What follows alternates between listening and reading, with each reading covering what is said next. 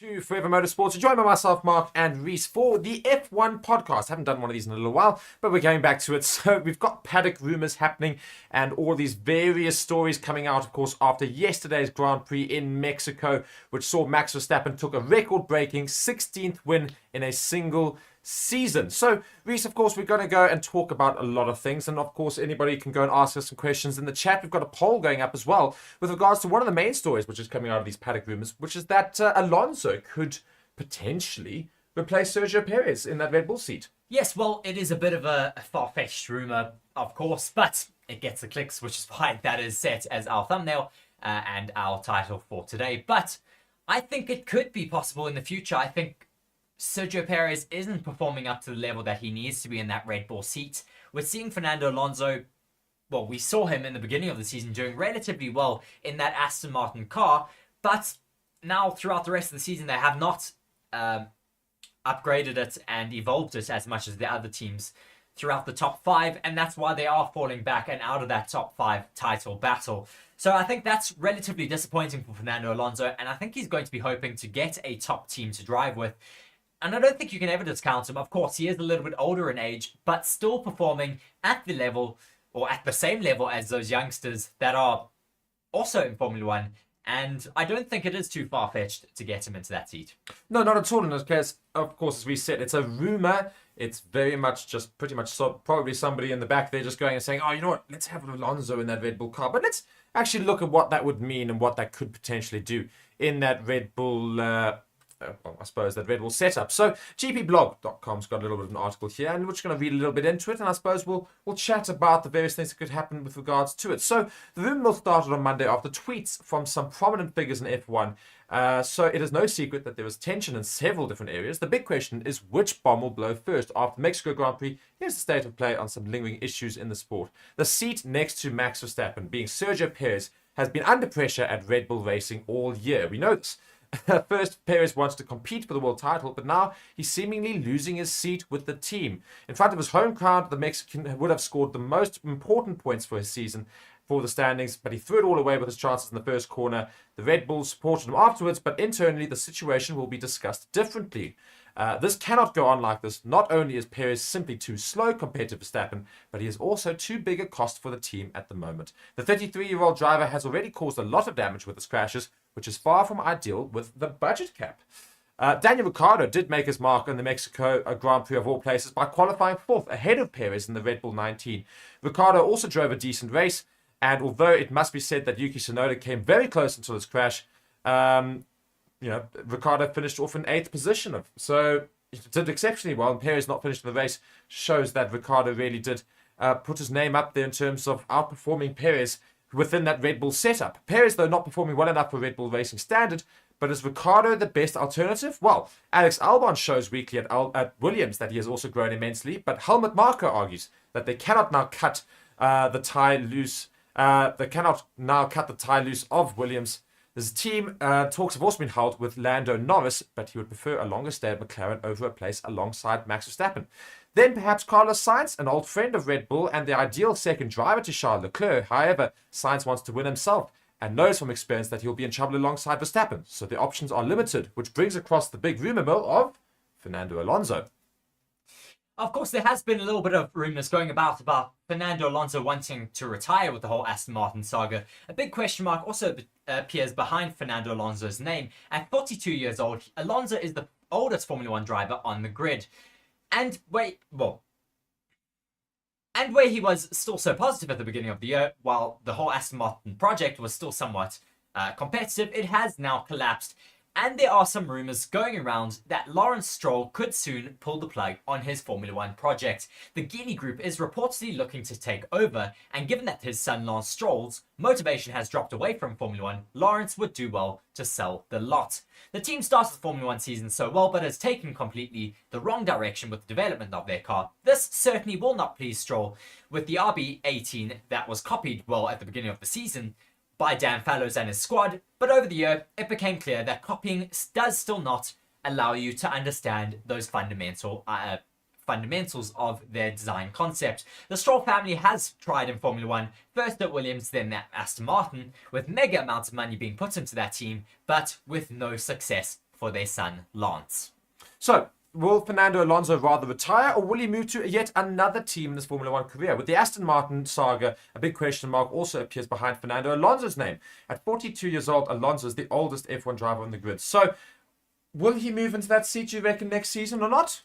Well, I don't know about Red Bull. I think they are just... He's a little bit too old for them, unfortunately, in terms of signing him for a multi-year contract. Maybe they might just sign him for a year to allow maybe Daniel Ricciardo to get a little bit more comfortable in the AlphaTauri seat and then re-evaluate after that.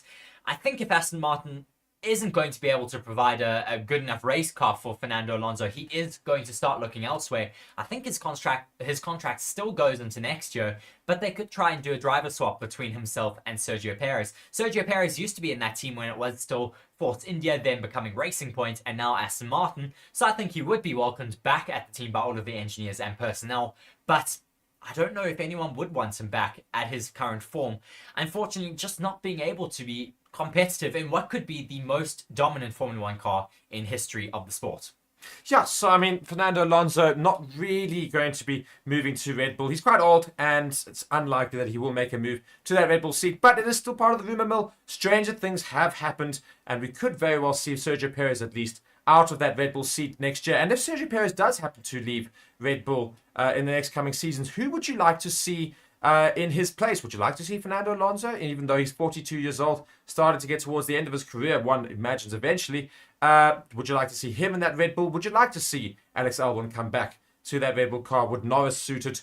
Would another driver completely suit it? Maybe Daniel Ricciardo be upgraded, Perez be lumped into that AlphaTauri team? All these questions will be asked, so be sure to let us know in the comments. As Stefan is joining us here saying, how's it, guys? Great to have you here, Stefan. And yeah, I mean, I suppose that brings us then to the thing, talking of the weekend with regards to Perez's home Grand Prix. So we've got 5 winners, we've got 5 losers. Let's go through one of the winners. Of course, Max Verstappen being the biggest winner from that Grand Prix race weekend, winning the race by a gap of over 15 seconds to Lewis Hamilton in second place. Just reading through here, Max Verstappen has taken up a near-permanent residency in the winners section of this feature this year. The Dutchman delivering yet again another commanding performance in Mexico City to secure a 16th win in his 2023 season, which is a new single-season record. This was Verstappen's 5th victory in Mexico, tying Austria's Red Bull Ring for the venue where he has enjoyed his most success, and moving him to 251 points, clear of the top of the Drivers' Championship. He has already won the championship, but there's a bigger gap that separates all the other drivers in the drivers' standings.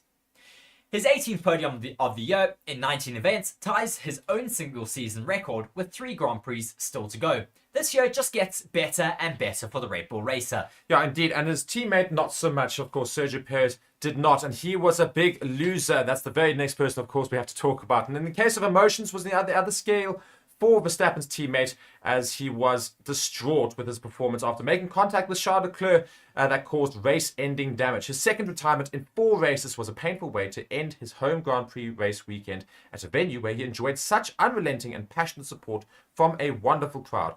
And it means his lead over Lewis Hamilton in the fight for P2 in the Drivers' Championship was near cut in half with 20 points, the gap heading to Brazil. The pressure is on for Sergio Perez. And as James says in the comments, can definitely see Perez to AlphaTauri with Ricciardo to Red Bull. Alonso will stay, I think. Well, I think that's one of the big things that you could possibly see in that Red Bull setup. It's very easy, of course, for them to do so, just to move them within the team. It is all one big setup, AlphaTauri being their second team. So one imagines if they really aren't happy enough with Sergio Perez, they will put Daniel Ricciardo in that seat instead. To be honest, I don't know why they want to move Sergio Perez into the AlphaTauri team. They're spending multi-millions on him per year to be able to compete in that AlphaTauri seat. He's not at the moment. Why would you give him a second chance in your sister team when you can just put in one of your younger drivers and just get him out and not have to pay him anymore? So what you're saying is basically don't put Perez in any team, have him maybe even as a reserve, put Liam Lawson straight into that AlphaTauri setup. I think so. I don't see the point in putting him in that AlphaTauri seat. That seat is meant for young drivers to make their way into Formula One and then into that Red Bull seat. Why demote him into the AlphaTauri seat and pay him multi-millions as if he's still in that Red Bull seat? You're still going to pay him either way if he's not in the sport or if he's in the sport. So take him out completely. Maybe he can go to another team or he has to have a hiatus here. And then just put a younger driver in that AlphaTauri seat and possibly move Daniel Ricciardo up into Red Bull. Well, what it does sound like is there needs to be an ultimatum with regards to Sergio Perez. Will they back him for next season? Will they not? They need to make this decision ASAP because we're only 3 races away from the end. You know, we've got Brazil, we've got Las Vegas, we've got Abu Dhabi, and that is the season over. And they really do need to make these decisions quickly because the seasons are so long. The start of the season early next year, they need to get cracking with regards to what's happening. They need to have an understanding. As Reece says, do you agree with him in the comments? Go and let us know. Should it be Liam Lawson, Yuki Tsunoda and AlphaTauri, and Danny Rick and Verstappen in Red Bull? Should it be Liam Lawson and somebody else completely in that AlphaTauri setup? Or do you think Perez would be demoted to AlphaTauri? Reece doesn't think so. I certainly don't think so. It's not really a logical move at all. I'm struggling to see if Red Bull would make such an offer for somebody this late on, though, for next season. So I think that's the only thing that comes with this. You say that, but Mick Schumacher was released from Haas at the end of the season last year. Yeah. So we've seen stuff left to later in the season. Just looking at a few winners, a few other winners from this weekend. Lewis Hamilton, of course, being the biggest winner, having come in P2 off the back of his US Grand Prix where he was unfortunately disqualified from that race due to the wear on his floor. But this was one of Lewis Hamilton's strongest drives of the year, with the Briton fighting through from 6th on the grid to secure a brilliant second in the Mexico Grand Prix for the 3rd year in succession. He clocked the fastest lap on the final lap of the race. That is his 65th career fastest lap, moving him just 12 adrift of Michael Schumacher's all-time record. The bonus point that came with it also helped in his pursuit for second in the Drivers' Championship, a target that recently looked fanciful, but is very much on the cards now, given his performance curve. Yeah, so I mean, do you think Lewis Hamilton could get further up in the Drivers' Championship? 100%. I think he's going to take it away from Sergio Perez. You reckon he gets second? I don't think that Sergio Perez is going to be able to hold out at the moment with his pure run of form right now. I think he's going to retire from possibly another race in the next 3. You know what would have been interesting is the fact that if Hamilton didn't get disqualified in the previous race, and then of course we saw Sergio Perez not finish yesterday and Hamilton get a second, we probably would have seen Hamilton literally he would have taken already. This weekend. So it's an interesting one, the fact that Hamilton, even with that disadvantage last weekend, could still very easily take Sergio Perez right at the end here, which will be damning to Red Bull, of course, and their hopes for having a 1-2 and Constructors' Championship in the belt. So lots of eyes on Sergio Perez. But Hamilton, of course, certainly advancing in that Mercedes car, and the Mercedes team certainly advancing towards a much better season in 2024. A team, of course, that's still associated with Red Bull that saw a loser over the weekend was that of Yuki Tsunoda. Yes, Yuki Tsunoda. I'm getting fed up with Yuki Tsunoda, to be very honest. I think Red Bull need to get rid of 2 drivers. They need to get rid of Sergio Perez and Yuki Tsunoda. Yuki Tsunoda has been in that AlphaTauri seat for 3 years now. He hasn't been promoted up into the Red Bull seat, hasn't shown any major signs of a breakthrough in terms of performance, and we're still seeing the fact that he is so immature in that car. I think the point that proved that for me this race weekend was the fact when he crashed with Oscar Piastri, he of course was spun around there into turn 1. Then instead of getting his car back out onto track, he was throwing a tantrum in that car, throwing his hands all over the place instead of getting back out onto circuit. I mean, it was absolutely bizarre, as you say. I mean, even in his turn, he was throwing his hands up, and then the car stopped, started the car moving, and then was just throwing his hands up, hitting his steering wheel, and then getting going eventually. His engineer came back onto the radio to go and say, you can still make up lots of places in this race, keep going. He says, I do not want to be spoken to. I don't want to hear any more things for the rest of the race. So basically saying, I don't actually care about the rest of this race because I'm just going to be a fed-up little spoiled brat, essentially. Well, I think it really shows the immaturity still of Yuki Tsunoda. He is still quite young, but we have seen better mindsets coming from other Red Bull juniors, from other juniors in the sport. Full stop, really. I think there's a lot more people in the sport who deserve to get into that seat and could do a lot better with their performance compared to Yuki Tsunoda. And of course, Yuki Tsunoda not performing well is going to seriously impact him these days because his packing with Honda is not going to be that strong as it was before. Honda and Red Bull were like this. It's not going to be as strong as it was before. It's going to become non-existent, Mark, exactly. Because they are moving away from Red Bull. Red Bull are moving towards their own powertrains that are built in-house with collaboration with Ford on their engine energy recovery unit part.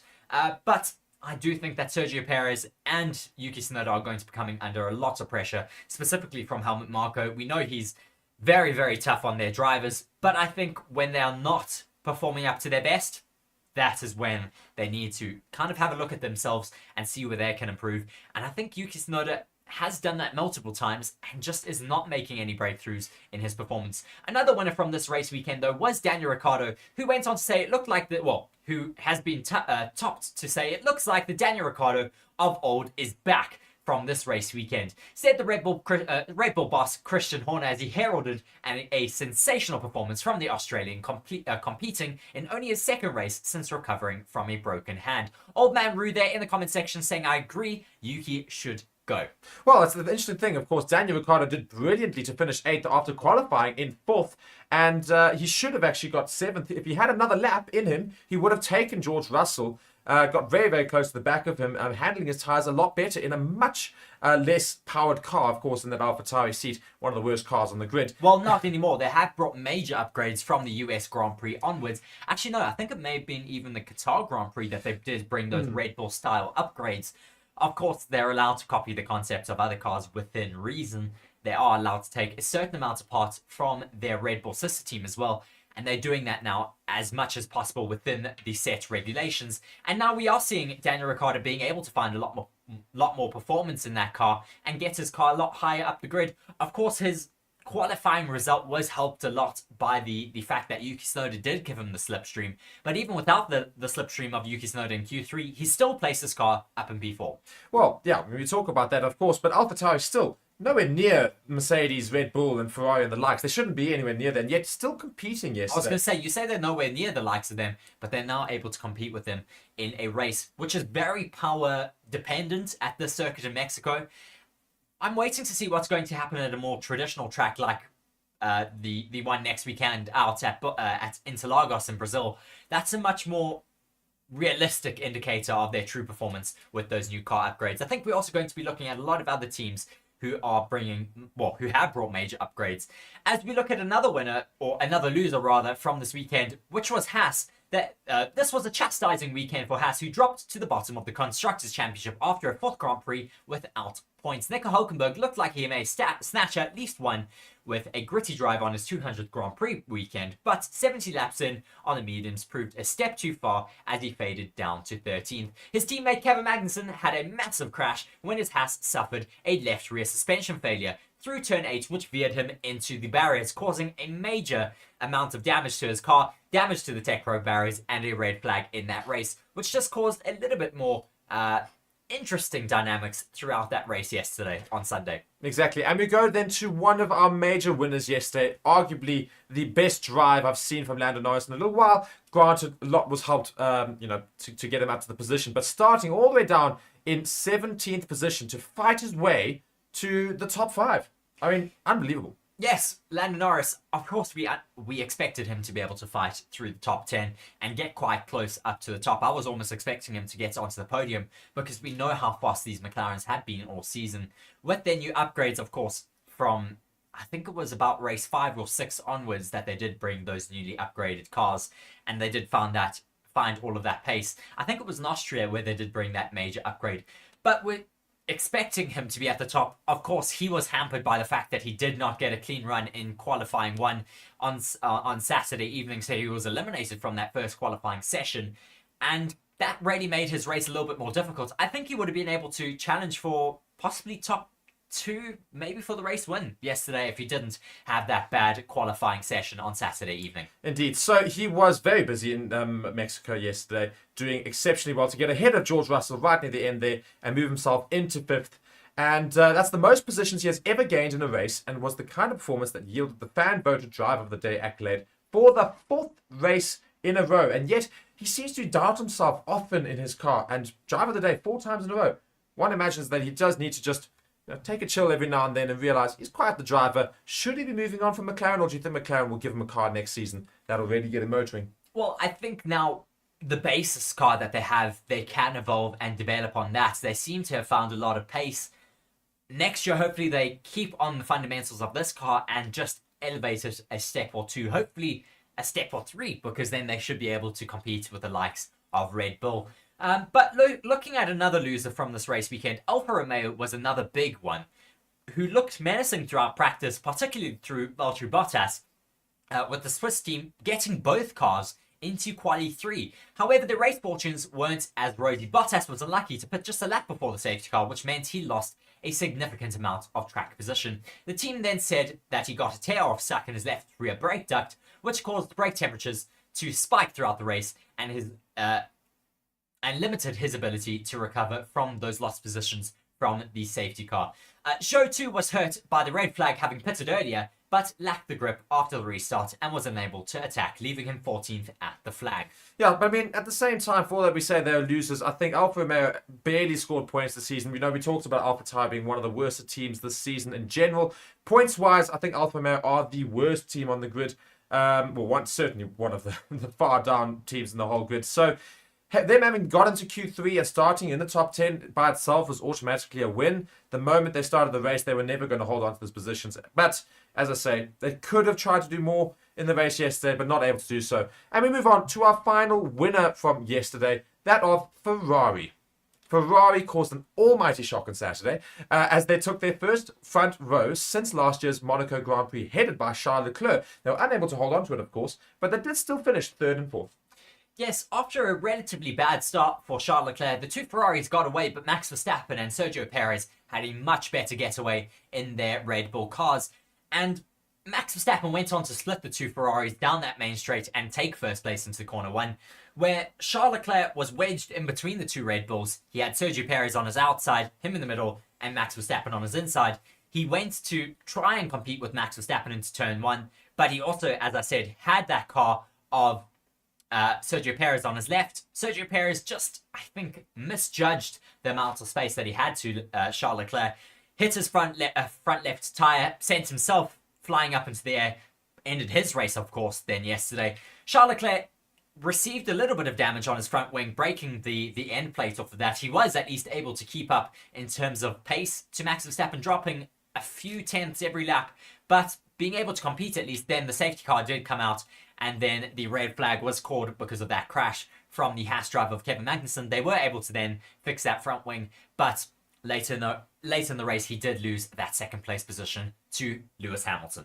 Yeah, but still a great race though for Ferrari. Finishing in 3rd and 4th is not too bad, given the fact that their car also did not have that engine replacement for this race weekend. They were worried about how it was going to affect them. Didn't seem to affect them all that much. Still got a lot of points in the weekend, and they can be very chuffed with that result, of course. Which then moves on to our final losers from yesterday, and pretty much losers for the season with regards to how they started so well and have dropped off significantly. As one of the other articles said just before we got to this, you can copy one car, but if you don't keep developing and understanding why they do all of this, it's not going to make it to the end of the season, and we've seen that with Aston Martin. Well, I think they put a lot of money into developing the car before the season started, and I think that's where they went wrong. They needed to leave a lot of space to develop that car throughout the season, and that's something that they haven't done as frequently as all of the other teams. We've seen a lot of other teams bringing upgrades almost every second or third race weekend, and it's been very far and few in between for Aston Martin. And that is where throughout the season that you are going to lose a lot of pace to your competitors. Every single season has this, and we've seen it throughout the past, where you have to keep developing your car as much as possible. Of course, now we do have budget caps in Formula 1, which means that you can only develop up to a certain point within regards to how much you're able to spend, but you need to be clever in where you bring your upgrades and how you bring them. You need to do a lot of analysis of what the other teams are upgrading on their cars and see in which areas you need to develop. And I think one of the biggest areas that pretty much every single other team needs to develop and be able to catch up to Red Bull is their suspension. Yeah, it's exactly that. I think Aston Martin need to put some more thought into how they go about their season with regards to development as well as starting the season off. But I think they'll learn from the season. Next season, surely one imagines they'll be a little bit better. But of course, that depends on whether Mr. Stroll decides to hold on to his team or whether he does decide to sell it. As some people seem to rumor, I doubt very much he'll let the I would be very go. surprised if he does go on to let the team go. I wouldn't be surprised if he says, Lance, okay, your time is done in the team. Let's get someone else in there.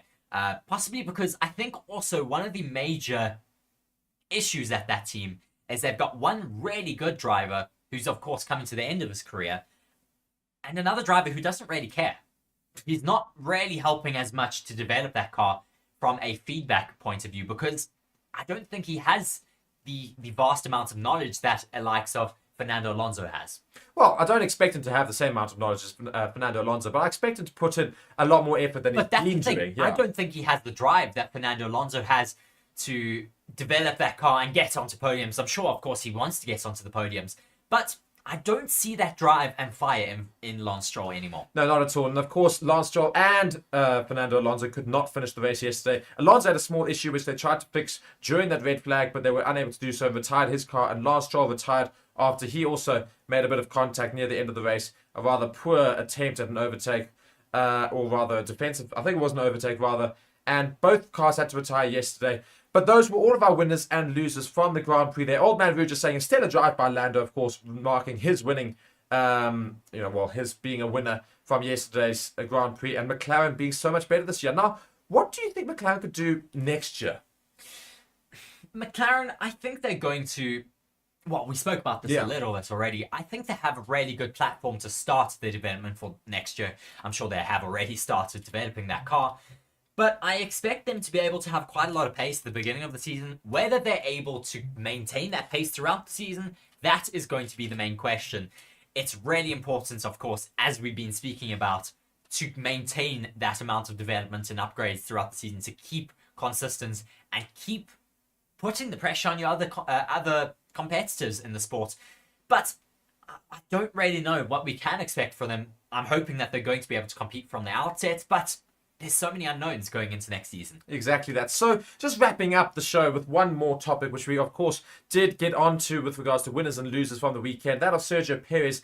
But we do have one comment from Christian Horner, which we will just go and read about. But then we'll just have a small discussion about what Red Bull should do, where Perez could go, if they decide to move him on, and basically what's going to happen for next season, I think, in general. So Horner insisted that Perez's race-ending incident was not him to blame.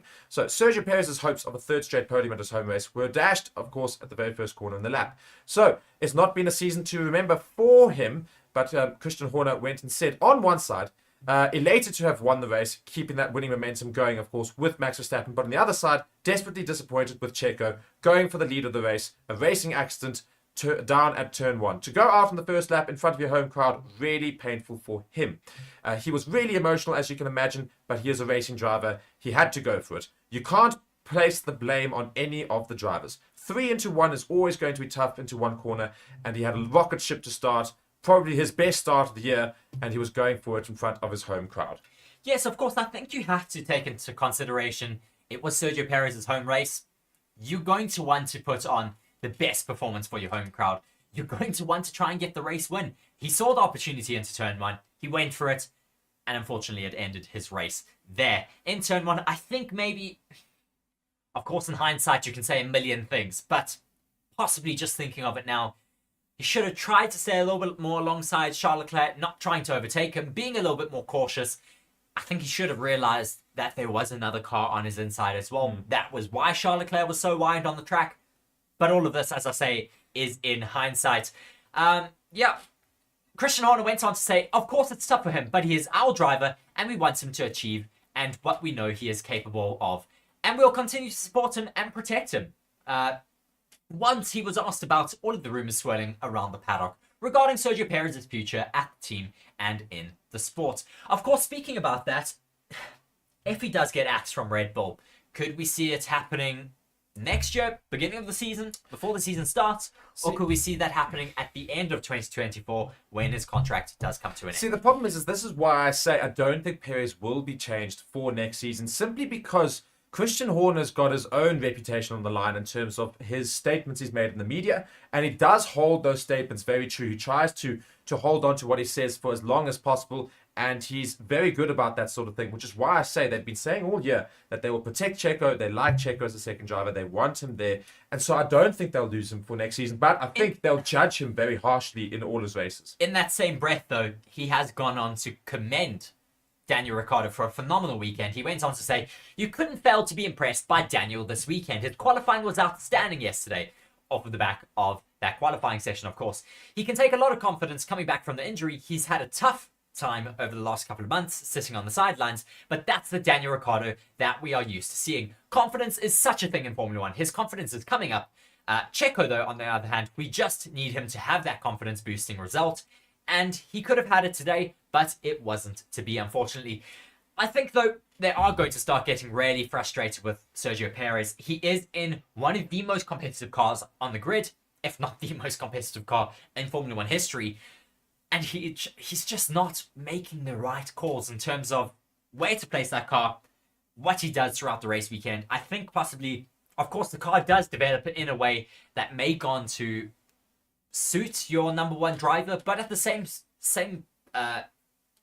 time, you have to go, I am in this team. I can still push for the car to be developed and set up in a way that suits me. Exactly that. So, I mean, I was very disappointed with Checo yesterday. I did think he was actually going to have a very good race if he just managed to get past that first lap, because he did easily have the best start of anybody. 100% had the best start of and anybody. it was arguably one of the best starts I've seen all season. He took basically 4 positions by the first corner. It was insane to have seen a start. 5 positions. He started in 5th. That's what I say. He got into P1. Well, makes up 4 positions then to get into first. But yes, he started in 5th, which is brilliant. And he was ahead of everybody going into turn 1. He just turned way too early into Leclerc. So, unfortunate for him. I still think he does have the ability to really showcase his stuff. We saw it right at the beginning of the season. But his mentality, I think, was significantly hit when he suddenly realized he was fighting for a title. And I think he got scared by that the same way Leclerc might have got scared last season.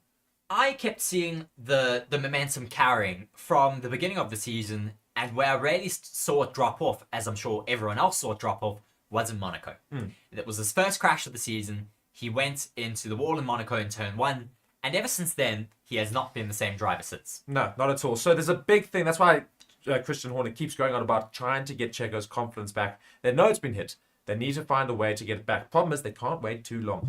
The problem is, as a team, you cannot yourself give that confidence back to your driver. He has to find that out on circuit.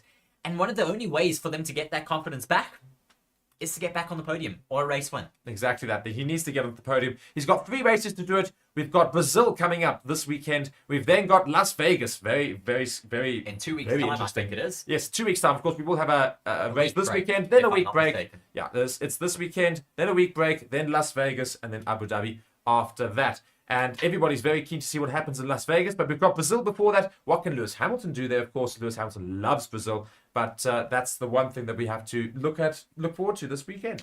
Yes, certainly looking forward to Interlagos, where Lewis Hamilton is pretty much considered a citizen of that country. I think they have given him an honorary citizenship of Brazil. So he's going to be very, very competitive there. He loves that circuit, as is Max Verstappen. I think he's also going to be one to watch there.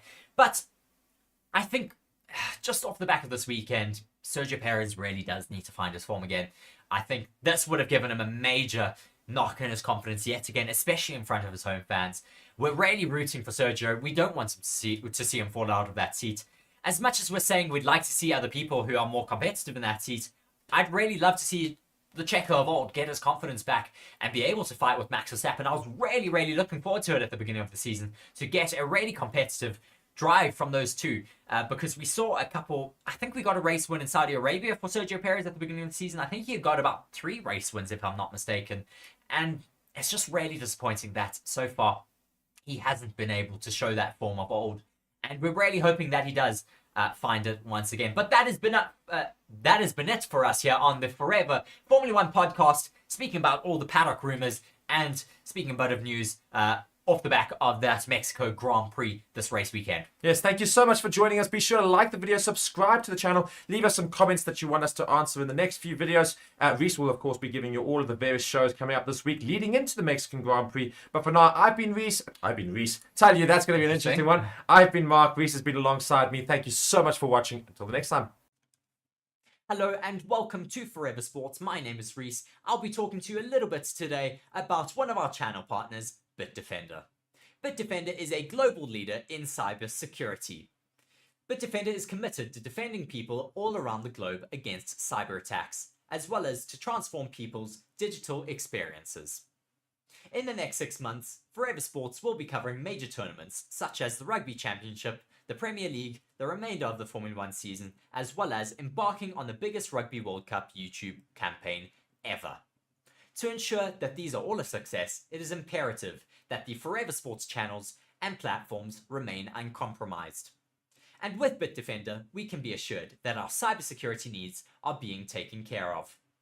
To read more on Bitdefender, please be sure to check the links in the description of our video. Once again, thank you very much to our partner, Bitdefender, for joining the channel. I've been Reece here on Forever Sports. Thank you very much. Hello and welcome to Forever Motorsports for the Brazilian Grand Prix preview. Formula 1 continues its American tripleheader with the Brazilian Grand Prix, the concluding event in this thrilling series. This iconic circuit, often referred to as Interlagos, made its Formula 1 debut in 1973 and has since earned its place as one of the sport's most iconic tracks. Since 1990, this famous circuit has hosted the Brazilian Grand Prix every year, missing only 2020 due to the coronavirus pandemic. After doubt over the future of this venue and a possible switch to a new venue in Rio de Janeiro, Interlagos' future was saved by a new deal, pinning the circuit down until 2025, with the event becoming known as the Sao Paulo Grand Prix. Interlagos, officially known as Autodromo José Carlos Pache, is an iconic Formula 1 circuit located in Sao Paulo, Brazil. Renowned for its thrilling and challenging layout, this 4.3-kilometer circuit, which consists of 15 corners, is nestled into a natural bowl-like landscape, offering a unique and picturesque setting for motorsport enthusiasts.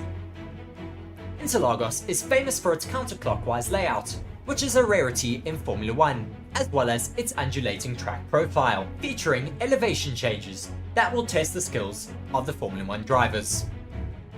Since 2004, Interlagos has served as one of the latter races in the Formula 1 season, and has served up many classic title deciders.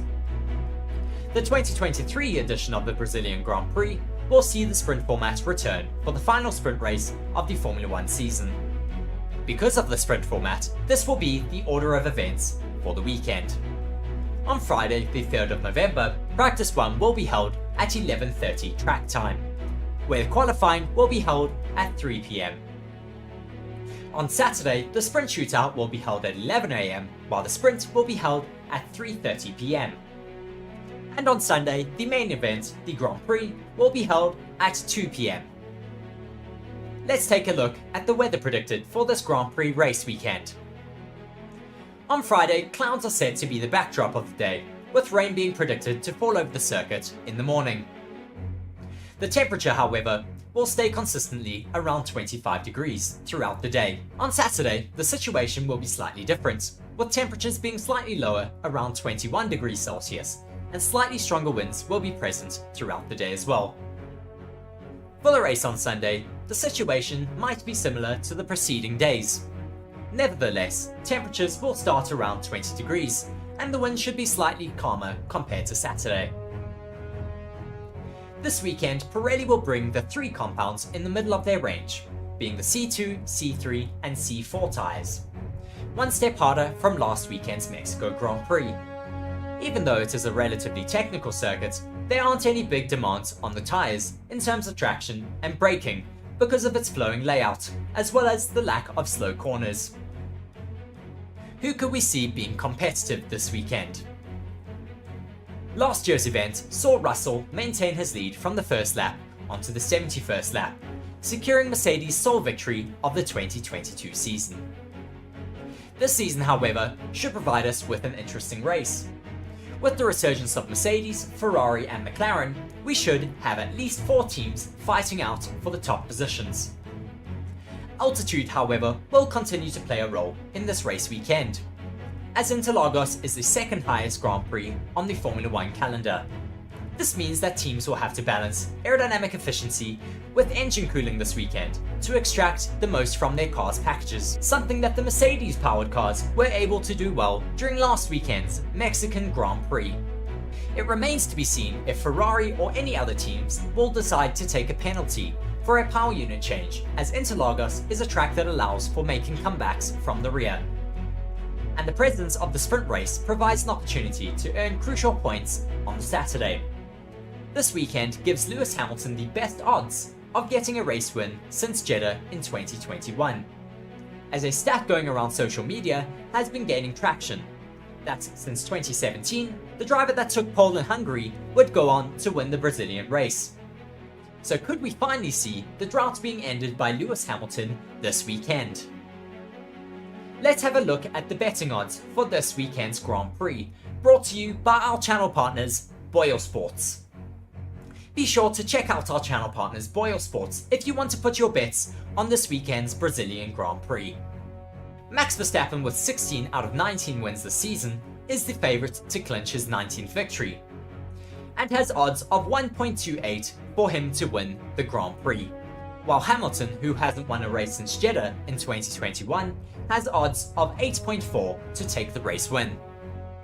Meanwhile, Perez, who will be wanting to make a comeback this weekend after his poor Mexican Grand Prix, has odds of 17.0 to take the victory in Brazil. Be sure to get your bets in on BOYLESPORTS by the 3rd of November at 4:30 when betting closes.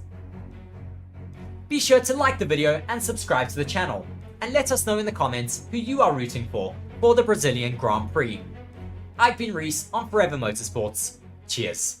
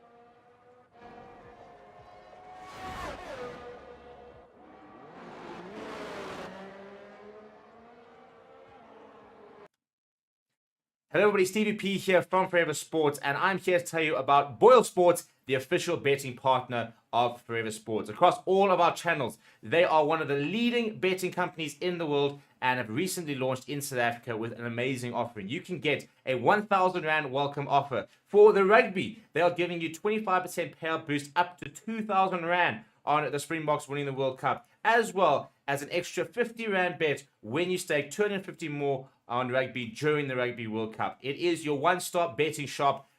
That is BOYLESPORTS. Come and join us in the community. Check the links in the description to sign up. Get yourself an account and make sure that you are winning big with BOYLESPORTS.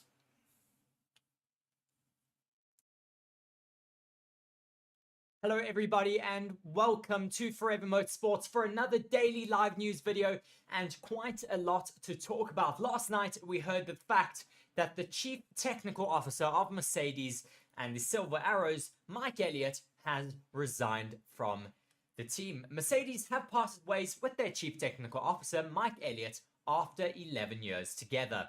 Elliott moved into the role 6 months ago, swapping positions with now Technical Director James Allison.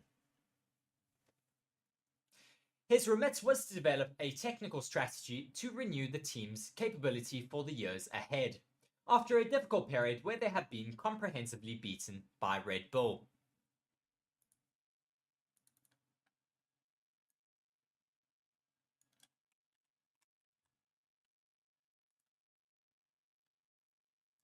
Mercedes say now that plan is in the process of delivery. And Elliott has declared to take a break from the sport in the coming months before deciding upon his next challenge.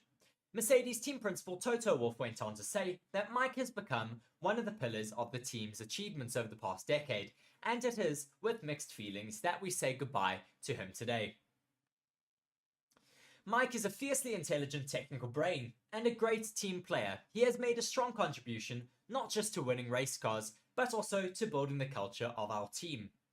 But on the other side, it is clear that he's ready for new adventures beyond Mercedes, so I know this is the right step for him to take too. He leaves the team today with our thanks for the effort, commitment and expertise he has brought to the team over the past 11 years, and our very best wishes for the future.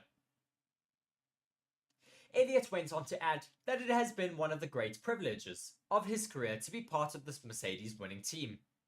During my time, I have seen it grow from a group of people pulling together to win races, then a first championship, to winning a record 8 consecutive Constructors' Championships.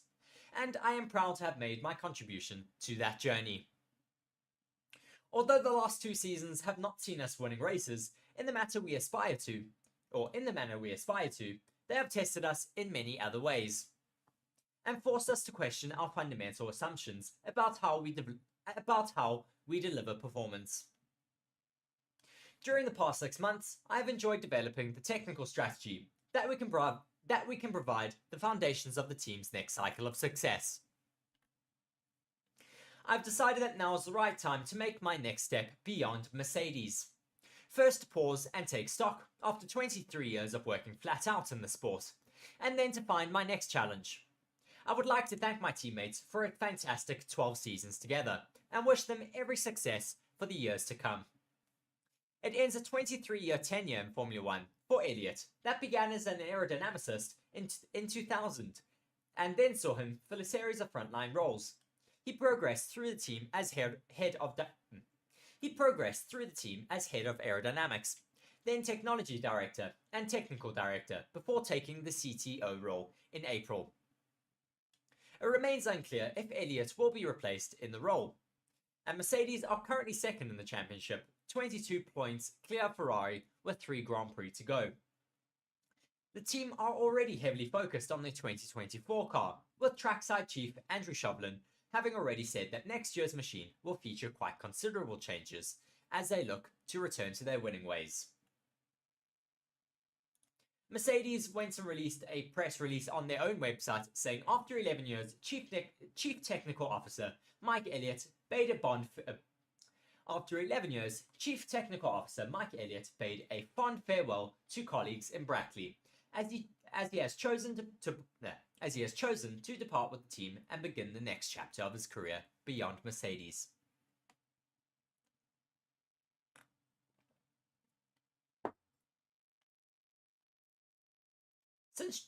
Since joining McLaren as an aerodynamicist in 2000, Mike has worked continuously in frontline roles in the sport for 23 seasons.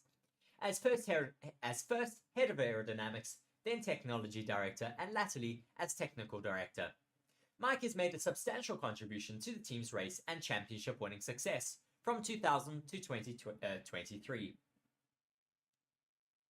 Mike has been one of the pillars of the team's achievements over the past decade, explained Total.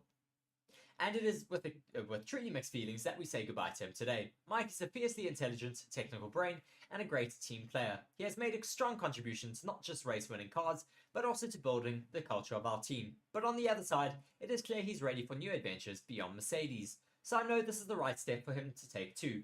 He leaves the team today with our thanks for the effort, commitment and expertise that he has brought to the team over the past 11 years. Earlier this year, Mike moved into the role of Chief Technical Officer to Brackley, focusing on developing a technical strategy to renew the team's technical capability for the years ahead. Of course, we went on to read the majority of all of that, but really interesting to see that Chief Technical Officer, Mike Elliott, has now resigned from Mercedes and is focusing on his future ambitions and just taking a period of gardening leave before he does decide to move on further from that. So it will be very interesting to see if this will affect Mercedes' pace coming in the future, but I think they do have quite a strong team based back in Brackley, and they should have still a lot of members in their team with the expertise to be able to take over from the role of Mike Elliott. Whether we will see that CTO seat being refilled, we'll have to wait and see, but at the moment, it is a little bit sad to see that person of Mike Elliott moving away from the sport, for now at least. But we will have to wait and see whether he does move on to another team in the Formula 1 grid or if he will move on to other motorsports or any other ventures from then onwards. But very interesting to have heard that. Moving on to the next article here. Max Verstappen will be hit with an eye-watering fee after his 2023 success. Max Verstappen's unparalleled success in 2023's Formula 1 season will lead to a record-breaking super license fee for his 2024 season. Max Verstappen is about to face a substantial financial consequence for his overwhelming success on the track in 2023. The Dutch driver, fresh off his 16th win in Formula 1, the Dutch driver, fresh off his 16th win of the season, is set to shell out a staggering €1 million fee to secure his super license for the 2024 season. Every Formula 1 driver is mandated to pay a set fee for their super license. In addition to a per-point charge base, every Formula 1 driver is mandated to pay a set fee for their super license annually, in addition to a per-point charge based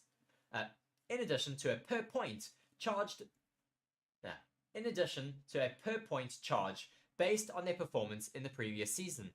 For a driver like Verstappen, who has demonstrated unrivaled dominance on the track, this system translates to an eye-watering fee. As of the end of the Mexican Grand Prix in 2023, with 491 points under his belt, Verstappen will be required to pay over €1 million for his super license renewal in 2024. The super license fee for the upcoming season stands at €10,400 approximately, accompanied by an additional €2,100 for every point won in the previous season. This calculation brings Verstappen's total to a colossal €1,041,500, with the potential to climb even higher, possibly reaching €1.22 million, depending on his performance in the remaining 3 races of the season. This is really quite colossal for Max Verstappen, and an eye-watering figure, of course, if he does have to pay that for next season. Well, he will have to pay that, depending on how many more points he can get throughout the rest of the season. Verstappen is now chasing down an even higher race-winning victory number in terms of all of those victories throughout the season. He's already beaten the previous record in that number, but he could even go on, I think, in his next race to equal Sebastian Vettel for his number of race wins throughout his driving career.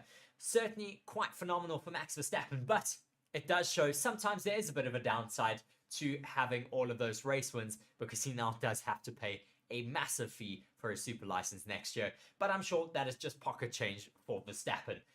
Moving on to our next article here, Alonso has provided a decisive verdict on his Formula 1 retirement.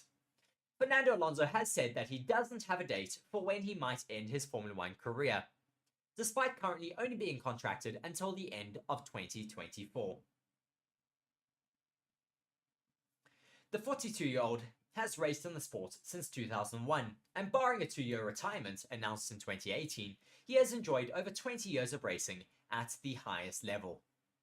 He has won two World Championship titles in 2005 and 2006, and is currently sitting on 32 career race wins. Alonso's move has been a real career rejuvenator. The Spaniard is currently enjoying his best season since 2013, having scored 7 podiums to date. Now the Spaniard has revealed that this particular contract, which runs through to the end of 2024, may not be his final contract in Formula 1, despite being well into his 40s by then. I like being competitive, he said. I like being fast, and I hate to lose. So you see, it's not very hard to motivate me once I'm inside the car, he laughed. Maybe I'm a bit weaker than I was when I was 20 years old, but when you age, when you age, you know your body way better. You know which training to do when you feel tired and what things to avoid, and that is how you make up for it. You make up for strength with wisdom. For now, I'm not thinking of retirement. I know I'm closing on my career, but for now, I don't see it. I don't have to put a date on to the end of my career. Certainly very good to hear that Fernando Alonso isn't putting a date to the end of his career just yet. We'd love to see him in Formula 1 for quite some time longer. Of course, he is getting a little bit older in years, but certainly not showing it out on track at the moment. Bit disappointing that his car that he has at the moment isn't necessarily as competitive as he would like. He did show in the beginning of the season that he was still extremely competitive, but unfortunately, due to the fact that the car hasn't been developed as fast as some of those other teams, it means that they have fallen down a little bit in the order in the latter part of this season. We're hoping that they're going to be able to pick up their pace next season to give Fernando Alonso a bit more of a competitive car, but at least for now, we're happy that Fernando Alonso isn't putting an end date to his Formula 1 career just yet. Of course, there are a lot of rumours going around at the moment about his retirement, and glad to see that he isn't putting an end date to that, as well as there's a few rumours going around that he may go on to move to Red Bull if Sergio Perez does go away from that team. But Mark and I did go on to say that that was a bit of a far-fetched rumour out there, as I see Mark is joining me there in the comment section. Do be sure to join Mark there in the comment section and drop a comment down there and let me know where you're watching from, and let me know who you are supporting for this upcoming Brazilian Grand Prix race weekend, which is set to be quite exciting. Looking though off the back of the Mexican Grand Prix, Daniel Ricciardo's success in that race could award a £50 million achievement for the AlphaTauri team. Red Bull team principal Christian Horner was impressed by Daniel Ricciardo's performance across the Mexican Grand Prix weekend, as the AlphaTauri driver seemed back to his old self. The Australian delivered a crucial 7th place finish in Mexico City, hoisting Red Bull's sister team from the bottom of the Constructors' Championship up into 8th place. If AlphaTauri can maintain their position, Ricciardo's points haul will earn the Italian team a whopping 2.8% increase in Formula 1 prize money, which roughly equates to £15 million, compared to if they finished plumb last. After missing 4 rounds due to a broken hand suffered in a crash at Zandvoort, Ricciardo returned to action for the United States Grand Prix in Austin. 1 week later in Mexico City, the Australian driver secured AlphaTauri's best result of the season so far. In qualifying, Ricciardo showed consistent pace around the Autodromo Hermanos Rodriguez with his AT04, in and around the top 5 quickest throughout the session. In crunch time during Q3, Ricciardo put everything together and managed to finish 4th, out-qualifying the Red Bull of Sergio Perez, as well as both Mercedes in the process. After a strong race start, the 34-year-old found himself fending off a lightning-quick Mercedes being piloted by Lewis Hamilton before battling it out with George Russell on the final lap. Speaking after the race, Horner spoke to Sky Sports about his shock result from their sister team. "You couldn't fail to be impressed by Ricciardo this weekend," said Horner. "His qualifying was outstanding yesterday, and then he showed his maturity and experience and pace in the race. I think that fighting Mercedes in an AlphaTauri for the best result of the year, it was a great performance." This performance has come at a crucial time in the discussion about the immediate future of Red Bull's Formula 1 seats, with Perez missing out hugely after crashing out on the opening lap of the race in front of his home fans. Ricciardo, though, took this opportunity to impress the Red Bull employers in a return to his form. Just 3 races remain for Red Bull to evaluate their drivers, but it seems that Horner may be persuaded by Ricciardo's resilience. With just 3 races remaining on the 2023 calendar, time is ticking for Horner to decide if he wants to keep Perez on for another season or promote Ricciardo to become Max Verstappen's teammate. On regards with Checo, we just need to have him return his confidence. And he could have it today, but it wasn't to be, Horner continued. But great to see Daniel looking like his old self. Had it not been for the red flag, he might have finished further up. He can take a lot of confidence coming back from his injury. He has had a rough time over the last couple of months, having to sit on the sidelines. But that is the Daniel that we're used to seeing. Ricciardo will be looking to impress his former team as Formula 1 heads to South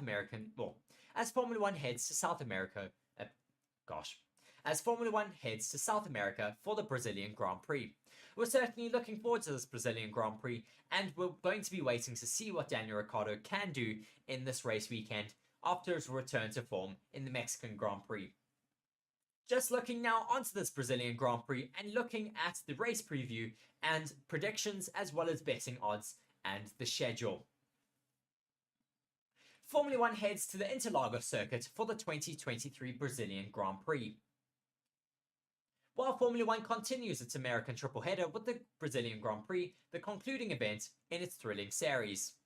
The 2023 edition of the Brazilian Grand Prix marks the return of Formula 1 to the Autodromo José Carlos Pache circuit. This iconic circuit, often referred to as Interlagos, made its Formula 1 debut in 1973 and has since earned its place as one of the sport's most iconic tracks. In the 2023 edition of the race, Formula 1 witnessed Mercedes' dominance, with George Russell piloting the W13 car to victory in both the sprint race and the main Grand Prix race. Russell maintained his lead from the first lap to the 71st, securing Mercedes' sole victory of the 2022 season. This triumph was instrumental in securing 3rd place for the Brackley team in the Constructors' title standings, behind Ferrari and Red Bull Racing. However, the landscape has shifted significantly as the 2023 season unfolds, with Red Bull and Max Verstappen asserting their dominance and wrapping up all titles in emphatic style. Nevertheless, there is still much at stake for the rest of the field, particularly Sergio Perez, whose home race at the Mexican Grand Prix ended abruptly after a collision with Charles Leclerc. Providing you with insight into the upcoming Grand Prix, we will look at the schedule as well as some of the sporting predictions.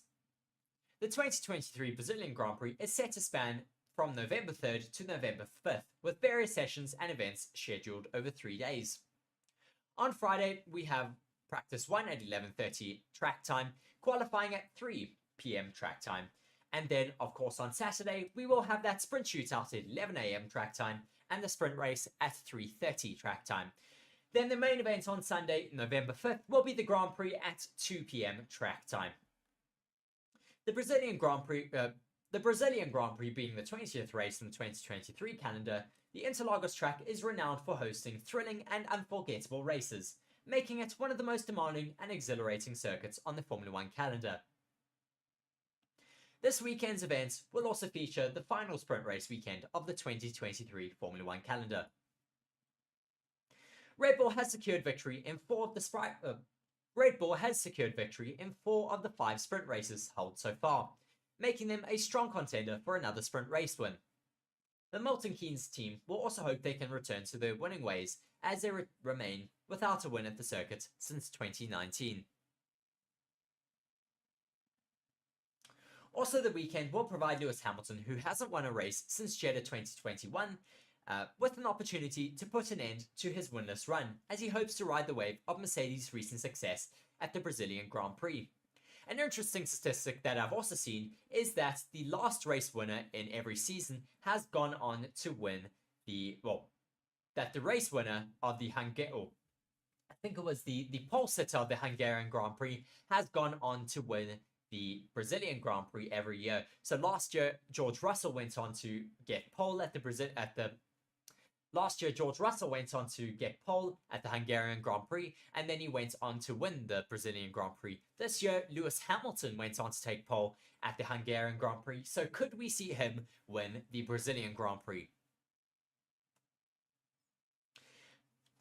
Looking at the Grand Prix predictions for this race weekend, Max Verstappen, with 16 wins out of 19 races this season, is the favourite to clinch his 17th victory.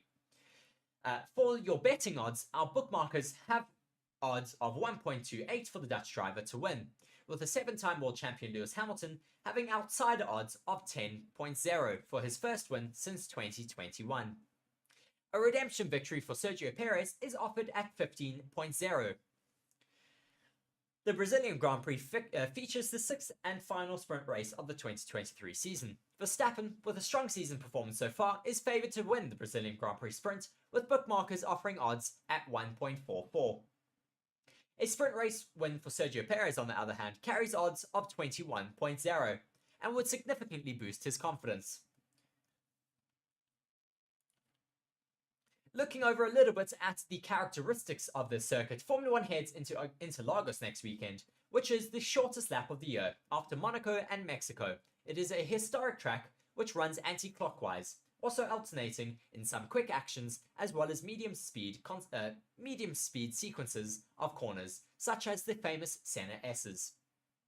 There aren't any big demands on the tyres in terms of traction and braking, as it is a very flowing layout.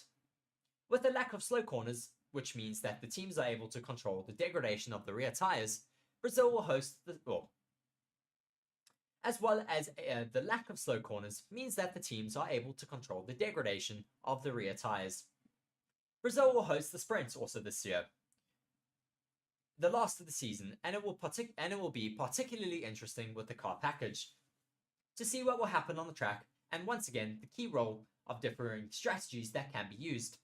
In 2021, the Saturday was equally split between the drivers, starting on mediums and softs. Despite the short length of the sprint race, there's normally plenty of overtaking. Just think of Lewis Hamilton, who was the protagonist of a comeback that brought him to victory from 10th place, using a two-stop strategy. So the new generation of cars and tyres seem to provide us with another thrilling race this year. Looking at the tyres that Pirelli are bringing this race weekend, they're bringing the C2, the C3 and the C4, so a step down from last race weekend in Mexico.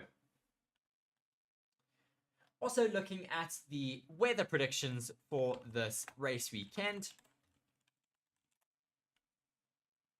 it is set to be pretty much clear throughout the remainder of this race weekend, with some rain predicted for Friday, but Saturday is set to be 24 degrees with a low of 14. Sunday is a little bit cooler with 21 and a low of 14 as well. Friday is supposed to be relatively hot with a 30-degree temperature being predicted and a low of 20 degrees, but of course there is a bit of rain predicted as well for Friday. So that could provide some interesting characteristics and interesting track opportunities around there on Friday afternoon, but I think that could throw a little bit of a spanner into the works for the qualifying session, of course, on Friday evening.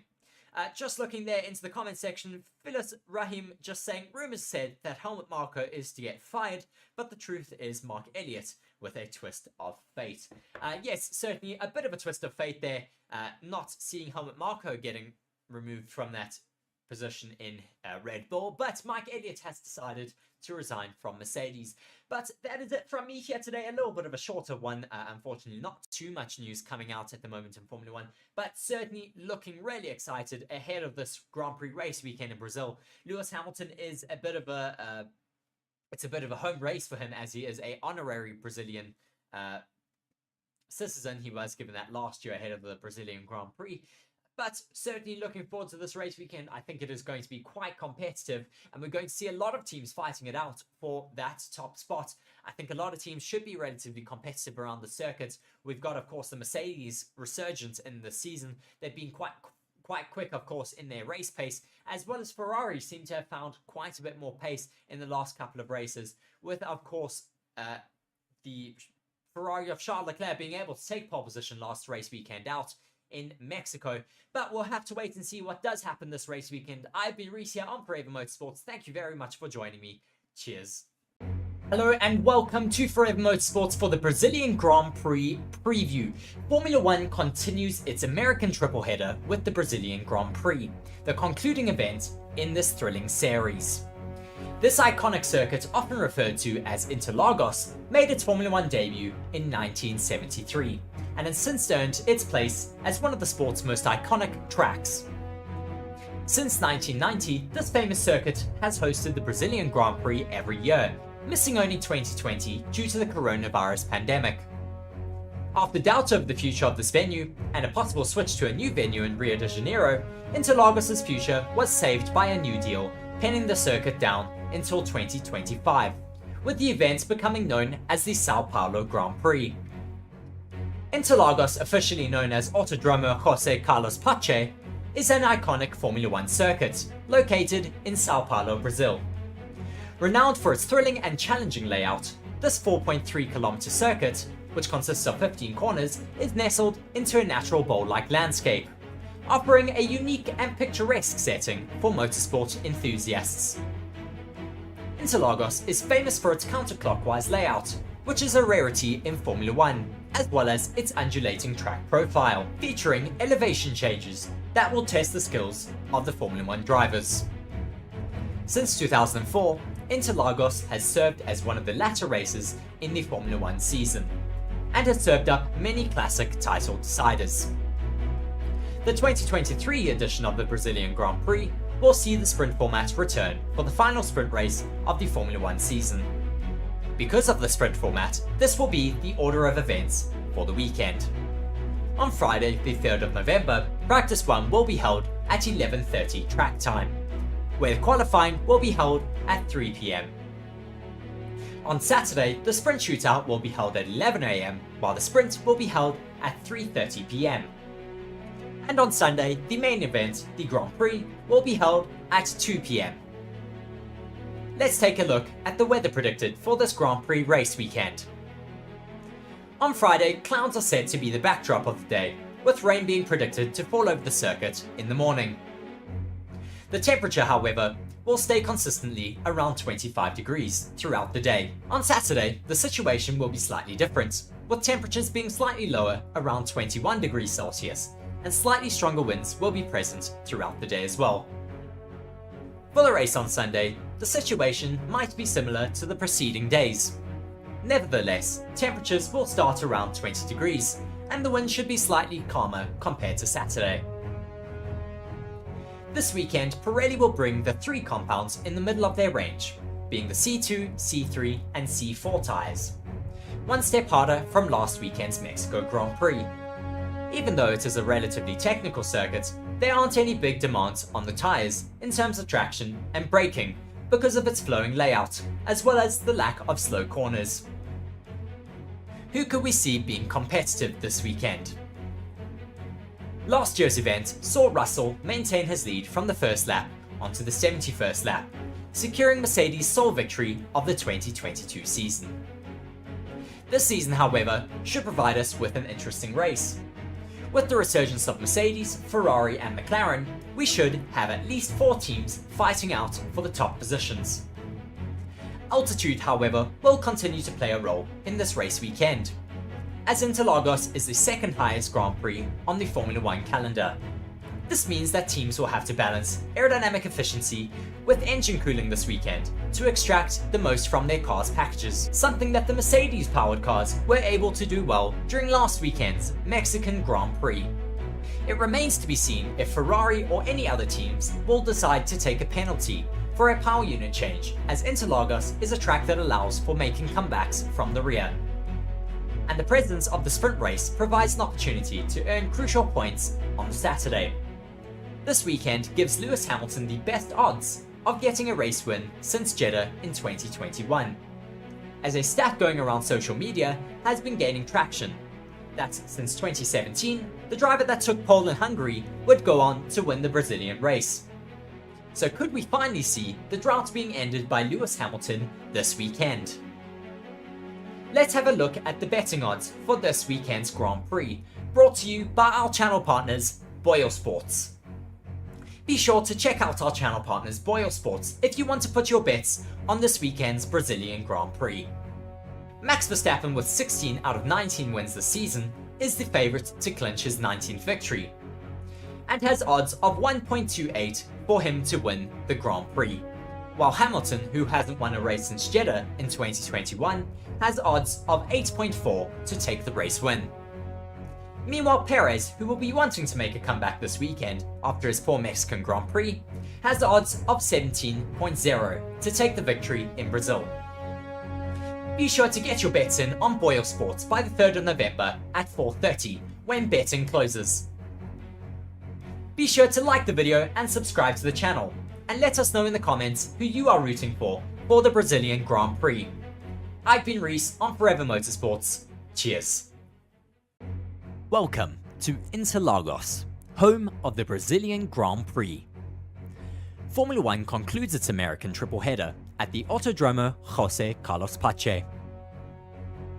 This iconic circuit, often referred to as Interlagos, made its Formula 1 debut in 1973 and has hosted an F1 race every year since 1990. After doubts over this track's future, it has now penned a contract to stay on the calendar until 2025.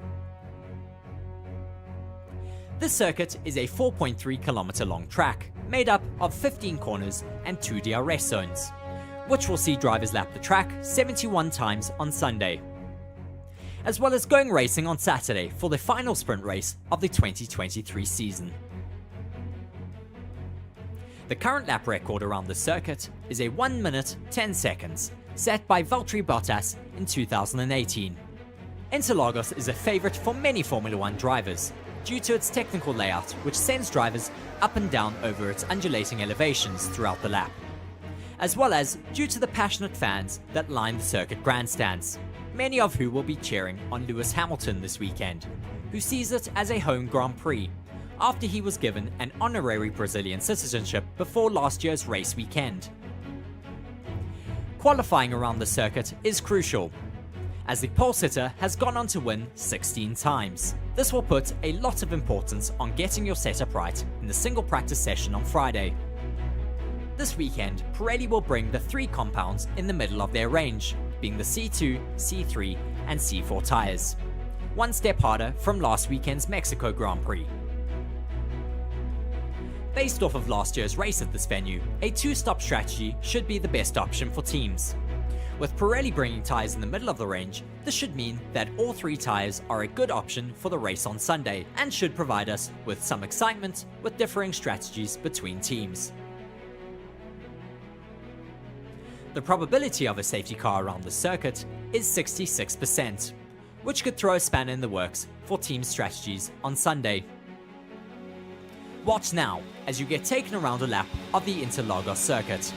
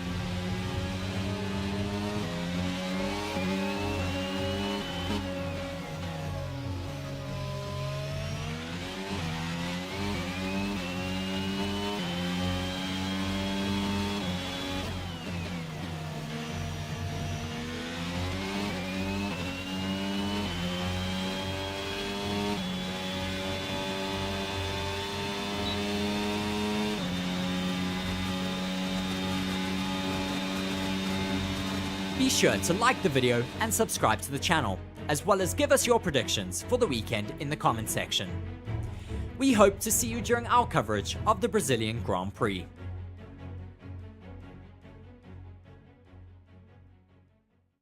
Hello and welcome to Forever Motorsports for the Brazilian Grand Prix preview. Formula 1 continues its American triple header with the Brazilian Grand Prix, the concluding event in this thrilling series.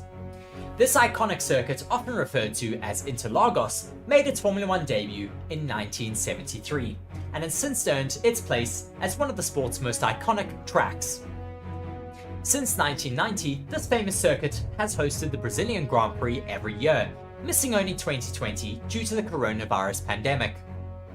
After doubt over the future of this venue and a possible switch to a new venue in Rio de Janeiro, Interlagos' future was saved by a new deal, pinning the circuit down until 2025, with the event becoming known as the Sao Paulo Grand Prix. Interlagos, officially known as Autodromo José Carlos Pache, is an iconic Formula 1 circuit located in Sao Paulo, Brazil. Renowned for its thrilling and challenging layout, this 4.3-kilometer circuit, which consists of 15 corners, is nestled into a natural bowl-like landscape, offering a unique and picturesque setting for motorsport enthusiasts. Interlagos is famous for its counterclockwise layout, which is a rarity in Formula 1, as well as its undulating track profile, featuring elevation changes that will test the skills of the Formula 1 drivers. Since 2004, Interlagos has served as one of the latter races in the Formula 1 season, and has served up many classic title deciders. The 2023 edition of the Brazilian Grand Prix will see the sprint format return for the final sprint race of the Formula 1 season. Because of the sprint format, this will be the order of events for the weekend. On Friday, the 3rd of November, Practice 1 will be held at 11:30 track time, where qualifying will be held at 3 p.m. On Saturday, the sprint shootout will be held at 11 a.m, while the sprint will be held at 3:30 p.m. And on Sunday, the main event, the Grand Prix, will be held at 2 p.m. Let's take a look at the weather predicted for this Grand Prix race weekend. On Friday, clouds are said to be the backdrop of the day, with rain being predicted to fall over the circuit in the morning. The temperature, however, will stay consistently around 25 degrees throughout the day. On Saturday, the situation will be slightly different, with temperatures being slightly lower around 21 degrees Celsius, and slightly stronger winds will be present throughout the day as well. For the race on Sunday, the situation might be similar to the preceding days. Nevertheless, temperatures will start around 20 degrees, and the wind should be slightly calmer compared to Saturday. This weekend, Pirelli will bring the 3 compounds in the middle of their range, being the C2, C3 and C4 tyres, one step harder from last weekend's Mexico Grand Prix. Even though it is a relatively technical circuit, there aren't any big demands on the tyres in terms of traction and braking because of its flowing layout, as well as the lack of slow corners. Who could we see being competitive this weekend? Last year's event saw Russell maintain his lead from the first lap onto the 71st lap, securing Mercedes' sole victory of the 2022 season. This season, however, should provide us with an interesting race. With the resurgence of Mercedes, Ferrari and McLaren, we should have at least 4 teams fighting out for the top positions. Altitude, however, will continue to play a role in this race weekend, as Interlagos is the second highest Grand Prix on the Formula 1 calendar. This means that teams will have to balance aerodynamic efficiency with engine cooling this weekend to extract the most from their cars' packages, something that the Mercedes-powered cars were able to do well during last weekend's Mexican Grand Prix. It remains to be seen if Ferrari or any other teams will decide to take a penalty for a power unit change, as Interlagos is a track that allows for making comebacks from the rear. And the presence of the sprint race provides an opportunity to earn crucial points on Saturday. This weekend gives Lewis Hamilton the best odds of getting a race win since Jeddah in 2021, as a stat going around social media has been gaining traction that since 2017, the driver that took pole in Hungary would go on to win the Brazilian race. So could we finally see the drought being ended by Lewis Hamilton this weekend? Let's have a look at the betting odds for this weekend's Grand Prix, brought to you by our channel partners, BOYLESPORTS. Be sure to check out our channel partners, BOYLESPORTS, if you want to put your bets on this weekend's Brazilian Grand Prix. Max Verstappen, with 16 out of 19 wins this season, is the favourite to clinch his 19th victory, and has odds of 1.28 for him to win the Grand Prix, while Hamilton, who hasn't won a race since Jeddah in 2021, has odds of 8.4 to take the race win. Meanwhile, Perez, who will be wanting to make a comeback this weekend after his poor Mexican Grand Prix, has odds of 17.0 to take the victory in Brazil. Be sure to get your bets in on BOYLESPORTS by the 3rd of November at 4:30 when betting closes. Be sure to like the video and subscribe to the channel, and let us know in the comments who you are rooting for the Brazilian Grand Prix. I've been Reece on Forever Motorsports. Cheers. Everybody, and welcome to Forever Motorsports. You're joined by myself, Mark, and Reece is alongside me. We've just finished the Brazil sprint race here, and Max Verstappen wins from starting in second place. Lando Norris finishes up in second after starting at the top, and Sergio Perez finishes in third. What was the sprint race like for you, Reece? Well, it was certainly quite exciting. We did see, though, a lot of DRS trains forming, but near the end, we saw a lot of tyres falling off the cliff, and that meant that quite a few drivers ended up losing positions right near the end. Coming to mind are the likes of Lewis Hamilton, who was put under pressure quite a lot there, losing positions out to Charles Leclerc, as well as Yuki Tsunoda having a great race. The two AlphaTauri drivers certainly being our drivers of the sprint. Put on a great performance for us, as did the likes of Oscar Piastri. Bit of a difficult race for him. I think he struggled with his tyres as well.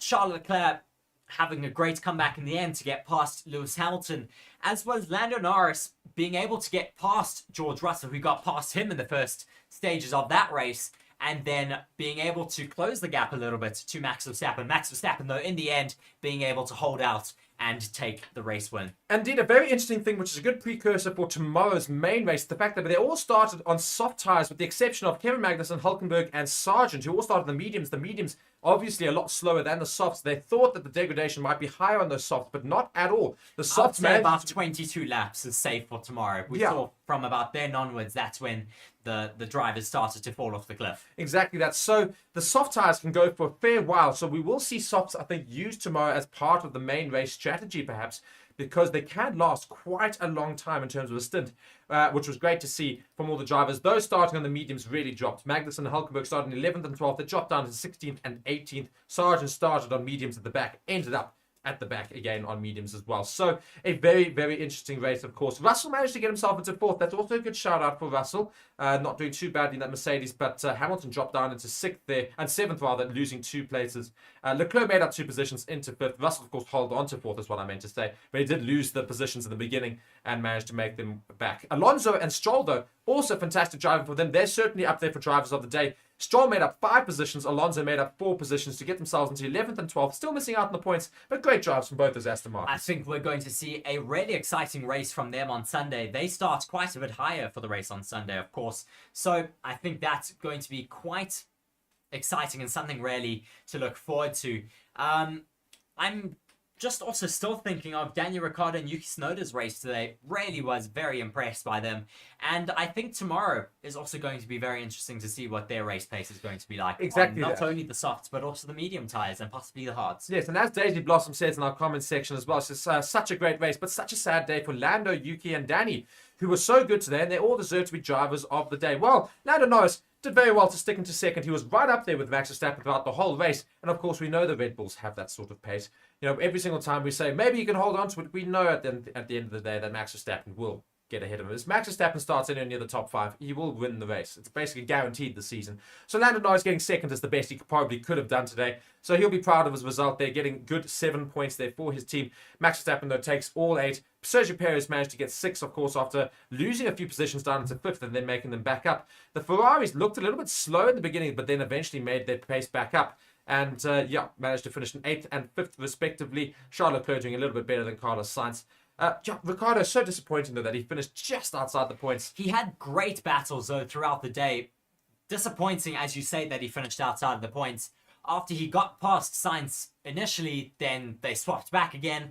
They did that quite a few times. It was great for us, of course, in commentary, and I'm sure for all of you at home as well. But at the end, unfortunately, not able to secure any points today. But hopefully he has a better start tomorrow. I think he also starts a little bit higher for the race on Sunday. Yeah, indeed, exactly that. So we'll have a very interesting Grand Prix coming up for you in the next 24 hours, of course.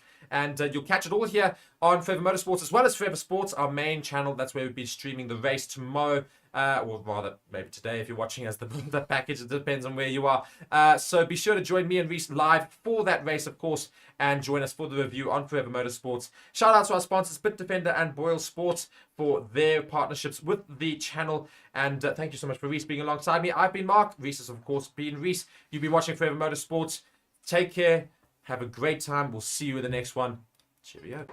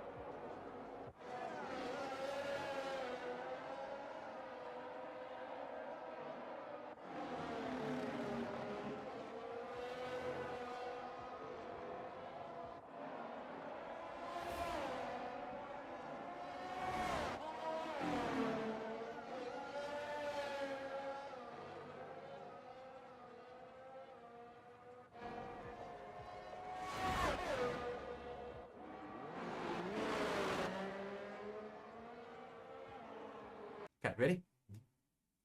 It did go. Hello, everybody, and welcome to Forever Motorsports. You're joined by myself, Mark, and Reece alongside me. We've just finished qualifying. It is storming in the pit lane, and we had an early stop to Q3 with just about 4 minutes left of the session where we had red flagged the session, and the session will not be resumed.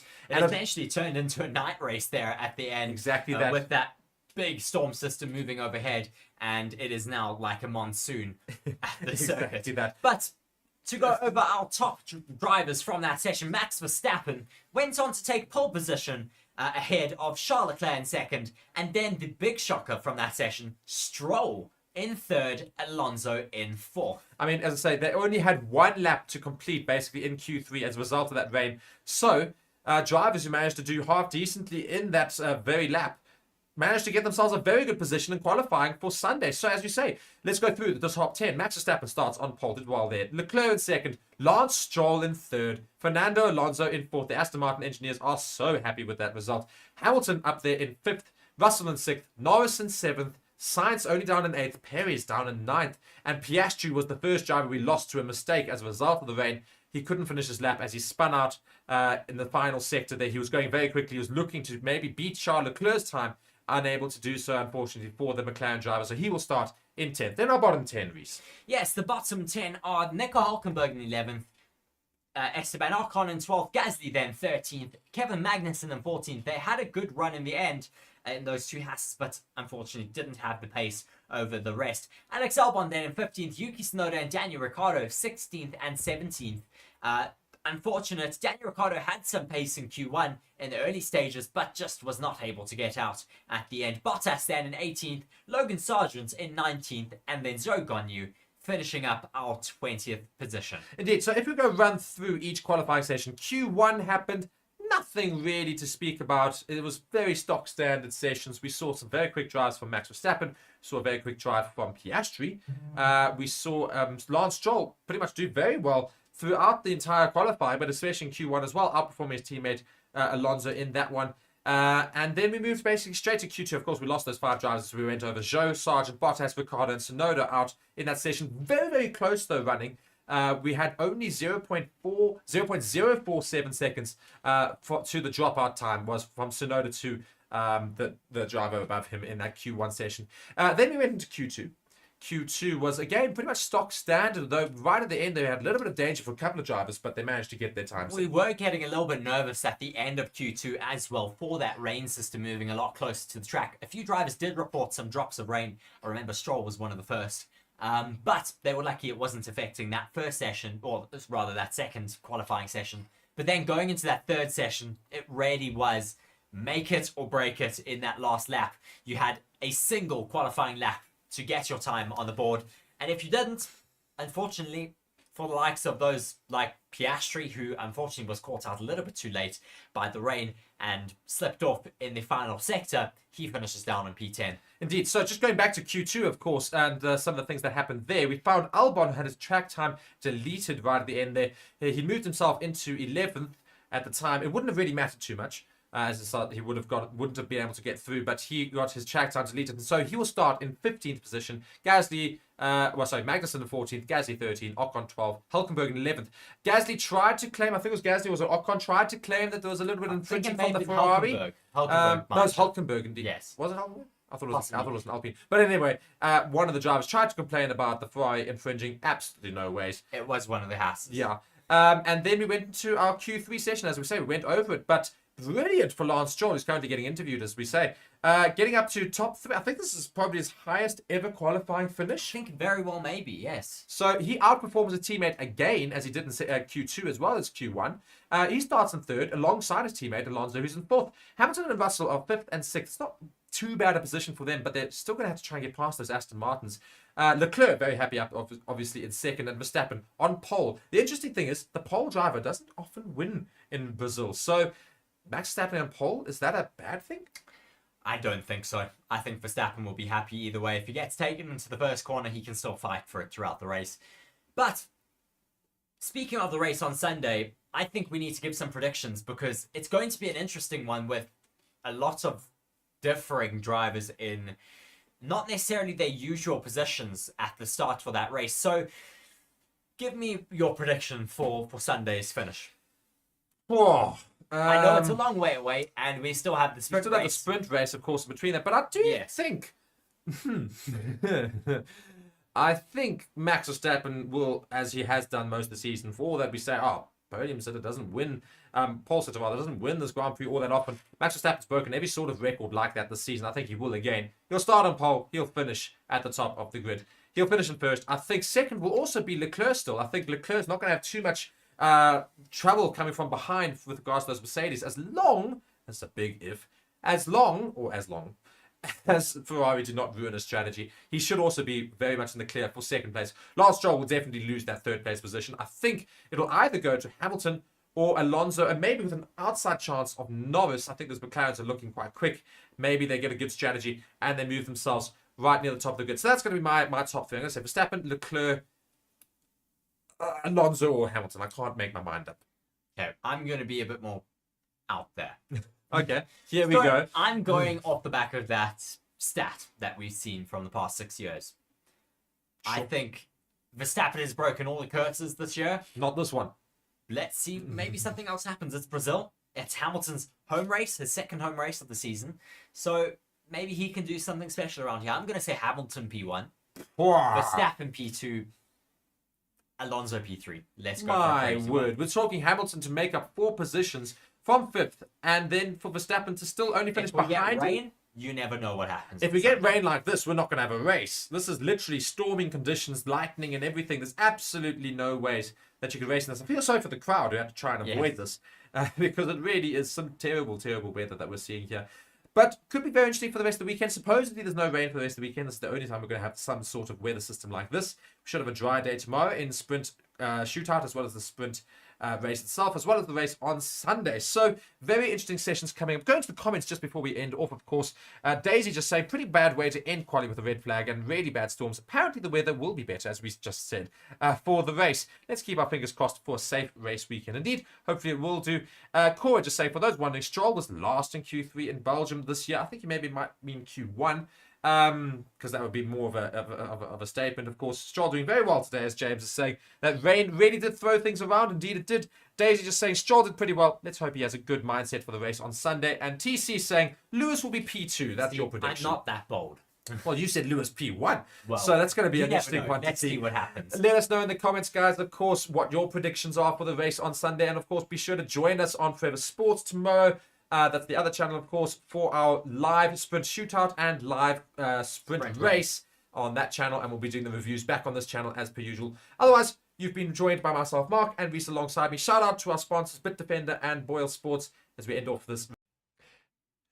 Hello, everybody, and welcome to Forever Motorsports. You're live here with myself, Mark, and Reece, who's alongside me here for the Brazilian Grand Prix, round 21 of 23. We have had the anthem. We have now got the jets flying over. We see all these blue caps there in the Brazilian crowd. Lots of them there. I'm sure Hamilton fans ready to see if he can get himself up from 5th to go and take his first win in a while. Got a lot of big air shows happening right here over the grid. Max Verstappen, of course, is starting on pole. Charles Leclerc in 2nd, and Stroll in 3rd, as well as Alonso in 4th. Leclerc and Stroll, of course, the closest to Max Verstappen there at the start of the race. They really need to capitalize on their race start for today. Looking at everybody's tyres, everybody except for the likes of Hülkenberg, Magnussen, I think that might still be off the back of yesterday, as Mark gives me the thumbs up there. But just as I was continuing on there, the likes of Leclerc and Stroll need to be able to have a good getaway at the start of the race, of course, to be able to challenge Verstappen, because if you do let him run away, then of course, unfortunately, he's going to extend that gap beyond the DRS zone, and he's just going to extend that gap to 10 to 16 seconds as he usually does. Yeah, so I think another interesting thing that we can look at here today is what could we expect from the AlphaTauris? Yesterday, they were exceptional in the sprint race, of course. They managed to really hold on to the positions, and we saw Tsunoda with the late overtake on Hamilton, of all people, in that sprint race. So that was incredible to watch. Now, they're starting all the way down at 16th and 17th, which is really not where they want to be. But do you think they could maybe fight for points today if those cars are going to be competitive? I think they are going to be quite competitive, of course, as you say, not starting as high up as they did in the sprint race yesterday. Daniel Ricciardo down in 17th, Tsunoda ahead of him in 16th. They should have learned quite a lot off of the race yesterday, and I think they are going to be ones to watch making their way through the midfield. Exactly that. So, going from the back, of course, we've got Guan Yu Zhou, or Zhou Guan Yu, Logan Sargent in 19th, Bottas in 18th, Ricciardo and Tsunoda 17th and 16th. Gasly and Ocon in those Alpines will start in 15th and 14th. Now, they didn't look too bad in the sprint either yesterday. Albon's ahead of them in 13th, Magnussen in 12th, and Hülkenberg in 11th to make up our bottom 10. Our top 10, of course, goes Piastri, Perez. Now, just talk about those two quickly, who are two very good drivers starting quite far back. Now, can they motor their way through the grid, or do you think they're going to struggle? Because we saw Piastri in the sprint yesterday struggle to really get anywhere with regards to his position. Perez, on the other hand, motored through to go and take a very, very comfortable, third. He did actually lose a few positions in the beginning, and he did start in third, but one imagines with a lot more time he would have been fine in terms of getting into the top three. So do you think Perez can at least get up? I think Perez is set to have a good race today as long as he keeps the first few laps clean. Of course, that's when you have your highest possibilities of having an accident, with those other drivers being really close around you, as we're seeing some historic pictures and videos from around the circuit with the likes of Ayrton Senna, of course, home hero around the circuit. Speaking about Piastri, though, the young Australian, I think he has it in him to do really well around here. He seemed to struggle a little bit yesterday, maybe just not finding his groove. Hopefully he's learnt a little bit off the back of yesterday and is able to have a bit of a better showing this afternoon or this evening, depending on where you are, because I'd love to see him get a little bit higher up that grid order and just fight with some people in the upper top 10. Exactly that. So we move further on. It's Russell and Sainz in 8th. It was Russell and Sainz, rather, in 8th and 7th position there. Now, Sainz starting a little bit further down. Russell also further down there. We did see that the Mercedes sort of had pace right at the beginning of the sprint yesterday, but they really ran the tyres quite early on, and as a result started losing a few positions and or time near the end of the sprint race yesterday, especially before Hamilton, who lost that position to Yuki Tsunoda. So hopefully Russell will go further up the grid, and Sainz again also in that Ferrari. His teammates in 2nd, he's down in 7th, so he's got a lot of work to do to try and get up some points and make it up for that Ferrari team. But ahead of them, also had relatively good pace at the end of the race yesterday, so I think Ferrari would have learned quite a lot from that. And I think they're going to have some pace around here today. They did a lot of race runs as well, of course, on Friday afternoon in that first and only practice session that we did have around the circuit this weekend. I don't think you can discount a lot of teams, but just looking at Stroll and Alonso, I wonder what they can do, as well as, of course, we have Hamilton starting down in 5th, a bit of a dark horse there. Norris as well, in and amongst that pack with Sainz and Russell there, sitting from 8th down to 5th with Hamilton. It's a very interesting midfield and upper top 10, so it's going to be a lot of midfield battles and a lot of infighting, and I think we're going to see some good battles developing throughout the race today. I think also another interesting thing to look at is the fact that we've got 3 British drivers all within 4 spots, and I think they're all going to be fighting it out pretty much throughout the race, so it's going to be great to see what is essentially local battling. Who will emerge as the best British driver? Brit, essentially, who's the best Brit in the midfield there. And again, I think our big talking point, though, is Stroll and Alonso. The fact that Stroll, is in 3rd position, 4th is Alonso. Of course, they were helped out by that red flag, but they still did very well to get right near the top there. I mean, can they hold on to those positions, or are they going to drop quite quickly through this pack? Because yesterday, I was going to say, they made the most overtakes out of any team. The Alpha Tauris? No, the Aston Martins. Aston Martins. Well, I think Alonso should have some good pace here, as we are about to get some stats about that, but I'll continue talking until those do come up. Alonso, I think he should have some good pace. He was a bit unfortunate yesterday, I think, getting caught out with a bit of traffic and a lot of fighting with slower drivers. But I'm certainly hopeful for some action from him today. Just looking at some information now around this circuit, we're looking at, of course, this 21st round out of 23 this season. The track distance is 4.3 kilometers, 2.6 miles, with 71 laps around this race today. The top speed is 338 kilometers now that you'll get around the circuit, with 15 turns and an elevation of 42.98 meters. Of course, Pirelli bringing for this race weekend the C4, 3, and 2 compounds, more in the middle of your range, so we should get some really interesting strategies this weekend. Just having a reaction to the replay of Esteban Ocon and Max Verstappen colliding. I think it was in 2020 or 2019. I think it was, possibly, yes. Indeed. Where, of course, there was a bit of an altercation between those two drivers at the Weybridges after that race. Yeah, so looking at overtake points in this race, of course, we saw a lot of it in the sprint race yesterday. Turn 12, certainly one of those, and we saw a couple of good maneuvers, and funny enough, Alonso did very well to make a couple of overtakes there in turn 12, but mainly, though, after that second DRS straight, where we're going to see a lot of overtakes happen and a lot of fighting from the first to the second DRS zones. They're not far away from each other. We saw yesterday some drivers get passed in the first DRS zone over the start finish in turn 1, and then they were repassed, and then they got those positions back on the following DRS straight. You can use those DRS straights really quite tactically around the circuit. I think we saw it at Bahrain as well between Max Verstappen and Charles Leclerc. As we are looking at our starting grid now, Zhou Guanyu starts all the way down in 20th with Logan Sargent in 19th alongside him. Valtteri Bottas there rocking his Movember moustache. Down in 18th with Daniel Ricciardo in 17th alongside him. Yuki Tsunoda, his teammate, up in 16th with Yuki Tsunoda's old teammate Pierre Gasly in 15th with a penalty. Esteban Ocon also receiving a penalty, I think it was for maximum time around the circuit, with Alex Albon in 13th, Kevin Magnussen in 12th with his teammate Nico Hülkenberg in 11th. The top 10 mark. Yes, then we go to Oscar Piastri, of course, in the McLaren in 10th place. He wants to get further up the grid, as does Sergio Perez, who starts in 9th. George Russell's in 8th there, alongside Carlos Sainz in the Ferrari, who's in 7th position. Moving up to 6th and 5th, Lando Norris and Lewis Hamilton, the two Brits on fire, I suppose, that we talk about in Formula 1. Lando Norris still yet to get a win in Formula 1. Alonso and Lance Stroll, and those Aston Martins, 3rd and 4th. Brilliant from the two of them in qualifying on Friday. And then, of course, our front two, Max Verstappen's on top, Charles Leclerc's in 2nd. But interestingly enough, of course, Charles Leclerc does have that inside line into turn 1. And Max Verstappen took the lead yesterday in turn 1, of course, making the most of that inside line. Could Charles Leclerc replicate that move? I'm sure he would have watched that quite a few times last night in preparation for his run into that first corner today. And indeed, if we go to the comments, of course, we've got a lot of people joining us. We've got Noval, we've got Ellie, we've got Cora, we've got Nota Raccoon, we've got Lindiwe, we've got Like a Hike. We've got Nota Raccoon, and we've got Old Man Roo, of course, joining us all here. And Nota Raccoon coming back from the cricket. And we see that Old Man Roo is, of course, joining us very early in the morning, I'm sure. A very, very early morning.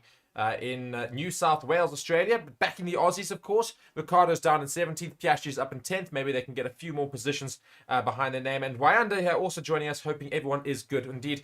Whilst you guys are here, please be sure to like the video and subscribe to the channel as we see these tyre blankets are being taken off of the cars as they're getting ready for their formation lap. Yes, we do expect the majority of the grid, as I see now, confirmation. The entire grid, bar Logan Sargent, are starting on a set of softs for the race today. Looking to see who has used softs. Max Verstappen on a 3-lap-old pair of softs. Yeah, Alonso also on 3-lap-old. So is Hamilton, so is Norris. Sainz is on 2-lap-olds. And most of them have actually been Leclerc's used on brand new ones, though. Yeah, the only ones works for his strategy at least today. Yeah, the only ones I was going to say are that are on new ones near the top. They are Leclerc and Stroll. So maybe Stroll's going to try and stay ahead of his teammate. Again, an interesting one to see. The dynamic here is Alonso could try and overtake his teammate into turn 1 as well. And will Stroll let him past, or will they collide together? It's very important that they do not, because I could foresee something else happen. Looking at the possible race strategies here, both of them 2 stops. It's basically either a soft, soft, or a soft, medium, and then a medium again. I think some people will also possibly try a soft and then a switch onto the hards if there's a safety car early on. Yeah, exactly that. There might be a safety car very early on, and they might back themselves to go and finish the race on those hard tires. But we have seen that these soft tires are really quite quick, and they do last. So the two stop strategy is probably the most likely today. Maybe a couple of other teams might try and risk a one stop, but it's going to be quite rare to see the one stop strategy. I'm sure you'll see most of the teams on the 2-stop strategy, as 2023 marks the 30th anniversary of Ayrton Senna's final win at Interlagos. Very, very upsetting, of course, because nobody knew it would be his final win, but it is marked the 30th year since that final victory. So look at the fastest pit stop. Oh my word! Oh my word, Charles Leclerc's in the barriers already. This is absolute disaster for the Ferraris. On the formation lap, Charles Leclerc has lost it and put his car in the barriers. My word, what a start to this Interlagos race. P2 sitter Charles Leclerc is in the wall. What is going on? Well, we're going to have an abandoned start. That's definitely, oh my word, and he's absolutely distraught. What on earth happened? Oh, he's got the car going again.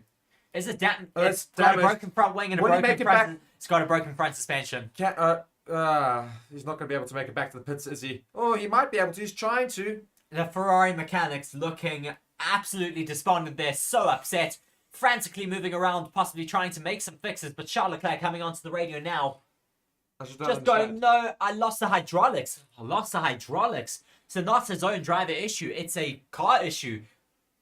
Why am I so unlucky, he says. Why the beep am I so unlucky? He has now moved his car into a recovery zone, and that should be green now for possibly an abandoned start. Just looking at a replay of that, you can see he just seizes up, gets spat in the wall, does a 360.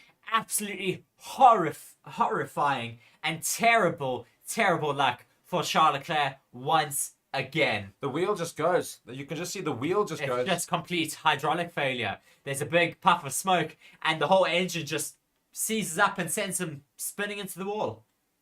I feel so badly for Ferrari fans and for Charles Leclerc. That could have been a phenomenal start to this race, as we're seeing everybody now forming up. Will we get an abandoned start? No, it looks like it's going to. They're still going to continue. I think. No, surely they won't.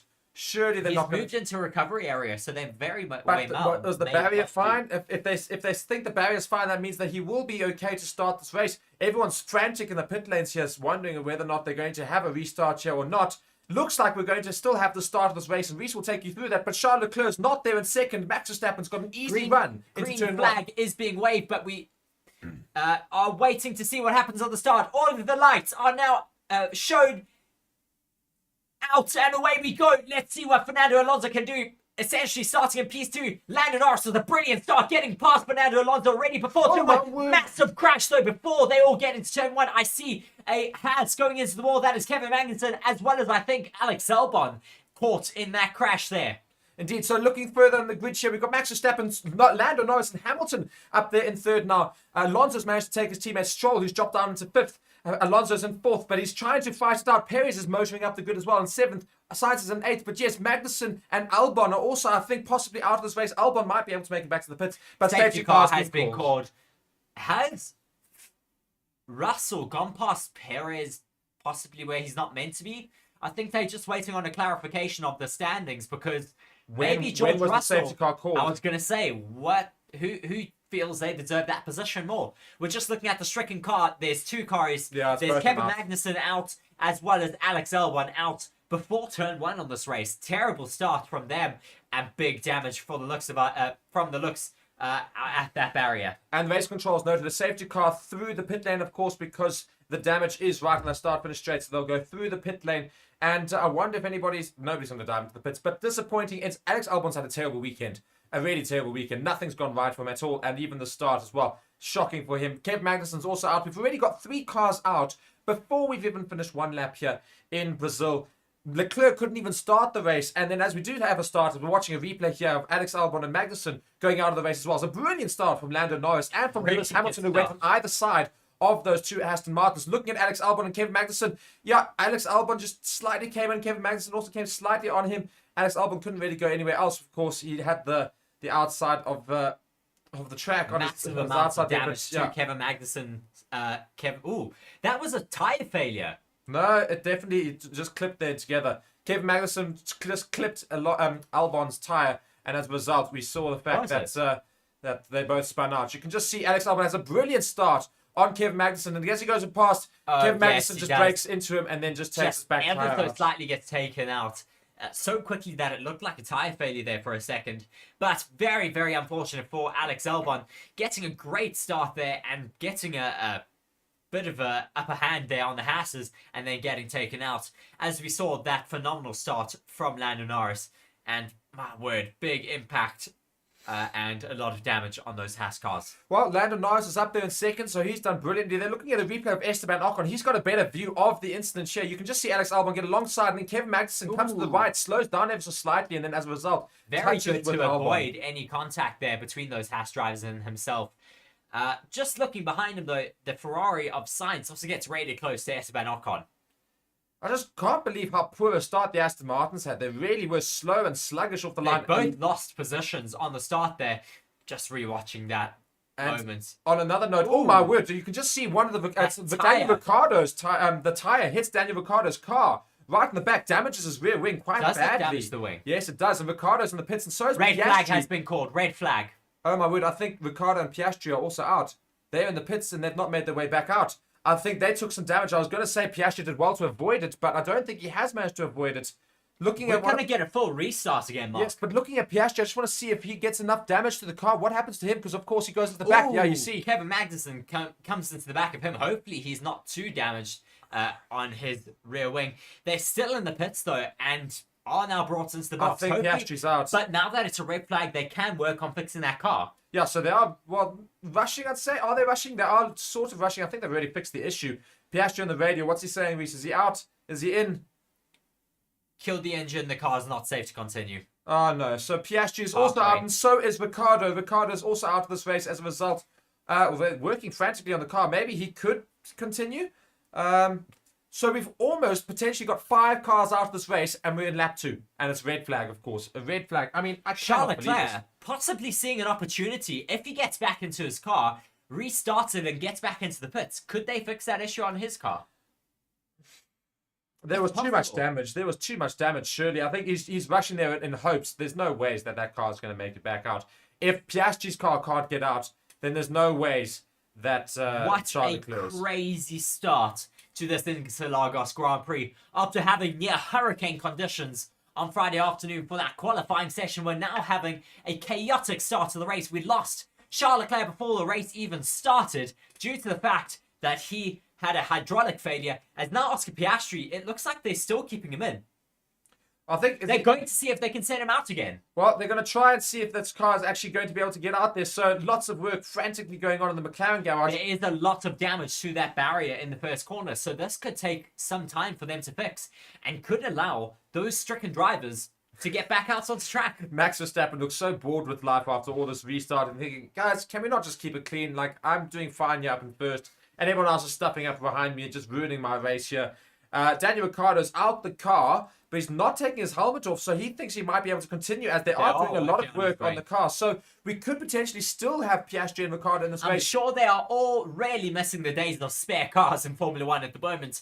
Of course, back in the, I think, early 2000s, they still had spare cars. I would just like to say, Andrew makes such a good point. A very famous phrase, of course. Remember, the 5th of November. Well, and look at the chaos that's happened here in Interlagos, as Reece says. An unbelievable start here.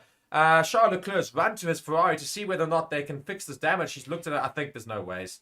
I think they've pretty much given up on it. The stewards are there just having a look, and he's going, no, it's not going to come back. So yeah. Leclerc's definitely out. Albon's definitely out. Magnussen definitely out. But Ricciardo and Piastri might still be in this race. Could they fix their cars up? Very disappointing for both of them. Wasn't their fault at all. Very disappointing for old man Rue there, who says, crap, rotten bit of luck for the Aussies, unfortunately. I would say exactly that. Both the Australians were taken out of this race potentially by an incident that didn't involve either of them. So Piastri got hit in the back by Magnussen, who of course was now after that contact and was spinning into him. So he went into the back of Piastri. That resulted in damage to the back of the car. And Ricciardo got hit by a flailing tyre from the accident as well, right at the back there, and that damaged his car. So both of them on the receiving end of contact that wasn't anything to do with them.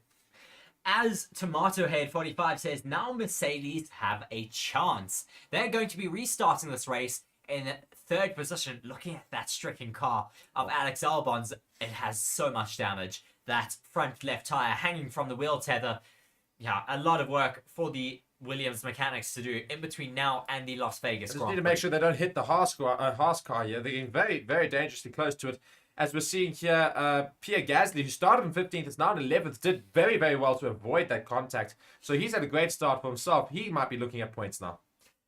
Not a raccoon, just saying I'm going to go cry now. Goodbye, see you next year. As Lindiwe says, or just clarifies up on those hydraulic issues, and it was the same issues that plagued Carlos Sainz during the Mexican Grand Prix. You would have thought that they would have learned from that and brought a fix coming into this race weekend. Yeah, so we've at least got 3 drivers out. Alex Albon, Magnussen, and Leclerc all out of this race at the moment. But Ricciardo and Piastri's cars might not make it back out of the grid. They're desperately trying to fix them right now. I think they're going to struggle with Piastri's if they said it was unsafe to drive. And It then was now just they're the rear wing that was so damaged on his as well. And So it's- hopefully they can get that rear wing and beam wing fixed. It's the exact same issue for both cars, of course. They were hitting the exact same areas. You know, that tyre just landed upon Daniel Ricciardo's rear wing and really threw it off. So the race engineers here are having a big chat to Daniel I wish I Ricciardo. could read lips. Yeah, I know. He's having a big chat with him. You see, I think they're pretty much saying it's so whether or not it's going to be able to to get the race done again. Robert just saying, when they restarted, it is unclear which order they will be in. Norris may not be able to start in his present second position. All depends on how many laps have been completed. He's not wrong. They might have to. Yes, they might roll it back to the first lap, which means that the likes of Daniel Ricciardo and Oscar Piastri won't be lapped, and they can start from their normal positions, and they'll go back to possibly So it the could be qualifying a order. huge get out of jail free card, of course, only if they can get their cars repaired in time before the end of this red flag.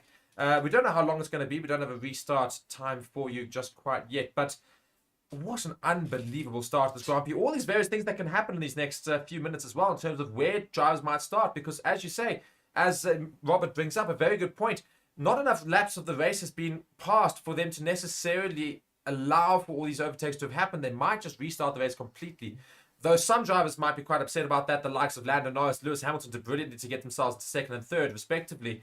They'll be very upset to find themselves back where they started the race.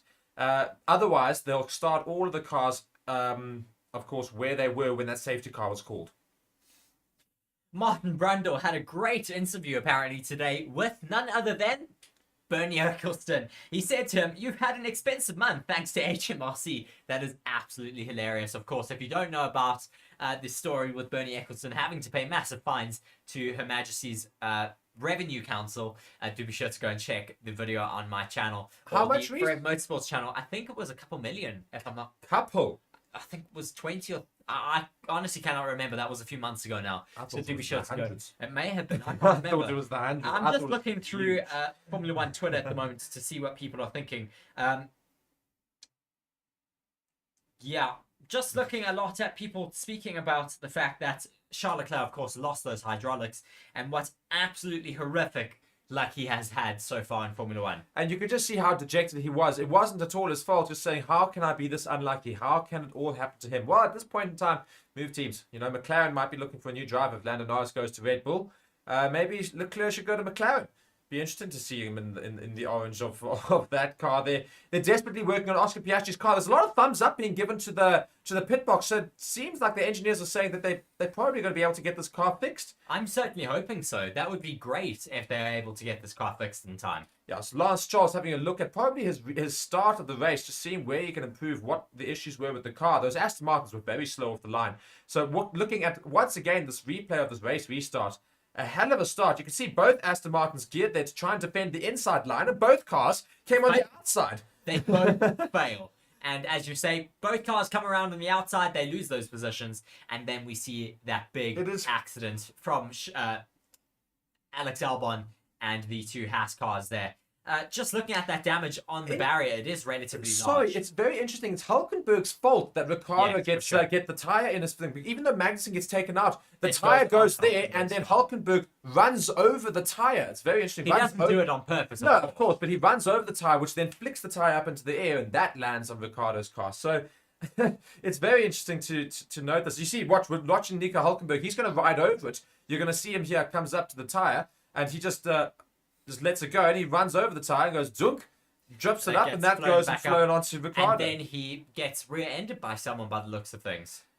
Just watching a replay here of, I think this is Esteban Ocon. He's got a great view of the whole accident. He sees both the Haas's go up, and they just back off. You can just see Hulkenberg just goes backwards, just goes, no, I don't want that to happen. It's actually Hulkenberg's fault, just by the way. Yes, it is. Hulkenberg goes the one into that Albon, them, yeah. and Albon then comes into the left and goes into Magnussen. It was another case of 3 into 1 does not go. We've had this how many weekends in a row now? We had this in Qatar.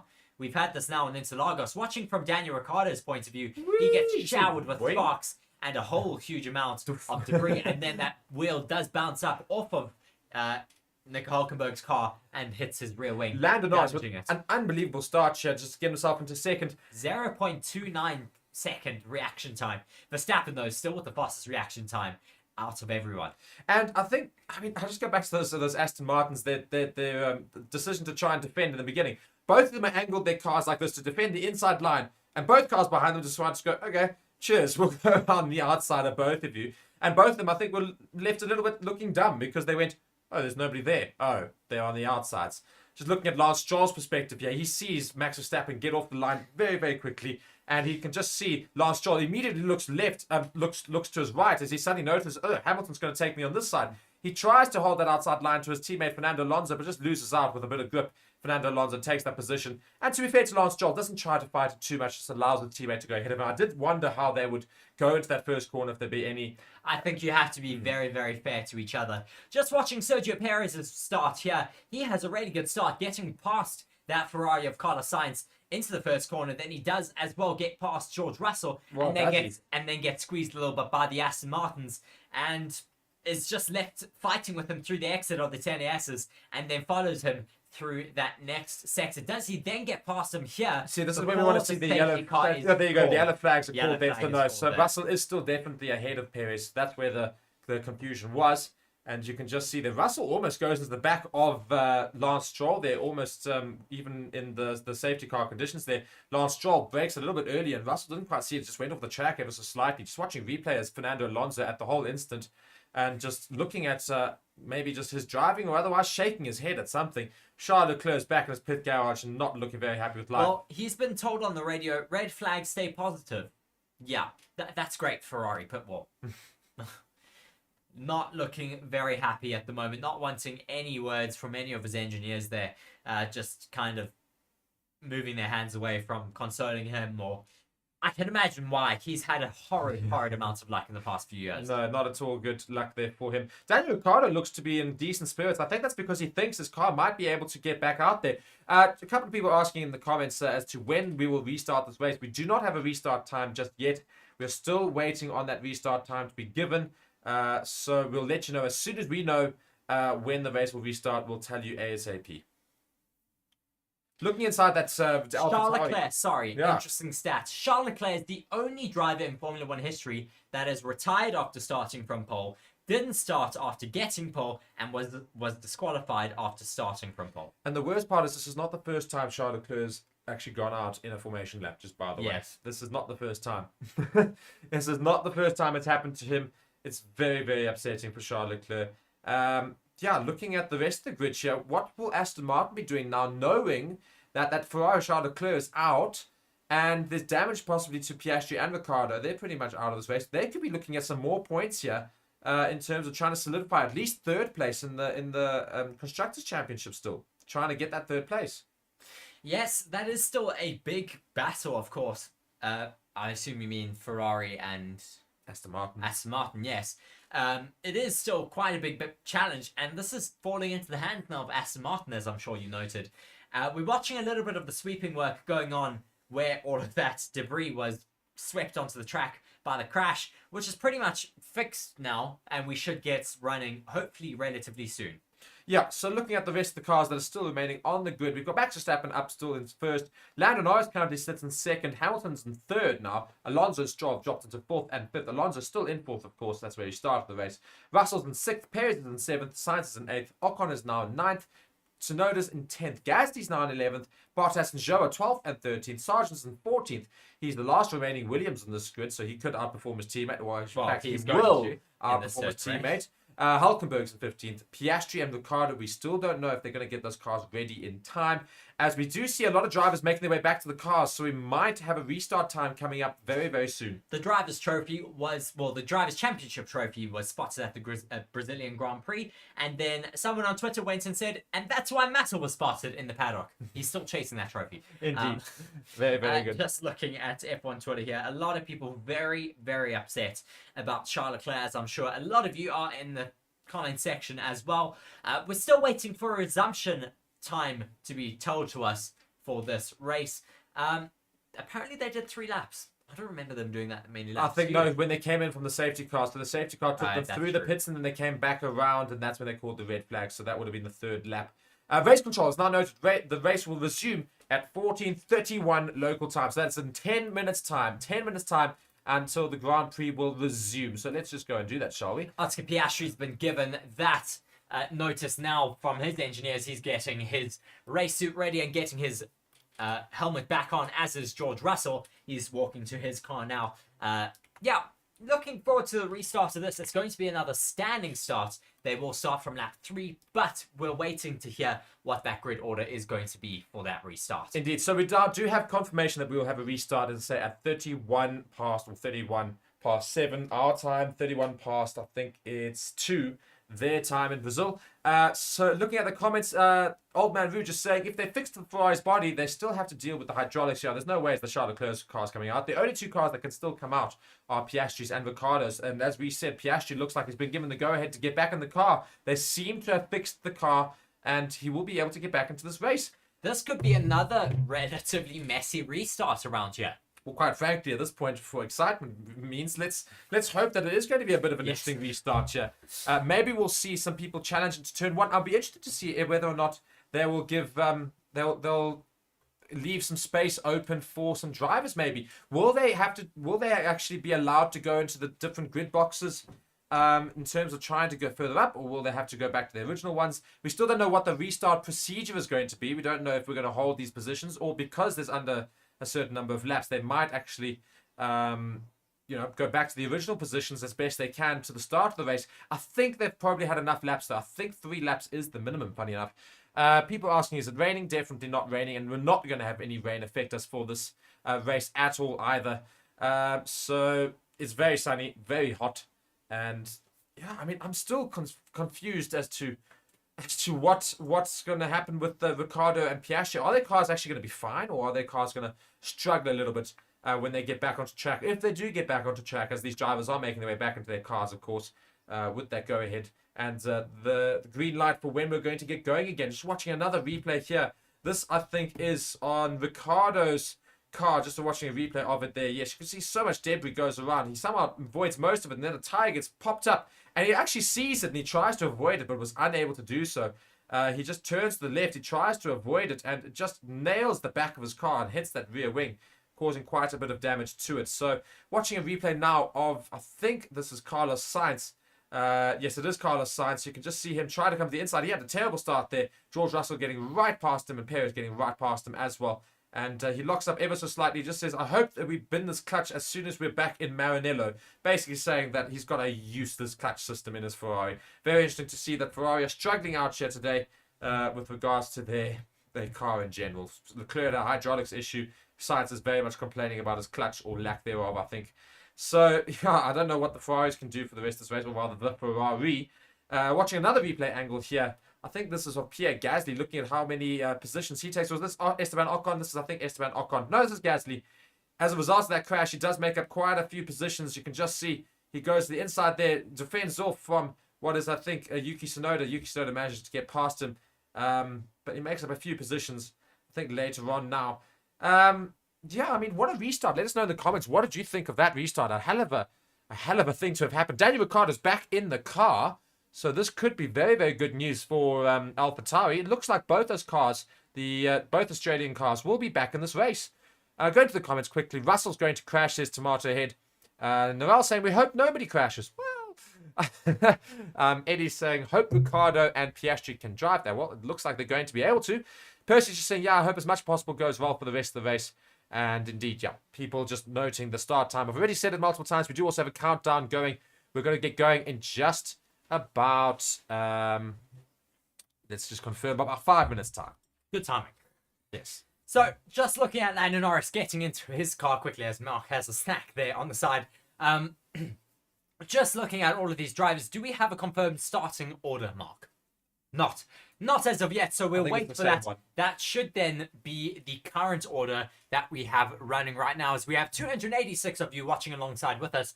Only 46 likes, though. Do be sure to hit that like button and subscribe not only to this channel, the Forever Sports channel, but also our motorsport dedicated channel, Forever Motorsports, in which we post a lot of motorsport dedicated content, speaking about all the latest news throughout the week, informing you on everything happening in the world of Formula 1 and, of course, in the world of motorsports. Just reiterating, that race resumption will happen at 14:31 local time, so in the next 5 minutes. Lots of people giving their comments and, of course, predictions ahead of this race restart. Just looking at our poll that we have running for today, who will win the Brazilian Grand Prix?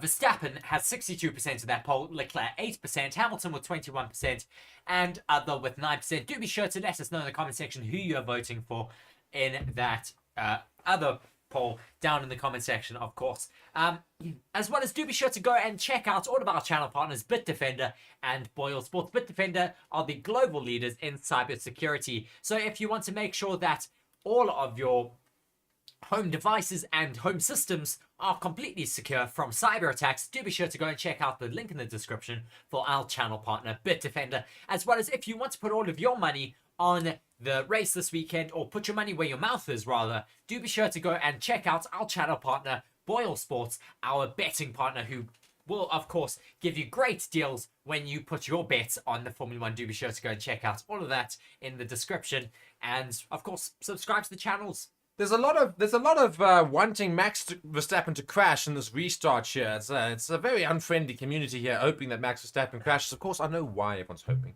They want to see a different race winner in this season. We know this, but still, guys, come now. Let's do it legitimately. I think people can have the pace to get past Max Verstappen eventually. So yeah, the race control. Of course, noting that we'll start at 14:31 local time. That is literally in about 3 minutes' time. So we're very close to resumption here. And I'm really, really hoping to see how... well, of course, we're going to have a normal restart. We're going to have a proper restart, a standing start again. So I'm very keen to see how that goes and whether we'll have more contact into turn 1. I agree with Percy in the comment section there with a bit of wiseness, at least. Just saying, I don't think we should wish crashes on anyone. Of course, we don't want anyone to crash.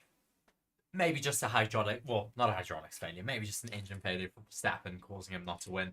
As Andrew Crozier says, bitterness is a terrible thing. What's wrong? So I said Andrew. No, I said Andrew. Andrew, yes, indeed. So, yeah, I mean, no one should wish ill upon anybody else. Of course, I know the reasons why, but you can ask for other things. Another way of saying it is like, I hope someone else wins instead of Max Verstappen. There's a very big difference. You don't wish him to crash. But I think we probably will have more crashes for the rest of this race. So it's going to be an interesting one to see whether or not we will have a clean race. How many races will finish this race? And also, of course, we've got the repairs done, supposedly, on Ricciardo and Who's Piastri. actually ready? Well, Ricciardo and Piastri, I was just going to say, have got their repairs supposedly done. But will they make it to the end of the race? Will those repairs actually hold? Or will they probably come back into the pits? I don't think both cars will finish this race. I think one of them might not be able to. I really do hope so, as we watch on with Lewis Hamilton sitting under an umbrella in his car at the moment.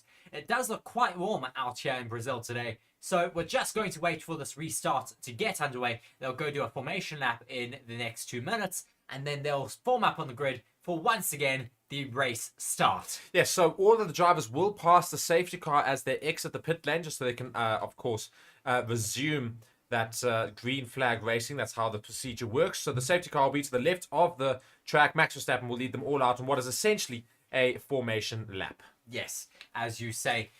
Mark's just taking a quick break. He'll be back with us in a second.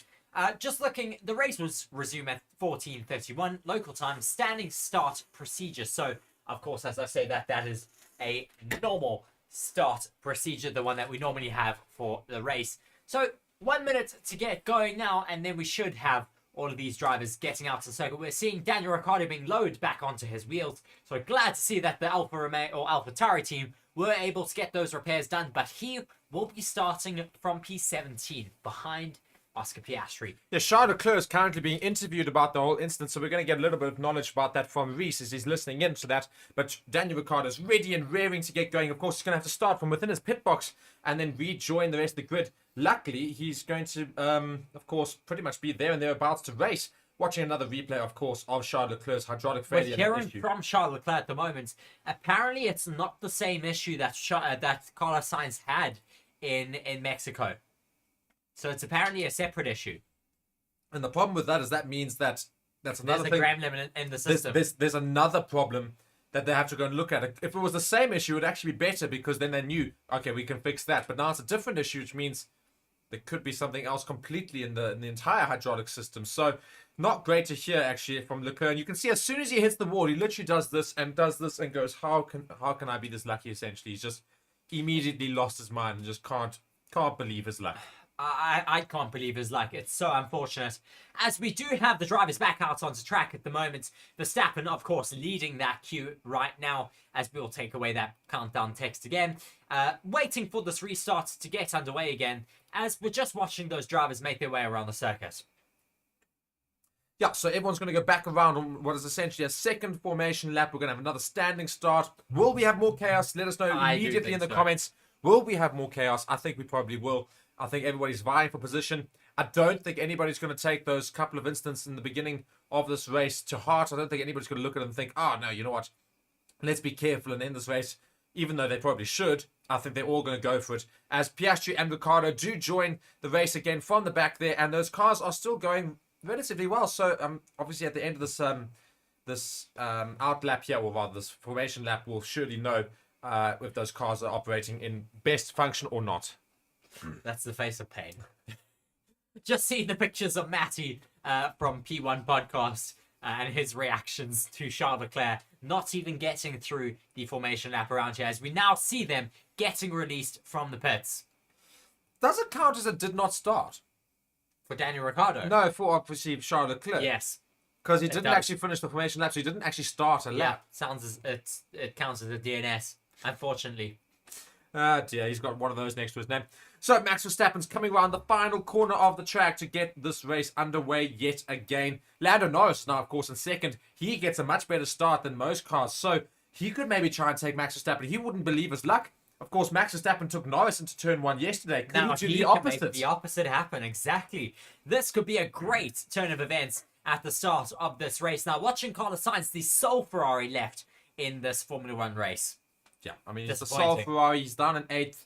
Let's hope that he can try and do something. But he was complaining about his clutch already, saying this clutch is so horrendous, not working well. So he's already got that he's going to be plagued with for the rest of this race. Let's see how he can do down there in 8th. Hamilton's in 3rd. Maybe he's going to back himself to try and get some positions into turn 1. Alonso might try and think, okay, you know what? This is what happened in the first time we restarted. Let's try and do this a little bit better. The Aston Martins are still quite happy there. The engineers are still quite happy with their position. They're still in 4th and 5th. It's a very good position for them. I'm sure they can try and do something from there. Daniel Ricciardo goes straight back into the pits. I think I'd said one of the two cars might not have actually got enough fixed there. Damn. I think Daniel Ricciardo's car is not Damn. going. Also, I don't see Piastri's. Oh, they have to start from They the have pit to start lane. from pit lane, They that's all have to good. start from the pit lane. Yes, All they do. good. Thank goodness. My heart sank there for the likes of the AlphaTauri and the McLaren driver. Now the car does come to the back of the grid. The green flag is waved. The Well, it's not, lights actually. all start to go out, and they're out. And away we go. Lando Norris with a good start. Does he get the better of look at Max Hamilton. Verstappen? No, he doesn't. As Lewis Hamilton has a much better start this time. He has a bit of a lockup as they come into turn 1.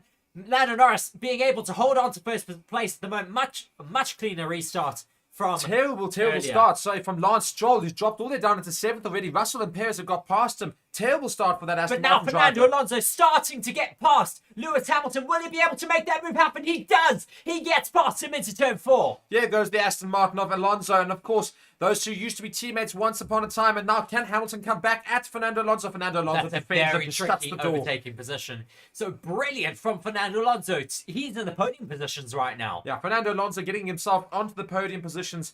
Lando Norris, terrible start for him, but luckily he held on to second. Max Verstappen's already trying to get that gap up to a whole second before the start of this, the start of the next lap. And we're just seeing here Lance Stroll trying to come back at a couple of drivers here, but now he's coming under pressure from Sainz right behind him. He's dropping very, very quickly as Gasly and Ocon and up into 9th and 10th. Logan Sarge has dropped to the back of the Ooh, grid. Tsunoda trying to make a move now into turn 13. Will he make that stick on his old friend? He gets wide and goes over the curbs there. Goes a little bit wide, and that's going to compromise him down this entire long straight.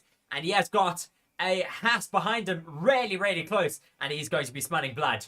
And Daniel Ricciardo and Piastri are coming back at the rest of the grid. They're coming around obviously a little bit later, but they will get there quite quickly, I'm sure. Piastri and Ricciardo have a whole lap to make up. You can see that, unfortunately for them, they have to try and make up that whole lap, but hopefully they get a safety car. Lance Stroll coming under a lot of pressure at the moment from Carlos Sainz, who tries to make a dive to the inside. It's too far behind at the moment, as the stewards note turn 1 lap 1 incident involving Albon and I think Magnussen there. I didn't see if it was still under investigation. No further investigation Okay, anyway. no further investigation. No further investigation for the incident, of course, that caused that red flag to the race. So we still continue racing here. Verstappen in first, Norris in second, Alonso third. There's two Mercedes now, 4th and 5th. Russell's made himself further up the grid into 5th. Perez is now in 6th. Stroll's dropped all the way down to 7th from 3rd. Sainz is still down in 8th. Gasly and Ocon are, though, in 9th and 10th, doing half decently in those Alpines to get further up the grid. Piastri and Ricciardo, though, trying to come back at the rest of the grid again. They are a whole lap down, though. They've got to try and make up. Lando Norris managing to stay in and about that 1 second mark. He's currently 1.1 seconds, 1.0 on our more up-to-date timer. 0.8 now is that time. Could he possibly give a bit of a challenge to Max Verstappen today? Well, the interesting thing is in this very recent Sector 1 time, he's already 0.3 seconds quicker than Max Verstappen, so he's trying to come back at him. As we're seeing some fighting there for Nico Hülkenberg and Bottas behind him. Bottas trying desperately to get past the Haas, but unable to do so on this occasion. But maybe he can do so in the next DRS zone, as the DRS is now enabled. So he now has DRS on that car ahead of him. We can see that Russell saying, let's work together. I won't attack in these early laps. Basically saying, I'll let Hamilton go, but he needs to speed up. Otherwise, later on, I'm going to try and take him. So looks like there's going to be a little bit of teamwork here from Mercedes. Looks like they're going to go about this tactically, but I wonder how long that'll last. Yes, Lewis Hamilton and George Russell currently need to work together to hold off the likes of Sergio Perez. It is really important for them to hold on where they are right now for that fight in terms of the second and the Drivers' Championship. Indeed, watching another replay of the new race start, the second race start. Lando Norris did not get a good start at all. Max Verstappen getting a great start, though. Fernando Alonso, not a brilliant start, but just does very well just to cover off some positions from other drivers and hold on to fourth just. Hamilton had a small lockup, which resulted in him not being able to challenge Norris Lando enough. Norris, I'm interrupting you, sorry, but Lando Norris so close to the back of Max Verstappen right now, 0.4 seconds. He's really brought that gap down, and they're starting to pull away from Fernando Alonso. 2.8 seconds is that gap already. Indeed, so Lando Norris now is going to have DRS in the second DRS zone. Can he get close enough to the Red Bull? He's going to try and get there as quickly as possible. And will he make an overtake? No, he's not going to have enough time for it, but he's getting very close to the back of Max Verstappen, though. It looks like Max Verstappen is trying to extend that gap. You can see that he's coming under pressure. He's got to use a bit more energy to get that DRS zone Verstappen out may of the be way. trying to look after his tyres for as long as possible, but Norris is not allowing him to continue on that strategy. They're going to have to push as much as possible. Norris's last time was 1:14.9. Really fast around the circuit. Another very interesting thing to look at is the fact that Alonso got past Hamilton, but Hamilton's going slow compared to Alonso. He's losing time to him. So Alonso's very comfortably in third right now. It's quite a bit of a gap from him to Norris, of course, but also a big gap from him to Hamilton behind him. So Hamilton's holding up a little bit. He's going a little bit slowly there, as Russell and Perez are very close to the back of Hamilton, as Stroll is also getting close to the back of Perez. Sainz very close to the back of Stroll. So pretty much a DRS train already forming behind Lewis Hamilton at Mercedes. Yes, just looking again at Lando Norris getting even closer to Max Verstappen. Will they make this move work? He tries to go around the outside. Max Verstappen holds it off very well and defends. But now, will he be able to hold it off in the second DRS straight? Well, he's tried to use a little bit more energy to start that straight as best as he can, as Lando Norris now has DRS. Let's see how close he can get to Max Verstappen. He's going to go around the outside, which is quite a difficult overtake to make. Max Verstappen breaks late and goes around wide, so Lando Norris is forced behind him, so he's going to have to wait just another lap. He can't afford to wait there too long. Of course, dirty air is going to affect his tyres just as much as Max Verstappen's defending, so he needs to be careful here. But he needs to make a game on right now. It is very much game on. Revenge for yesterday, I think. Right now, Lando Norris desperately wanting to try and get his first race win. Could he do it here in Brazil? Could he challenge Max Verstappen for the rest of this race? Although it looks like Max Verstappen has got a serious gap to Lando Norris now. I don't know where he's found that from. Possibly just playing with him a bit and causing him to destroy his tyres. Well, maybe, this is Max Verstappen. Look at the gap he's suddenly building already. Look at this. It's already up to 1.4 seconds. What on earth happened there? I told you. I think he's playing with Norris and McLaren at the moment. He's got heapfuls of lap time in hand, clearly. Yeah, I mean, that just shows the sheer pace of Max Verstappen and that Red Bull. The fact that he's managed to pull away from Lando Norris and brought that gap up to almost a whole 2 seconds now. My word, look, where's this come from? As we're now seeing not attempted overtake, just a glance down the inside from George Russell on Hamilton. And he's coming under a lot of pressure from Sergio Perez. Yes. Oh, there was is there potentially a mistake from Lando Norris? I think No.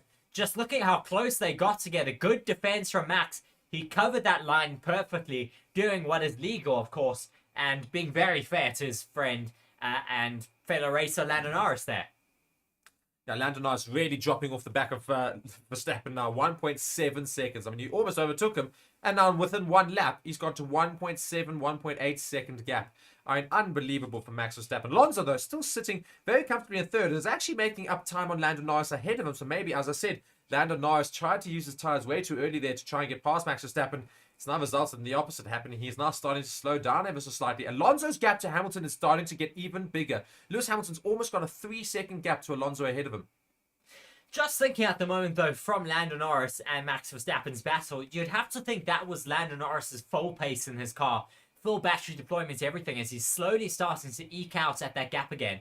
George Russell saying, I'm having to push too hard into turn 11 and 12. Either I need to overtake Hamilton or he needs to manage more through there. So clearly himself getting a little bit upset To be that fair- he's behind Hamilton right now. To be fair, Hamilton is holding up the rest of the grid. You can see Russell and I think Stroll has managed to make a move on Sainz. Daniel Ricciardo now getting past Oscar Piastri. Well, trying to get Or past him. attempting, Unfortunately, rather. Oscar Piastri gets back past him. But look at Lance Stroll getting to the back of the Ferrari. I think he's going to make his way past him. Well, it's actually still No, there. What too am I far. talking about? He's still there already. What am I talking about? I'm making things up here. But I mean, behind Hamilton is Russell, Perez, Stroll, Sainz. It's a big DRS chain behind that Mercedes, and I think Russell does need to be let past at this point. Hamilton's going slowly. Yes, Hamilton is going relatively slowly, and that's putting George Russell in a really precarious position right now, with Sergio Perez breathing down his neck as they come through this middle sector. Max Verstappen opening that gap now to Lando Norris by 2.3 seconds. So I say that gap is just getting bigger and bigger and bigger. Alonso's gap, however, to Lando Norris ahead of him is getting ever so slightly smaller as we go along. Lando Norris might be coming under pressure from an Aston Martin very shortly. That will be very interesting to see if that does happen.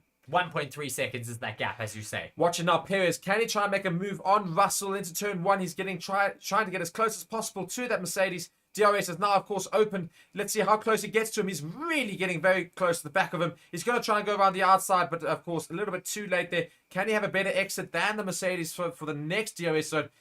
Try and make a move on Russell. Russell really needed to have got past Lewis Hamilton. Now he's coming under serious pressure from that Red Bull behind him. Perez now with that DRS wide open. Luckily, Russell also has DRS to try and get him away from him. And Daniel Ricciardo is ahead finally of Oscar Piastri through turn 1. I think he's still got a little bit of damage there, does Oscar Piastri. He's come out in the medium tyre, though, of course. They did change his tyres from that red flag. So trying to go for the long game here, of course, because of that being a lap down. So only one more pit stop he basically wants to have, whereas the rest of the grid will still have another 2 pit stops. So he's going for one more stop in this race. He's going to go mediums, and I imagine another set of mediums. Of course, he started on soft, so he can afford to do that, but he really needs to manage his tyres very well. That's probably why Ricciardo's got past him. Yes, I do agree with you there. Just watching Sergio Perez still trying to battle with George Russell right now. Russell has a bit of a lock-up through turn 10 that allows Sergio Perez to get ever so slightly closer. Will he be close enough, though, now down this next DRS straight? I think it's too far away as Perez now from Russell. Russell really should have got past Hamilton, and as a result of this fighting, he's dropped ever so slightly behind his teammate, but they need to make some team orders there, although at this point I think Toto Wolff and co might be thinking, you know what, if Russell's managing to defend from Sergio Perez behind him at this point, may as well just keep it as is, and we'll just see whether or not Russell can hold on to 5th position, and maybe Russell might not like that too much, but I think that's what's going to be happening right now. So Alonso has now matched, or rather Lando Norris has now matched the pace of Fernando Alonso behind, so that gap isn't closing anymore, but I think if he's not too careful, Fernando Alonso might just be looking after his tyres. Watching a replay here of Valtteri Bottas, and I think this is his attempted overtake, or rather, it is his overtake on Hulkenberg. He just goes around the outside way before turn 1, makes that move stick well in advance with DRS wide open, gets past the Haas driver, and he moves himself now into 12th position. Now got an AlphaTauri of Yuki Tsunoda ahead of him in 11th. So just a few little battles forming in the midfield and at the back of the field. Daniel Ricciardo, of course, chasing down Logan Sargent down in 15th. Sargent half a second within Zhou half a second within Hulkenberg. Hulkenberg then 1.2 off of Bottas, and Bottas is currently off of Tsunoda. Tsunoda fighting with Ocon, though. There's also a bit of a gap between Gasly, Sainz, Stroll, Perez, Russell, and Hamilton, though. Alonso being told confirmed we're still on plan A. Perez once again looking down the inside of George Russell, but not late enough on the brakes to make that move stick. Yeah, so plan A still for Fernando Alonso, and he's just copying and agreeing with them, saying yes, no, I agree. So clearly all's going well in that Aston Martin, who's sitting in 3rd position, going very well there. As we see some movement in the midfield here, Ocon now dropping into 11th, Tsunoda's moved into 10th position. Just careful as you're going there and doing that. We just see the cars just really do seem to be going very quickly in the midfield here. Hamilton are really holding up everybody still. Russell, Perez, Stroll, Sainz, and Gasly all in that DRS train right behind Hamilton. Yes, so just watching at the moment that gap from Russell to Perez, it has opened a little bit. Currently set at 0.7 seconds. Then Stroll is behind that. We did see these DRS trains forming yesterday, but when the tyres start to fall off, that is when we see the real racing start. Exactly. So when will they come in for these softs? I imagine around lap 20-ish, 22. Lap 20 to 22, lap 20 to 24. That's when we're going to see people come into the pits. Piastri, again, is on those medium tyres. He's still a whole lap down. He's going to have to hope for a safety car to really save his race. He's now seeing a Perez. overtake from Perez. Does he make the move seconds? Turn one? Yes, he finally does. He gets past George Russell, but will he be able to hold on to that now as they come back down that next DRS straight? I think he saved enough energy. Perez learned from yesterday. He had the similar sort of instance. He's gone straight to that inside line. He's holding Russell there. He's going to break late. He is going to break late. Brilliant defense. Brilliant defense move from Sergio Perez on George Russell to hold on to that 5th place now. Next up the road is Lewis Hamilton. And look at how Stroll is getting very close to the back of Russell. Russell really going to be irritated now. Are we working together here or are we just doing our own race? Getting upset about the fact... Oh, we're still discussing. Helpful. Oh, my word. Russell basically asking, are we playing a team game here or are we doing our own thing? And then they responded to him, you would have thought, playing a team game here, just keep going. That's the sort of response you want from your team, your members. They're going to say, oh, we're still making up our minds, essentially, is what the engineers said. So basically saying, you're hanging out to dry, mate. You're on your own. Yeah, pretty point. much survive. Good luck. Oh, that is brilliant from the engineers there. I think they might be over Russell a little bit in terms of his commentary on the radio. Well, so I maybe think that's the it's not problem as well. necessarily unjustified for himself there. He needs the support from the team. He is the faster driver out on I would say between those two. Russell has every means to be upset with this team there because he was faster than Hamilton for ages, and Hamilton just never let him past. And just as a result, Russell's dropped a position into 6th. Perez has gone past him, and Stroll now right in the back of Russell. So that was unfortunately disappointing for George Russell, as that move was aided to Sergio Perez with the fact that Russell lost DRS zone from Hamilton on that lap. So they weren't playing the team game very well. That is why he came onto the radio like that. Yeah, well, that's the sort of thing that can happen. Watching a replay of Sergio Perez, yeah, you can just see that DRS is not open for George Russell. Very easy overtake in the end for Sergio Perez into turn 1. Russell tries desperately to come back at him, but unable to do so. Sergio Perez defending very, very well on that inside line. And so Russell has every right to be upset at the lack of teamwork there, as Lance Stroll's coming under serious pressure from Carlos Sainz behind him. Carlos Sainz desperately trying to get past that Aston Martin. He almost made a move into turn 10, but Carlos Sainz just not getting the exit there to get past Lance Stroll, unfortunately. And this is also working into the hands of Pierre Gasly in P9. He's ready to pick up any of the pieces here. Indeed, and Ocon has gone into the pits in the meanwhile, of course. And he came out on a set of mediums quite early on from the rest of the grid. I'll get there eventually. Sorry. He's still, of course, way ahead of Daniel Ricciardo and Oscar Piastri. Still down at 16th and 17th. Russell again on the radio. What's happening there, Reece? I imagine some more upset remarks being made. So he's just been told to conserve in certain corners. And then he's come onto the radio saying, do you want me to race or concede positions? Because you have to make a decision now. Yeah, well... George Russell's not having the greatest day right now. He won this Grand Prix last year. Don't forget, he is currently the race winner at the circuit. But it doesn't look like it's going to happen for him today. He's down at 6th. Team's not helping him very much in that Mercedes department. And Lance Stroll is coming under serious pressure from Sainz, which is lucky for George Russell, because otherwise Lance Stroll might well have been coming at George Russell as well. Yes, I agree with you there. But Carlos Sainz coming under a little bit of pressure now from Pierre Gasly behind him.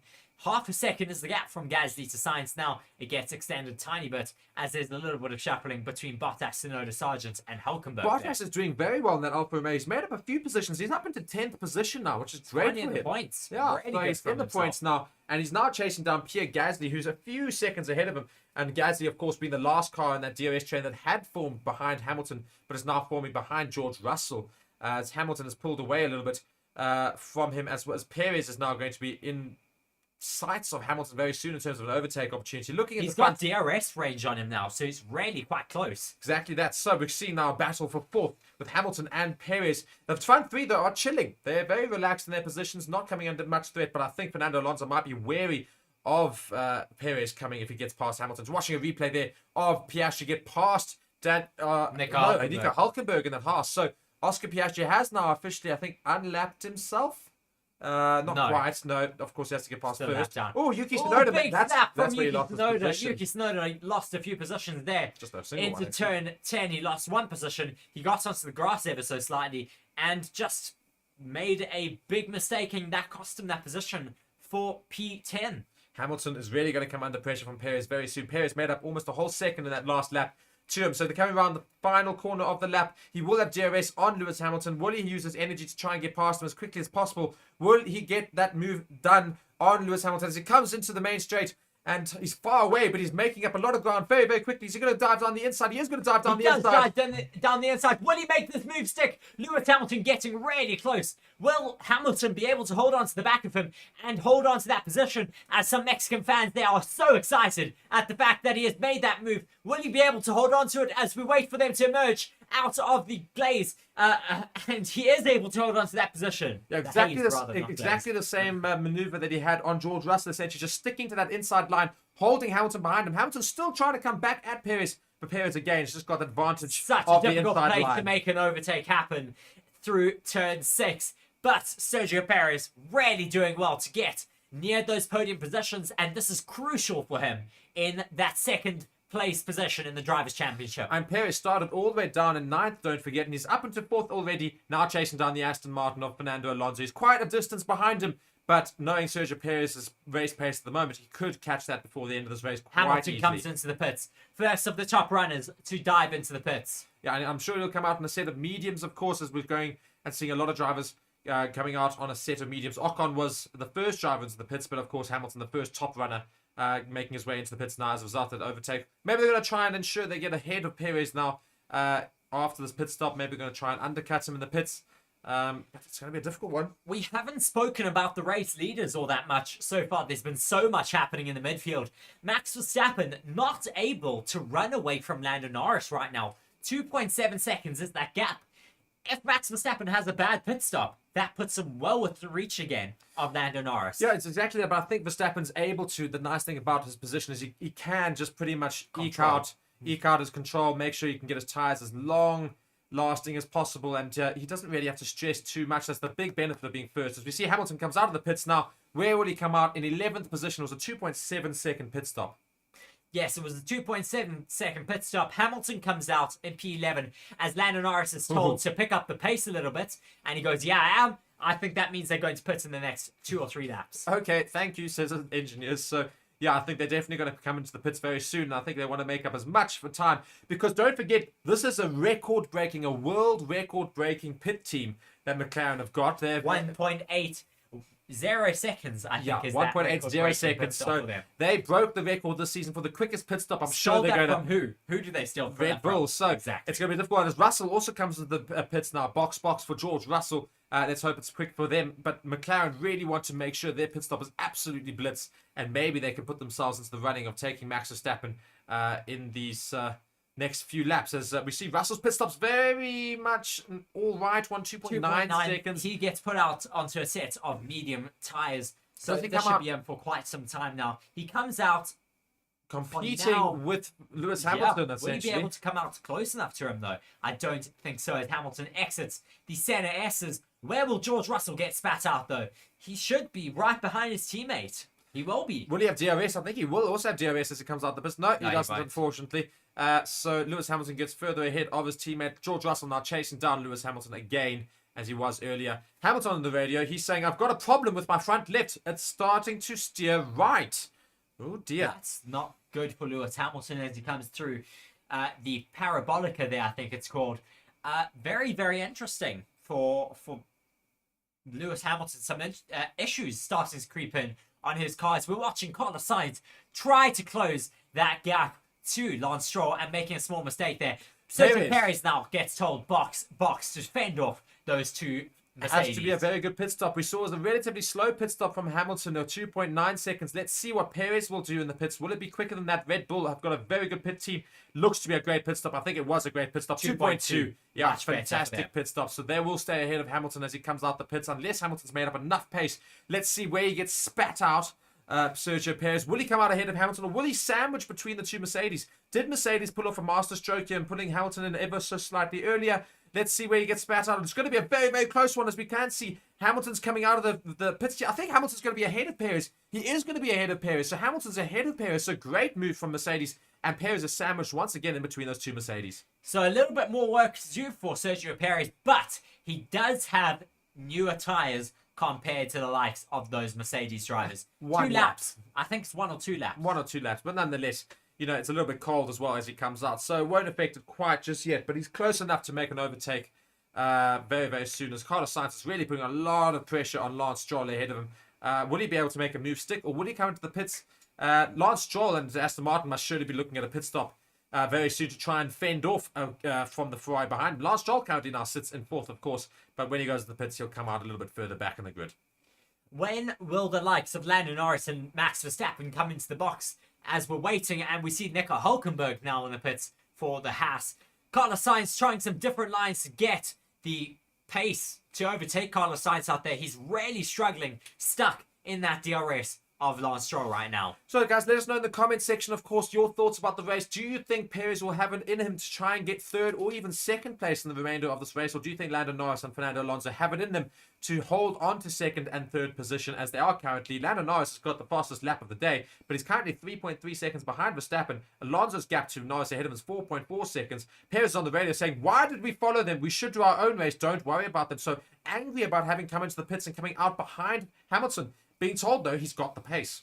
He knows he has the pace, but you kind of do see his points. Why call their strategy when you know what your strategy should have been for the race? They might have panicked about the fact they were looking at the pace that Perez was having on those softs. He was losing time to Hamilton. Hamilton was having on those softs. No, I mean... Perez on the old softs, yes, possibly. So, yeah, I think maybe they're looking at the times compared to Hamilton. Hamilton was going quicker, and they say, we don't really want to lose him, so let's rather get within DRS range early on to him, so you can get past him and then run your own race. Stroll now being told to box. Let's see how this is for Aston Martin. It's going to be a good precursor to what could happen for Alonso. Perez should get really close now, though, to Sergio Perez as they're coming through this start-finish straight. What will he be able to do? DRS now wide open, chasing down Lewis Hamilton into that first straight. Will he dive down the inside or the outside? Fakes going down the inside, now goes around the outside and makes that move happen. Well, does he? No, not quite just yet. Tries to make the move into turn 1. Doesn't get just very, yet, very close. But now will get a better run on Hamilton through the 2nd DRS straight. Yeah, the 2nd DRS straight, he's very close. Hamilton immediately dives to the inside. Perez around the outside. Perez has got enough pace to get past him very, very easily. And look at that, easiest overtake of his life, you'd almost feel. Look at that. So easy with the pace of that car, and he makes a stick. He's now into 7th. Hamilton's behind him.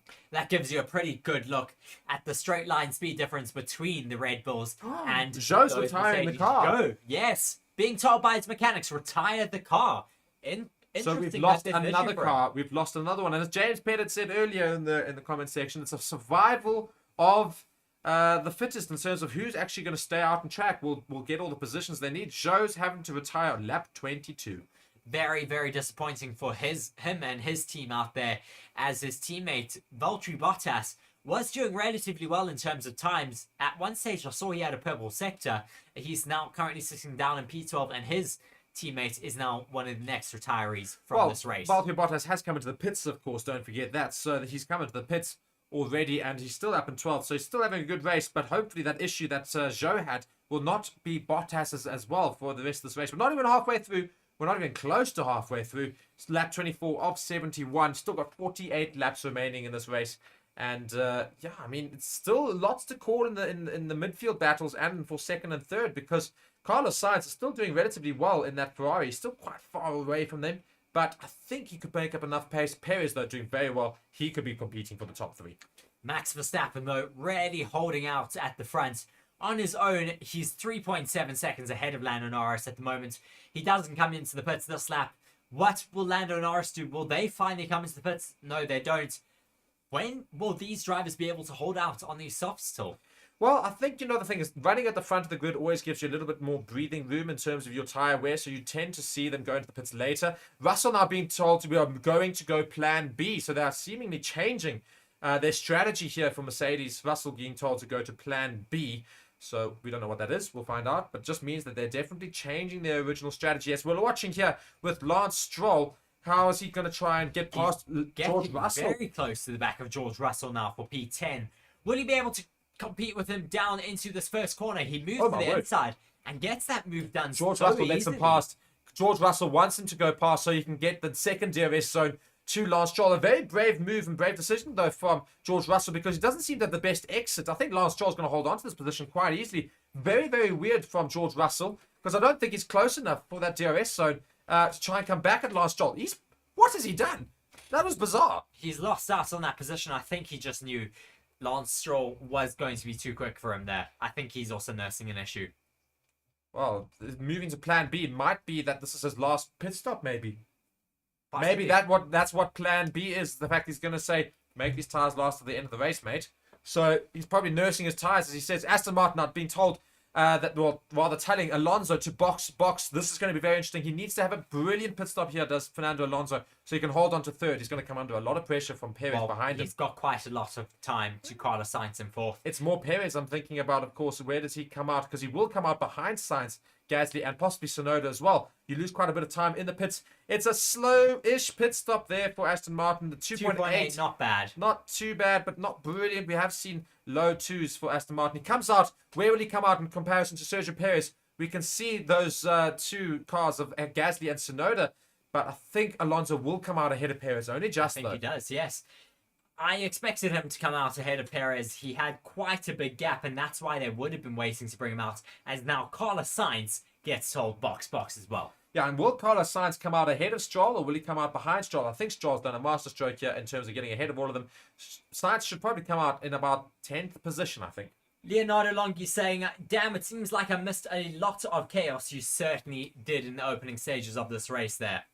Yeah, I mean, so we lost Albon and Magnussen in the race start. We lost Leclerc in the formation lap. And very recently, we just lost Zhou in lap 22 when he was told to retire the car. We don't know what the issue is yet, but clearly something wrong with the car and they're being told to retire it. So watching on here, Sainz is about to come into the pit. We've got Sainz, Gasly, and Tsunoda in the pits right now. So all of them calling each other on their pit stops, as the Ferrari almost looked like it wasn't going to do its pit stop there, possibly just to try and dupe the rest of their competitors behind them. So hopefully it's a good pit stop for Ferrari. They've only got one racer still left in this race. Alonso now, of course, moves himself back into third position as a result of that pit stop there. And very close. Saw the mechanics there. Comes the Ferrari and the Alpha Tauri of Yuki Tsunoda and Carlos Sainz. Very, very interesting to see that. That was very, very close. That may be looked into by the FIA. Yeah, indeed. So Sainz coming out of the pits, I think he's behind them still. So let's see how you have an overtake potentially for Lewis Hamilton on Lance Stroll. He's getting very close to the back of that Aston Martin. Lance Stroll trying to defend against it, of course. Hang on, that means Lance Stroll's got ahead of Hamilton rather, because Lance Stroll was behind Russell, so Lance Stroll's now got ahead of Hamilton. Yes, very What's interesting. happening there? Max Verstappen, the race leader, now gets told box to come into the pits. We would expect Lando Norris to also retaliate. He also gets told Battle of the pit stops. Here we go. Will Red Bull do well enough? It's good pit stop from Red Bull. I don't think McLaren can do too much as he comes into the pits, and there goes Max Verstappen. They have to really motor here. Is it going to be a good pit stop? It's a good pit stop. You can't complain too much about that. 2.6 for the McLarens. 2.2 for Max Verstappen, as now we also see, I think that's the AlphaTauris getting ready to come and bring in another car. So Lando Norris will remain in second, as does Alonso in third. Perez in fourth. He's trying to chase them down. The first four have got quite a big gap to the rest of the field. Lance Stroll, though, quite comfortably now in fifth. And Hamilton and Russell dropping in pace. I think those Mercedes are struggling out there today. Yes, I certainly think they are struggling out there today. Watching this unsafe pit release for Carlos Sainz into the way of Yuki Tsunoda in that AlphaTauri, that will be looked at, I think, because of how close they got to all the mechanics. I don't think either of them had to slow down, so I think they should be fine. Yeah, they didn't have to slow down, so you should still continue. But the fact that Carlos Sainz got that close to the mechanics, it may be looked into. Might be looked into. I think there will be no further investigation, though, because, quite frankly, why? pits are a dangerous place. Racing is dangerous. Let danger be danger. Russell's in 7th, of course, behind his teammate Lewis Hamilton. He's getting very close to the back. Well, they Hamilton's going finally slowly. let him go through. And looking at Mercedes' garage, they do not look very impressed at all as they're watching on here. George Russell getting very close to the back of Lewis Hamilton. Will Lewis Hamilton, as we said, let George Russell pass? Is there going to be some team orders here? He's got massive amounts of degradation on his left rear. That does not look very healthy on a new set of mediums for Lewis Hamilton. Well, that seems to be struggling gone with now. degradations at the circuit. It does show up a little bit more when they go at slow speeds. You can see that small ring at high speeds, but it's a lot more apparent when they are at low speeds. Yeah, indeed. So George Russell going very quickly in He comparison. looks to make a move. Hamilton defends. They are not currently running with team orders. I think they're racing. I don't think there are team orders. I think the team are going, quite frankly, we don't have the pace to do anything today, so you may as well go out and do it. I think they've realized the Mercedes, for some reason, just don't have the pace. I mean, Hamilton's already almost 2 seconds down on Lance Stroll. Lance Stroll's moving himself into 5th very comfortably, and he could even chase down Sergio Perez. He's only 4.7 seconds ahead of him. Yes, I agree. And just looking at the back, disappointing for Daniel Ricciardo and Oscar Piastri, of course, starting a lap down. They are still a lap down at the moment and pretty much running an aimless race right now. Yeah, so Daniel Ricciardo, I think, was one of the latest ones into the pits, as was Piastri. I think they came into the pits recently. Watching Carlos Sainz, a replay of him as he comes into turn 1, when he makes an overtake. I think it is an overtake, or rather gets very close to the back. No, he does make an overtake on Esteban Ocon in that Alpine. A very easy overtake. Esteban Ocon doesn't even defend all that much. And he's very comfortably now into 8th position. Is Carlos Sainz in that Ferrari, but not where you expect the Ferrari to be. Lando Norris still 2nd, comfortably there. Verstappen very comfortably in 1st with a gap of 5 seconds.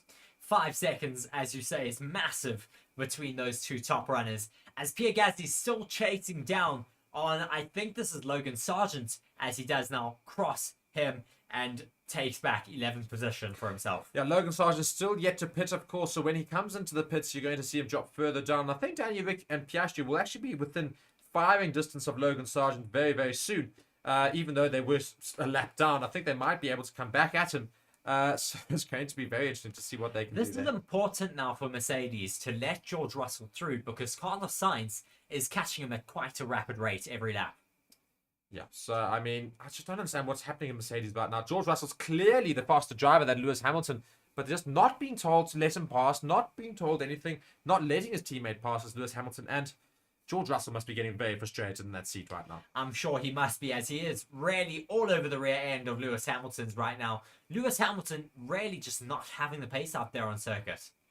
No, I don't know what's happened to Lewis Hamilton today. Also, he did say his front left tire was aiming right, so he might have an issue still with his suspension, with his steering arms there maybe, or something. But something might not be going very well for Mercedes there. The two cars just don't seem to have the pace though today. I mean, even not to have the pace to overtake each other is quite concerning for George Russell. I think as well, Lewis Hamilton being able to place the car perfectly doesn't help him. But George Russell not able to make up enough to get past his teammate right now. Yeah, Sergio Perez now making up a lot of time to Fernando Alonso ahead of him. He's only within 2 seconds now of Fernando Alonso in that Aston Martin. I don't think Fernando Alonso will make it easy for Perez. 1.9 seconds now. Watching a replay here of Pierre Gasly make a move on, I think this was Logan Sargent. Yes, it indeed was. Just watching one more replay of that makes it very, very easy into turn 1. Of course, I think Logan Sargent is still yet to pit, so he needs to come to the pits very, very soon. As we're entering lap 32 now of 71. Well, about to enter lap. Yeah, we are to enter lap 32 of 71. And George Russell still chasing his teammate Lewis Hamilton, but Perez getting closer and closer to that Aston Martin of Alonso, who's in 3rd. Can Alonso defend? Because I'm sure he will not make it easy at all for Sergio Perez. No, they certainly will not make it easy for Sergio Perez to get past there for that 3rd position. Of course, Alonso has not finished on the podium for quite some time now. He'll be wanting to hold on to that place and will make it as difficult as possible for Sergio Perez to get past. Under 2 seconds now for Sergio Perez on that gap to Fernando Alonso. 1.8 is that exact gap. As Hamilton and Russell are still really close together as Pierre Gasly now gets past Valtteri Bottas into turn 1. Yes, Pierre Gasly now moves himself into 9th position. Bottas is in 10th. He's still in the points. Yuki Tsunoda makes up a position on Ocon, who's of course in the pits now. He moved himself back into 12th. Yuki Tsunoda had a little bit of a moment earlier in the race, wasn't that big. But the battle for third, Fernando Alonso, the striking distance will be in 2 laps' time. Sergio Perez will be within striking distance of Fernando Alonso in just about 2 laps. Yes, we'll wait and see whether that is correct. Or if it takes a little bit more time, as that gap is kind of being held out at the moment at 1.7 seconds. But it's really quite crucial for Sergio Perez here today. Not only for that second place in the Drivers' Championship, but I think as well for his confidence in this race. So, with lap 33 of 71, what's going to happen now, of course, with the new strategies? When will people come back into the pits? I imagine around about lap 50 and thereabouts. Russell on the radio, Reece is just listening in to find out what's happening there. I think he's surely saying, get him out of the way. He is pretty much just saying, I've got the pace. Why am I not being let through? You're pretty much destroying my tyres. And yeah, Lewis Hamilton's still not getting out of his way. And this has allowed Carlos Sainz to close that gap down to 1.2 seconds to Russell now. Yeah, Carlos Sainz, look at that. 0.6 seconds made up in that previous lap. So really getting close to the back of those Mercedes. And that Ferrari is looking to try and get as many points, of course, as Charles Leclerc out of this race. So can he get past these two Mercedes who seemingly will not let each other pass or will not work as a team? No, quite bad at the moment for, you would think, the management at Mercedes. Bit of an issue that they're having to deal with behind the scenes. And I'm certainly hoping that they will just allow Russell to get through as Mark goes to get us some drinks. He'll be back in a second. But just looking at that gap from Sainz now to Russell, sitting at 1.043 seconds, as the gap from Hamilton to Russell sits at 1.00 seconds. This will be falling now into the hands of Carlos Sainz, as Hamilton essentially just leaves Russell high and dry. They are now coming through that start-finish DRS section. Will Sainz be able to mount an attack on George Russell this lap? Sergio Perez also maintaining that gap now to Fernando Alonso. It's now 1.3 seconds. He's closing that down. We'd expect him to be able to strike Fernando Alonso in the next lap or two, as Carlos Sainz looks at making a move on George Russell. 0.3 seconds is that gap right now. Will he be able to make the move down the next DRS straight as Yuki Tsunoda breezes past Logan Sargent for 11th place there into turn 1? Carlos Sainz still a little bit too far off the back of George Russell to make a move into turn 4, but he is going to be sticking with him really quite closely now through the remainder of this lap, and will mount an attack throughout the next few DRS straights when he gets that opportunity. Fernando Alonso and Sergio Perez gap sitting with 1.3 seconds between the two of them right now. Max Verstappen rather than Lando Norris, 5.2 seconds is their gap right now, as Hamilton is saying, I'm starting to struggle with the tyres. Well, I'm sorry, I don't have any sympathy for you right now, mate. You've gone and left your teammate high and dry now, and now you're going to say you're struggling with tyres. Robert Stallard just confirming there what Lewis Hamilton was saying.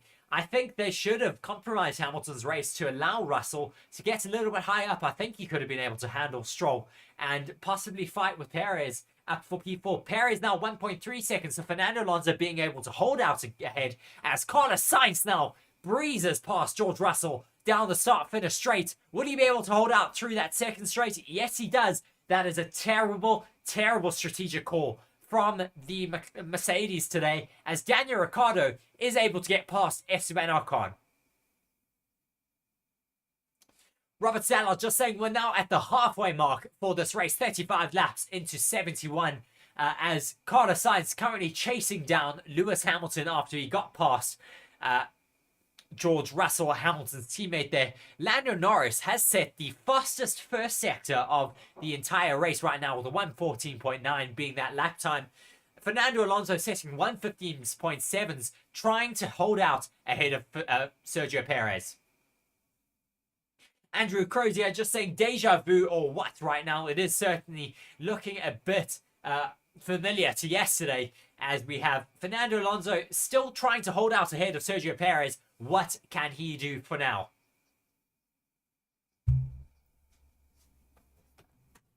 Ooh. 1.1 seconds is that gap now from Perez to Alonso. So look at that. Sainz, of course, managing to get past George Russell. So once again, Russell should have been allowed past Hamilton. And unfortunately, the team orders never came. And as a result, Sainz has gone past George Russell. And so Sainz has got past George Russell and now has Lewis Hamilton in his sights. Yes, he does now have Lewis Hamilton in his sights. He's within DRS range as well on Hamilton, and he should be able to make that move stick relatively quite soon, as we're watching Yuki Tsunoda trying to battle it out with Valtteri Bottas. He does get that move stuck now, and he takes 10th position once again. So brilliant move there from Yuki Tsunoda. He gets into 10th position. Valtteri Bottas unfortunately drops out of the points and down back into the 11th. I'm sure he'll try and fight back ASAP, and yeah, he'll make that position back hopefully before the end of the race. He's having a good race. He's not been doing too badly this weekend. I'm sure he'll try and get ahead there. As another fastest lap is put in from Lando Norris, of course. I think you noted that already. A 1:14.845 for Lando Norris. Max Verstappen's interval is getting smaller. Lando Norris is starting to catch him. And Carlos Sainz is getting really close to the back of Lewis Hamilton now as they come through that second DRS straight. Will he be able to make that move stick? Yeah, I have no idea at this point. Sainz might be able to make a move. He does make the move stick. He does make the move stick on Lewis Hamilton into turn 4. Brilliant move from Carlos Sainz, just holding out till the perfect opportunity. Getting that DRS, really holding quite close to him till the end, until that turning zone, and making the move stick around the outside. And a very light work of it. Went around the outside. Lewis Hamilton couldn't even really defend from it. It was a brilliant overtake from the Ferrari. And now we're seeing... matches the pace of Lando Norris and takes away that fastest lap with a 1:14.682.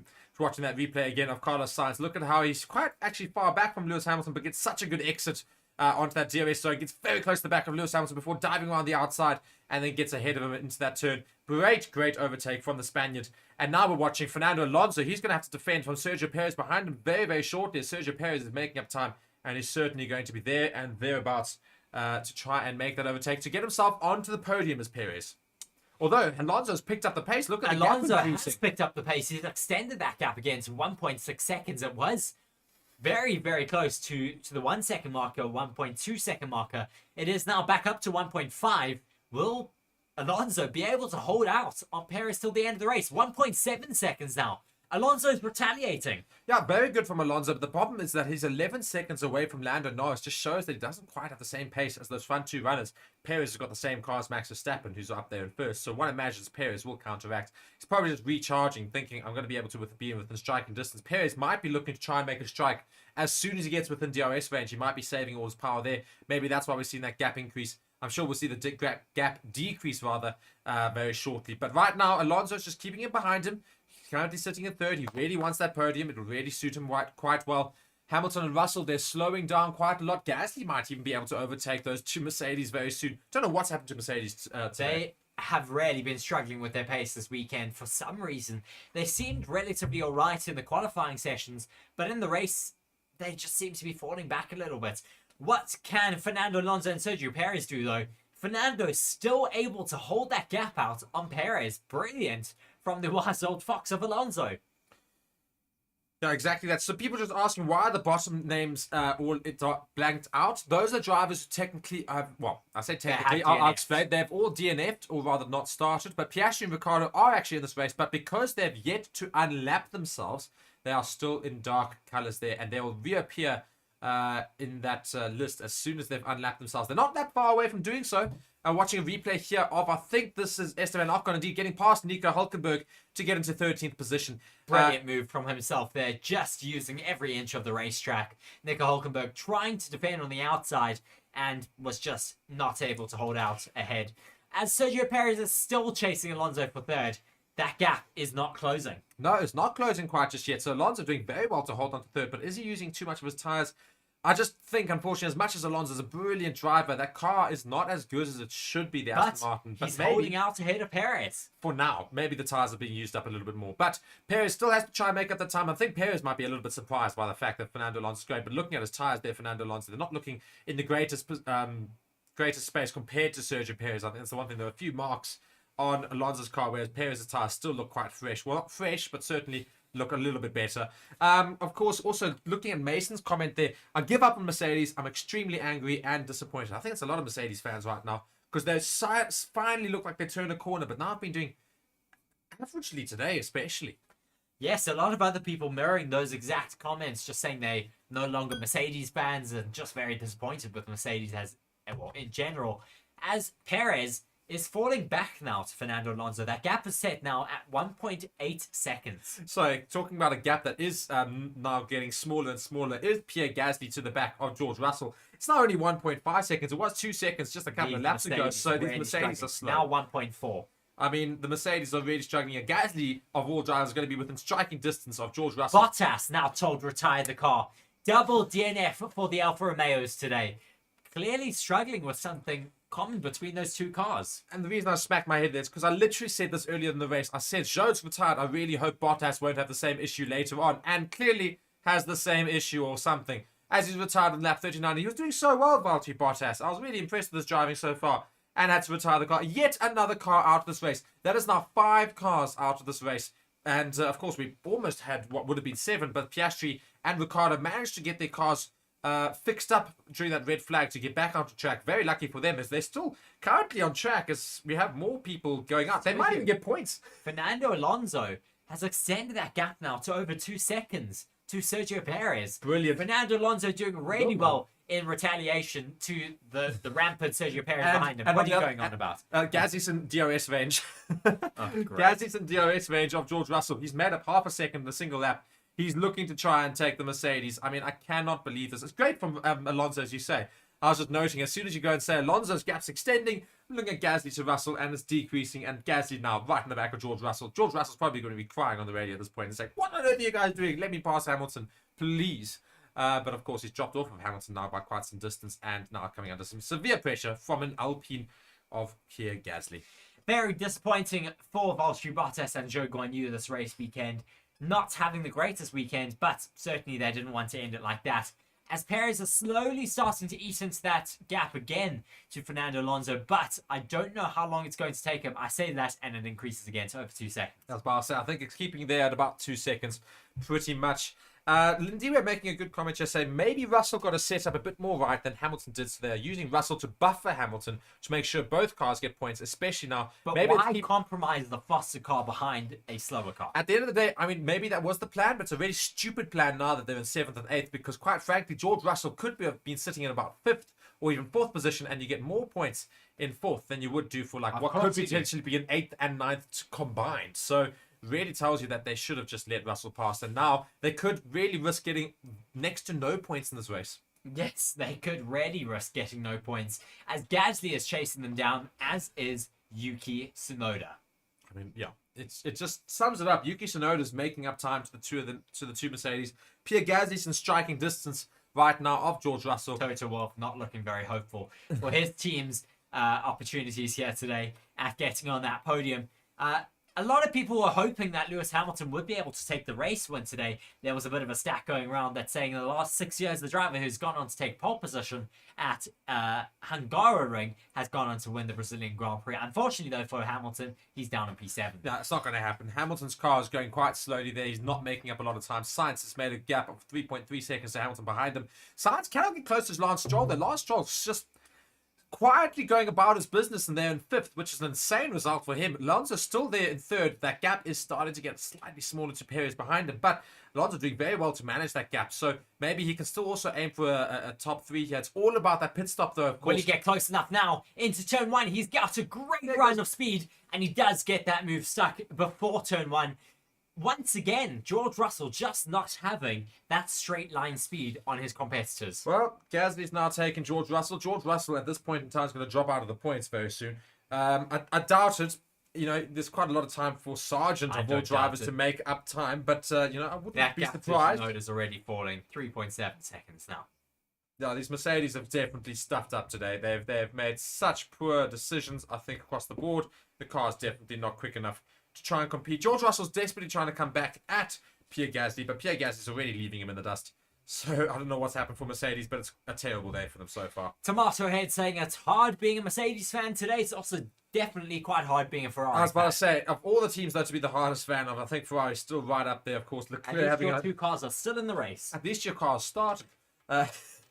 Yeah, so looking at the undercut zone for Perez and Alonso, because that's now the pit stop threat, of course, because Fernando Alonso's managed to keep this gap up. It's 2.17 seconds, so Alonso needs to make sure that his gap to Perez behind him, sticks it around 2 seconds to avoid what could be the undercut from Sergio Perez. It's a high threat though right now. Sergio Perez is very close to what that zone could be. Of course, it relies on very good pit stops, but yeah, it's all looking at right now at the third and fourth position of Alonso and Perez. Alonso's on the radio. Very important message. This as Reece listens in, finding out Just exactly hearing what's that they're going to be extending their current strategy. So just maybe trying to bluff Red Bull. Are they going to go soft, medium, soft? I think that's what they're going to do. I think they're going to come into soft tires for the end of the race. Possibly. I think that's why they're extending the strategy. They're going to say go on the mediums a little bit longer so you can back yourself to defend, because it's much easier to defend on softs. If Perez comes out on softs and you're on mediums still at the end of the race, that's going to be terrible. Have a new set of softs.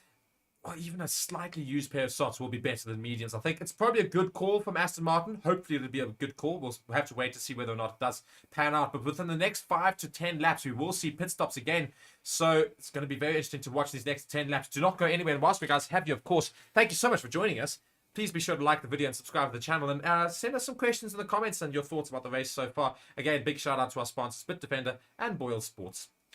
Isaac saying no points for Mercedes today. You said no pints. I assume that was a spelling error. Well, no. But there won't be any pints, and there won't be any points for them today. No celebratory drinks after this race. It's going to be a terrible race for them, unfortunately.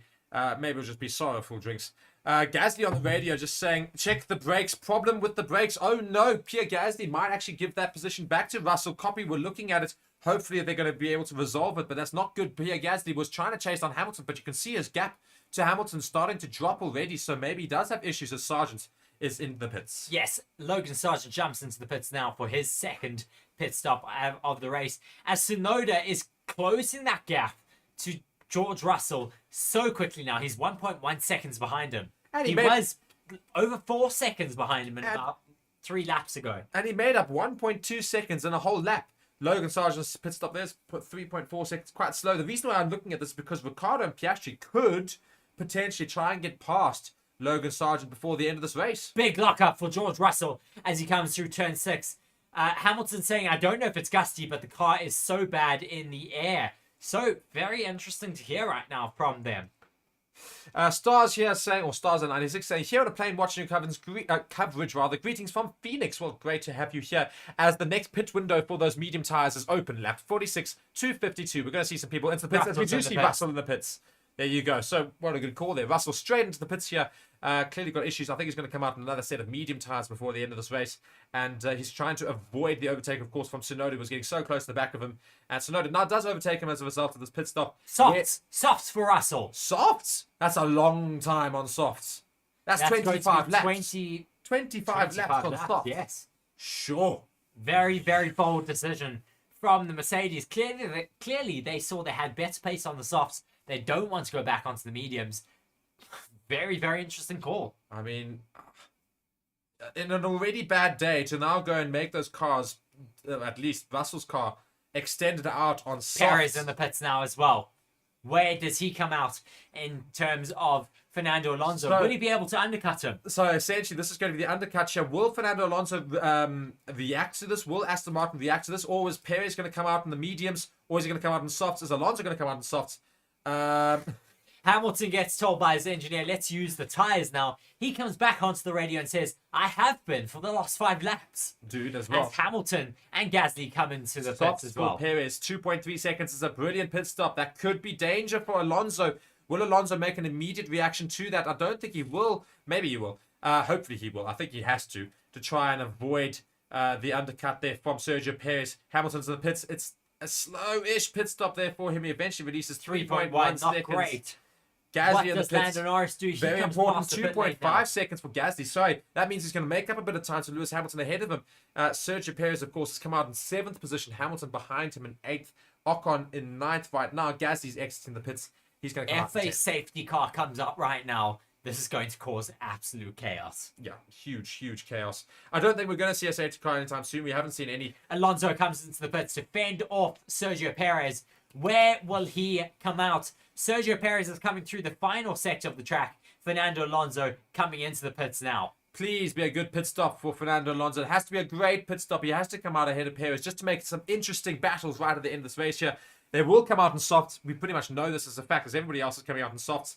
Let's hope that it's a great pit stop for Fernando Alonso. He's Would he come coming out of the pits now. Where will he be released? Will he be ahead of Perez? He is. He's still relatively far ahead, as I think Perez had some traffic there with Yuki Tsunoda. Yeah, I think Perez had to try and get past Yuki Tsunoda. Really didn't help his situation. You can see here Perez battling with Yuki Tsunoda. It was a 2.5 second pit stop for Alonso, so good enough to avoid the undercut, and he had to try and use his tyres there, Perez, a little bit more than he might have wanted to get past Tsunoda early in that lap, and Alonso still comes out ahead of Perez, but the gap from Alonso to Perez behind him now, let's just look at this. Lewis Hamilton now trying to make an overtake on Ocon. He makes that move stick quite easily and gets himself back into 8th position. 3.8 seconds is the gap from Perez to Alonso, so it has grown in that pit stop phase. Very, very good call from the Aston Martin pit wall. So Aston Martin are dominating their strategies today. But if you see Lance Stroll's in 3rd position, he will surely go to the hard. Hamilton says that they should have gone to the hard tyre.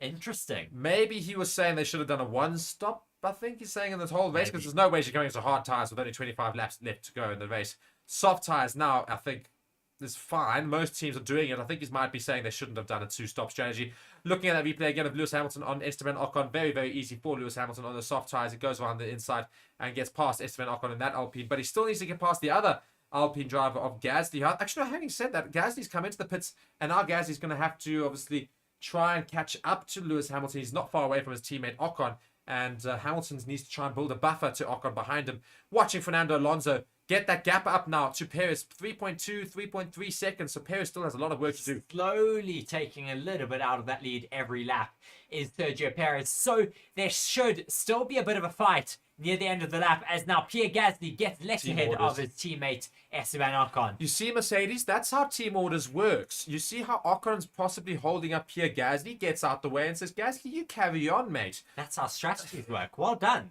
We'll learn something today here. Dear. So now Hamilton's going to have to deal with Pierre Gasly, because Alpine have actually got their shit together, essentially. Pretty much. And he's going to go and catch up to Hamilton, chasing for 8th. As Leonardo Longhi says, holy Gasly. Yeah, indeed. And Gasly on the radio, just noting the team orders, they say, thank you very much to his teammate Ocon there. Ocon doing very well to get out of the way of Pierre Gasly. Funny enough, those two don't have the best working relationship, but obviously working well enough today, giving each other the best opportunities. Of course, Ocon will come into the pits very shortly, we're sure, and he will drop down a little bit in the grids. Of course, Gasly going a little bit better than his teammate right now. Gasly now hunting down Lewis Hamilton. He's within DRS range of that Mercedes. What can he do here? Will he be able to get ahead of him? I think he should be able to get ahead of him. They've had great pace out on circuit as they come down this next sector that spits them out into that DRS straight. Well, Gasly's already got a purple sector in sector 1 in that previous lap, so can he take Hamilton? I think he's going to be able to take him in this final corner here. DRS gets opened up. He chases down Lewis Hamilton. Will he make it stick before turn 1? Very, very easy. You see these Mercedes seriously struggling with their straight line speed. I cannot believe how easy that was for Pierre Gasly into 8th position now with the fastest lap of the day as well, and trying to catch up to Hamilton. So great lap there on those soft tyres. Opening up, Lewis Hamilton's trying to come back at Gasly, but Gasly's got too much pace for him. Lewis Hamilton's not even going to get all that close. He tries to look at the inside, but he knows it's not going to happen. Gasly's safe in 8th position, now chasing down Yuki Tsunoda ahead of him, who's yet to pit. Of course, Tsunoda will have to come into the pits, and then Gasly will move back into 7th. Stroll still has to pit as well. They're leaving him out there for quite a while. I think this is a bad decision though from Aston Martin, for all they are saying. They've been doing very well today so far. Hopefully they'll pit Stroll very, very soon. They need to try and ensure 5th position. I think they'll wait for the likes of Verstappen and Norris to come into the pits. You're just waiting for a possible safety car. Hamilton says, I'm in his DRS and I'm still not catching him. Yeah, and that's an Alpine of all cars. So really a terrible day for Mercedes right now. Russell's outside the points. Of course, Tsunoda still has the pit. But right now, Russell's not even in the pits. Hamilton's also dangerously close to not being in the pits. Yes. Ocon only 2.5 seconds behind him, but Ocon also has to pit, to be fair. Still waiting for the likes of the race leaders, Verstappen, Norris, and Stroll, to come into the pits for their second lot of pit stops right now, as Verstappen is catching Russell. Oh my word, Russell's Verstappen going to be lapped. Well, Verstappen is going to lap Russell, rather. I mean, absolutely unbelievable. Piastri and Ricciardo, they must be hating life. They're currently being lapped twice, technically. They're still down in 14th and 15th, though. Ricciardo's gap to Hülkenberg's not too bad at 27 seconds in terms of a, when you consider they were a whole lap behind. Piastri still off the back of Ricciardo, and they're pretty much just racing for the fun of it out there. Off the back by 4.5 seconds. So the two Australians just racing for fun, essentially. Unfortunately, their race was ruined by a different incident that involved Magnussen and Albon right at the beginning. Box for Sainz. Sainz being told to box now. Where will he come out? This is quite crucial for Lance Stroll, of course. Lance Stroll He should come out ahead of Pierre Gasly. I think. So will Lance Stroll now react as well? I think it's the same strategy as they had earlier. Alonso and Perez. Will They Sainz hit him come out after ahead that. of Gasly, rather? Gasly's about to come down. He does. Yeah, I was about to say. That I was think getting a bit close. so. Aston Martin, I think, doing the exact same thing as they did earlier. Oh, slow pit stop there for Sainz. Had a bit of issues on his back 3.8, right. not It's not too too bad. bad, but a small issue on his back right tire there. But I think Aston Martin will do the same thing as they did for Alonso and Perez. They'll do Stroll will come into the pits now as a result of Sainz coming into the pits. I agree with Isaac in the comment section saying that 2022 Mercedes were 1 and 2 around the circuit. 2023, where are they? 9-11. 9th and 11th. Well, 9-11, I think that just tells you how much of a disaster it's been. I don't mean that, but you know what I mean. didn't say it. But yes, he's now back in 10th, to be fair. It's 9-10.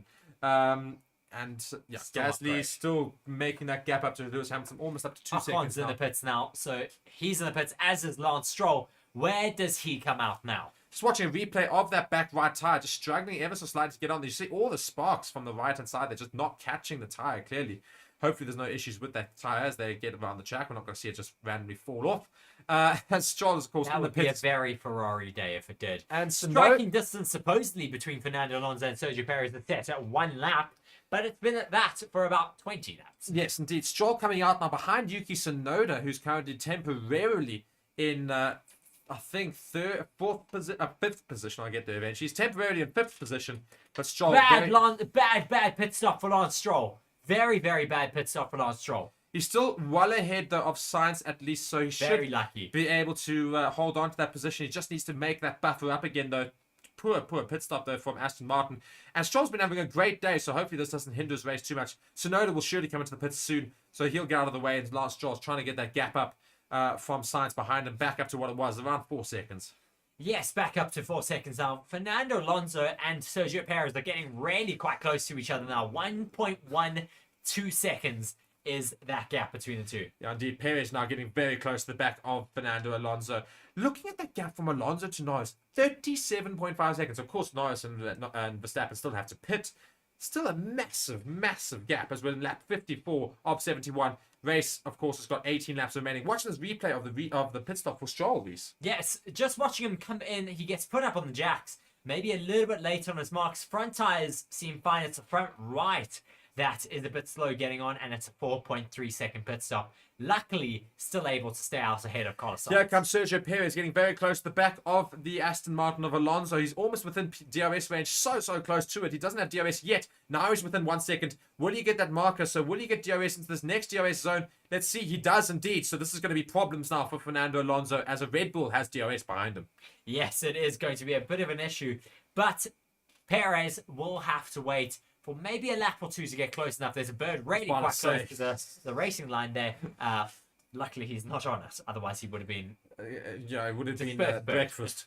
Unfortunate for Alonso. I think he's going to come under some serious pressure here. He's built that gap, though, back up to 1 second. So how long can he hold on to third? As a new fastest laps put in by none other than Esteban Ocon. And so he's moved himself into 11th, of course, with the fastest lap there after coming into the pits. I think he has come into the pits. Yes, he has come into the pits.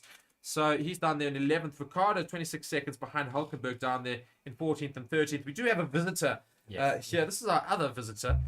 So we've had Seb. We've had Seb, usual. This is Felix. This is the other cat. He's a little bit more shy of the camera, though, as that might not be the best decision with the camera right there. But, he'll be fine. I think he's having to explore. But nonetheless, so we're watching on. Felix is also watching on with us. Verstappen looking to overtake some more cars in the midfield here. He's really trying to get close to quite a few of the midfield. He's right on the back, of course, of George Russell. Let's not have that. Sorry. Sergio Perez still within touching distance of Alonso. He's within DRS range of him. Will he be able to get ahead of him? Looks like Alonso's managing that situation relatively okay for now, but it's going to be a big struggle in this next lap. Yes, it is going to be a bit of a big struggle now, as he also doesn't have the greatest entry into turn 10.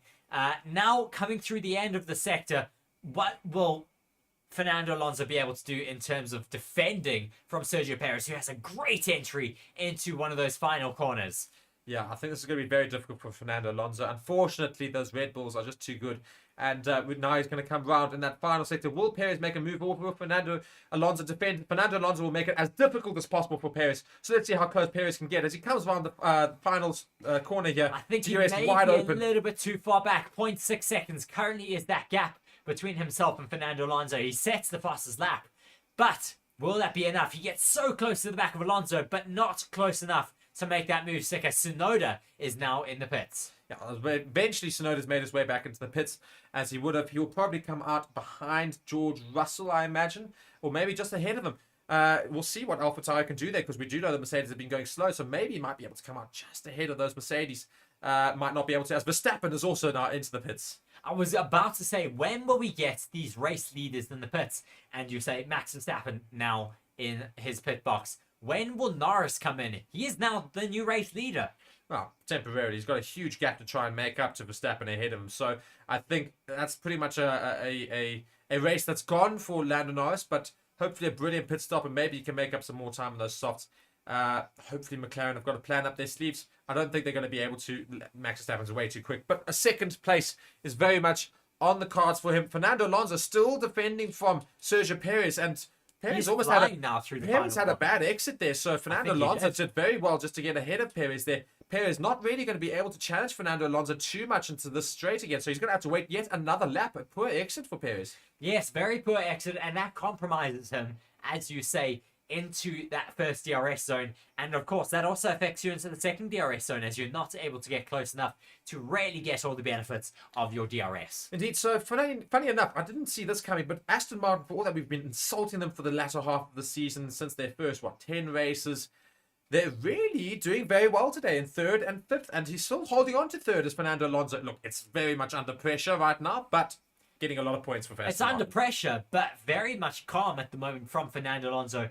Just being very calculated in where he recharges his car and where he places his car on the racing line as well to defend from Sergio Perez. 0.6 is that gap once again. It just shows how experience is so important, because in a car that is obviously worse than the Red Bull, he still managed to stay ahead of Perez for quite some time, just because he knows exactly when to apply himself to that car, when to apply the gas. But I think Perez is going to get very close to Alonso this lap, though. Yes, I do think he is going to get very close, as Max Verstappen and Lando Norris are now out on circuit. Is that them getting quite close to each other? No, it's Lando Norris and his teammate Piastri. He's overtaking his that's who it teammate. was. He's saying hello, of course, for the race. Shame. Poor Piastri, of course, had his race ruined by that accident by Magnussen and Albon. So he's right at the back of the grid in 15th behind his other compatriot who also got his race ruined. That is Daniel Ricciardo, of course. But now, with Ricciardo Piastri is just waving to his teammate, Lando Norris. He lets him by. Russell's been told to retire the car. I told you Mercedes were not having a good day. Russell's going to retire his car, which means surely Hamilton's not too far away as well, I think. Surely, you're in Oh, a my single word. points position. Try run to the end. Unless it's too big of an issue. I that think they it's too see. big an issue. Very, very disappointing for the Mercedes today after having a terrible showing of pace. Now they're having to retire the car of George Russell. Can I point out that's yet another car out? Ricciardo and Piastri at this point could almost be fighting for points, which is Very much hilarious. could be. Who started, of course, pretty much the race a lap down. The fastest lap has just been put in by Max Verstappen, who's in second. Lawrence has still not made his way into the pits as we're watching George Russell come into the pit lane to go and retire that car of his. Very disappointing for Mercedes. Verstappen has closed that gap down to Norris really quite quickly now. I think Norris is going to wait until maybe 15 laps to go, and then he's going to come in and put on a set of softs and just absolutely blast it to the end, as Perez is once again really close to the back of Fernando Alonso. Will they finally be able to make this move happen? I think McLaren's actual plan here is just hoping for a safety car or something of that manner, because they're going to hope for a free pit stop, which will then get them that position. That's pretty much what I'm sure they're hoping for. They're going to wait for the last second when they know that Norris will come out ahead of Fernando Alonso or / Sergio Perez, depending on what happens here. They're going to wait for that, and as soon as that opportunity closes, they're going to send him into the pits to make sure he comes out ahead of them. But they'll wait to the last second, knowing that first is pretty much gone if they just continue racing, but they're just going to hope that a safety car or something comes out. Norris now, however, after all that, being told to box. Yes, so you had your theories, and immediately your theories were... Well, maybe they're proven within the. I think he's within range already. I Yeah. think that's the problem. I think it's getting a bit too close for comfort, so they're going to put him into the pits just to make sure. Sergio Perez, of course, they have to be mindful of him. He might be getting past Alonso very soon, and then that'll put a lot of pressure on Norris if you put him too close, because we know how quick those Red Bulls are. 2.5-second pit stop for Lando Norris. Good enough. Very much good enough. Definitely good enough. As Sergio Perez is still half a second within that gap on Fernando Alonso. Not able to get close enough, though, unfortunately. Fernando Alonso doing brilliantly in that Aston Martin, just to hold Perez behind him, but Perez is getting so close into turn one, though. And just Fernando Alonso still shutting the door on him. But does he get a good enough exit for the next DRS zone? I think Fernando Alonso's waited with his recharge there. I didn't think he actually used it there. Now he's using it whilst Perez has got that DRS, but still staying well ahead of him. Fernando Alonso is just driving brilliantly. Really clever defense from Fernando Alonso. Of course, we were expecting it. And I said he's not going to want to give up that third position here today. As we Unbelievable have driving. a few comments there. Isaac says there, it's raining. No, George, it's just your tears. Oh, shit. Just Tomato Head Source is saying, I'm done with Mercedes. I'll be back when we win a race. EJ Enterprise is saying, man, need to give it up for this man, Alonso. Indeed. And Lindiba just saying, Alonso knows how to hold his own. Defensive masterclass in progress. Exactly that. And it's against Perez, who, of course, is also the Minister of Defense. So, very, very interesting to see Perez still struggling to get past that Aston Martin. Alonso just doing absolutely fantastically. The Minister of Defense currently getting a spoonful of his own medicine at the moment from none other than Fernando Alonso, as you say there. Fernando Alonso taking a really interesting line into the final real corner on the circuit, as Perez is just playing it, I think, a little bit more strategically now as they come through this final few corners. I think the best bet for Perez is actually not to try and take Alonso into turn one, but rather aim for the second DRS turn zone. four. So he really needs to try and get as close to Alonso as possible in that second DRS zone to try and get past him. So he needs to make sure he aims for a great exit, essentially, out of turn three. That's what he needs to aim for to try and get past Alonso. But Alonso might know this now. He might be wary of this fact, and he might try and create a plan to go against it. Because so far, it's been working for him. Norris, though, it looks like he's about to set the fastest lap of the day. He does indeed, a 1:12.486. So just got that fastest lap behind his name. I'm sure that Max Verstappen will try and respond to that very shortly, though. Well, that gap is still 11 seconds between the two of them right now. So I think Max Verstappen will be wary, but he knows there's still 10 laps to go. And 11 seconds in between himself and Lando Norris. So quite a big feat of work to do if Lando Norris does want to close that gap. So can Alonso hold Perez behind him in this lap now? Again, this battle is still going on here. Again, I think Perez's best bet is to try and take Alonso into the second DRS zone. You can see he starts quite far back from Alonso on this one, but I think he's going to use DRS to get as close as possible to the back of him and then try and get a good exit in that second DRS zone. Let's see what happens here. I think he's got a great... I think he's definitely looking for that good exit there. Will he get it? It's not... Doesn't look like it's going to be quite good enough. He's though. too far back. Yeah, Alonso's still going to hold on to it for now, I think. Alonso's still battling with Perez, and they're really, really close together. But, I mean, insane driving from these two. It's great to watch, at least. Yes. Looking at the recharging, you see Perez has got more battery than Alonso, but Alonso is still struggling just to, well, I suppose, get more recharge. He's currently sitting in the neutral. He's not recharging that battery. So his battery level is slightly less than Perez, but he's just making sure he's got enough to hold off from that Red Bull behind him, just managing it brilliantly at the moment. Of course, these are all estimates. We don't have the exact data from the teams, but this is what we think their current energy levels look like. So 60% for Sergio Perez, 50% for Fernando Alonso. But Fernando doing a brilliant amount of defending right now. Yeah, Fernando Alonso, of course, has got Perez in his DRS zone. It's just knowing that Red Bull's desperately trying to overtake him as well, but doing so well. In that Aston Martin. Still trying to get himself a podium position, of course, and get himself some more points for that Drivers' Championship as well, because Hamilton's not going to get many points at all from this. So Alonso could still be looking for third, and even second, of course. Perez is behind him. Oh, this could help Sergio Perez secure second in the championship today. Yeah. If Hamilton falls too far back. Yeah, but Alonso at least can maybe look at getting third in the Drivers' Championship with Hamilton very much in danger of actually even finishing outside the points if he has to retire his car as well. Yes, just seeing some comments from RP saying, I don't want to check Ferrari's post comments. There will be so much hate for poor Charles. Unfortunately, today, it wasn't his fault, of course. It was a hydraulics failure that sent him into the wall on his formation act. Very disappointing for him. We were looking forward to what he could have done today. starting from P2. Just looking at this gap from Norris to Verstappen, it's way too much, of course, but it's still going down ever so slightly. So interesting to note that. Alonso and Perez still fighting it out. Perez seemingly cannot get past Fernando Alonso. It's quite interesting to see that as well. As we've got some cars in the pits, I think, perhaps. We're not using that timing board, so it doesn't really matter.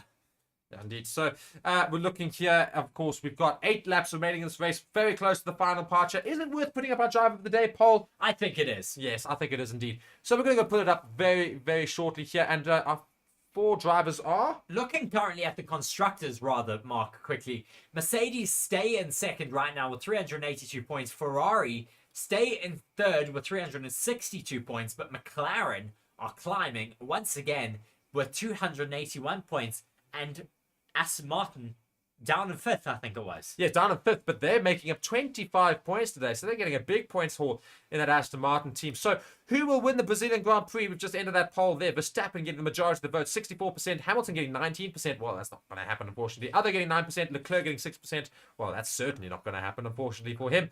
But it looks like Verstappen will be getting it. Well, it's just the drive of the day. Oh, you mean, sorry, who will win, rather. As we're seeing Sergio Perez trying a different line there to get closer to Fernando Alonso. He's closed the gap by about 0.1 seconds through this final sector. But will he be close enough now as they come through this DRS zone? So we've got our driver of the day poll going up. Fernando Alonso, Lance Stroll, Sergio Perez, and other as your options. Perez starting in 9th, fighting for 3rd. Alonso starting in 4th and currently in 3rd. Still in that Aston Martin, brilliantly for him. Lance Stroll starting in 3rd, currently in 5th. But again, he's in an Aston Martin. It's quite a lot slower and doing very well to stay up there as well. And of course, other is your other vote there. You can go and be sure to participate in it. So go and let us know who is your driver of the day. And other, of course, can be representative of Max Verstappen if you wish it to be. Let us know in the comments if that is who you vote for. Sergio Perez once again trying to make that move stick on Fernando Alonso, but not being able to get close enough through those DRS zones.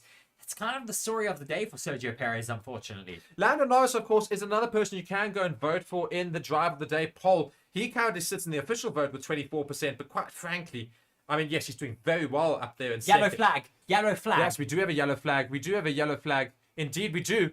Or do we? Do we actually? I think it's been cleared. I think it's been cleared. I think somebody's come off the track. Who's come off the track? That's going to be the question we have to ask.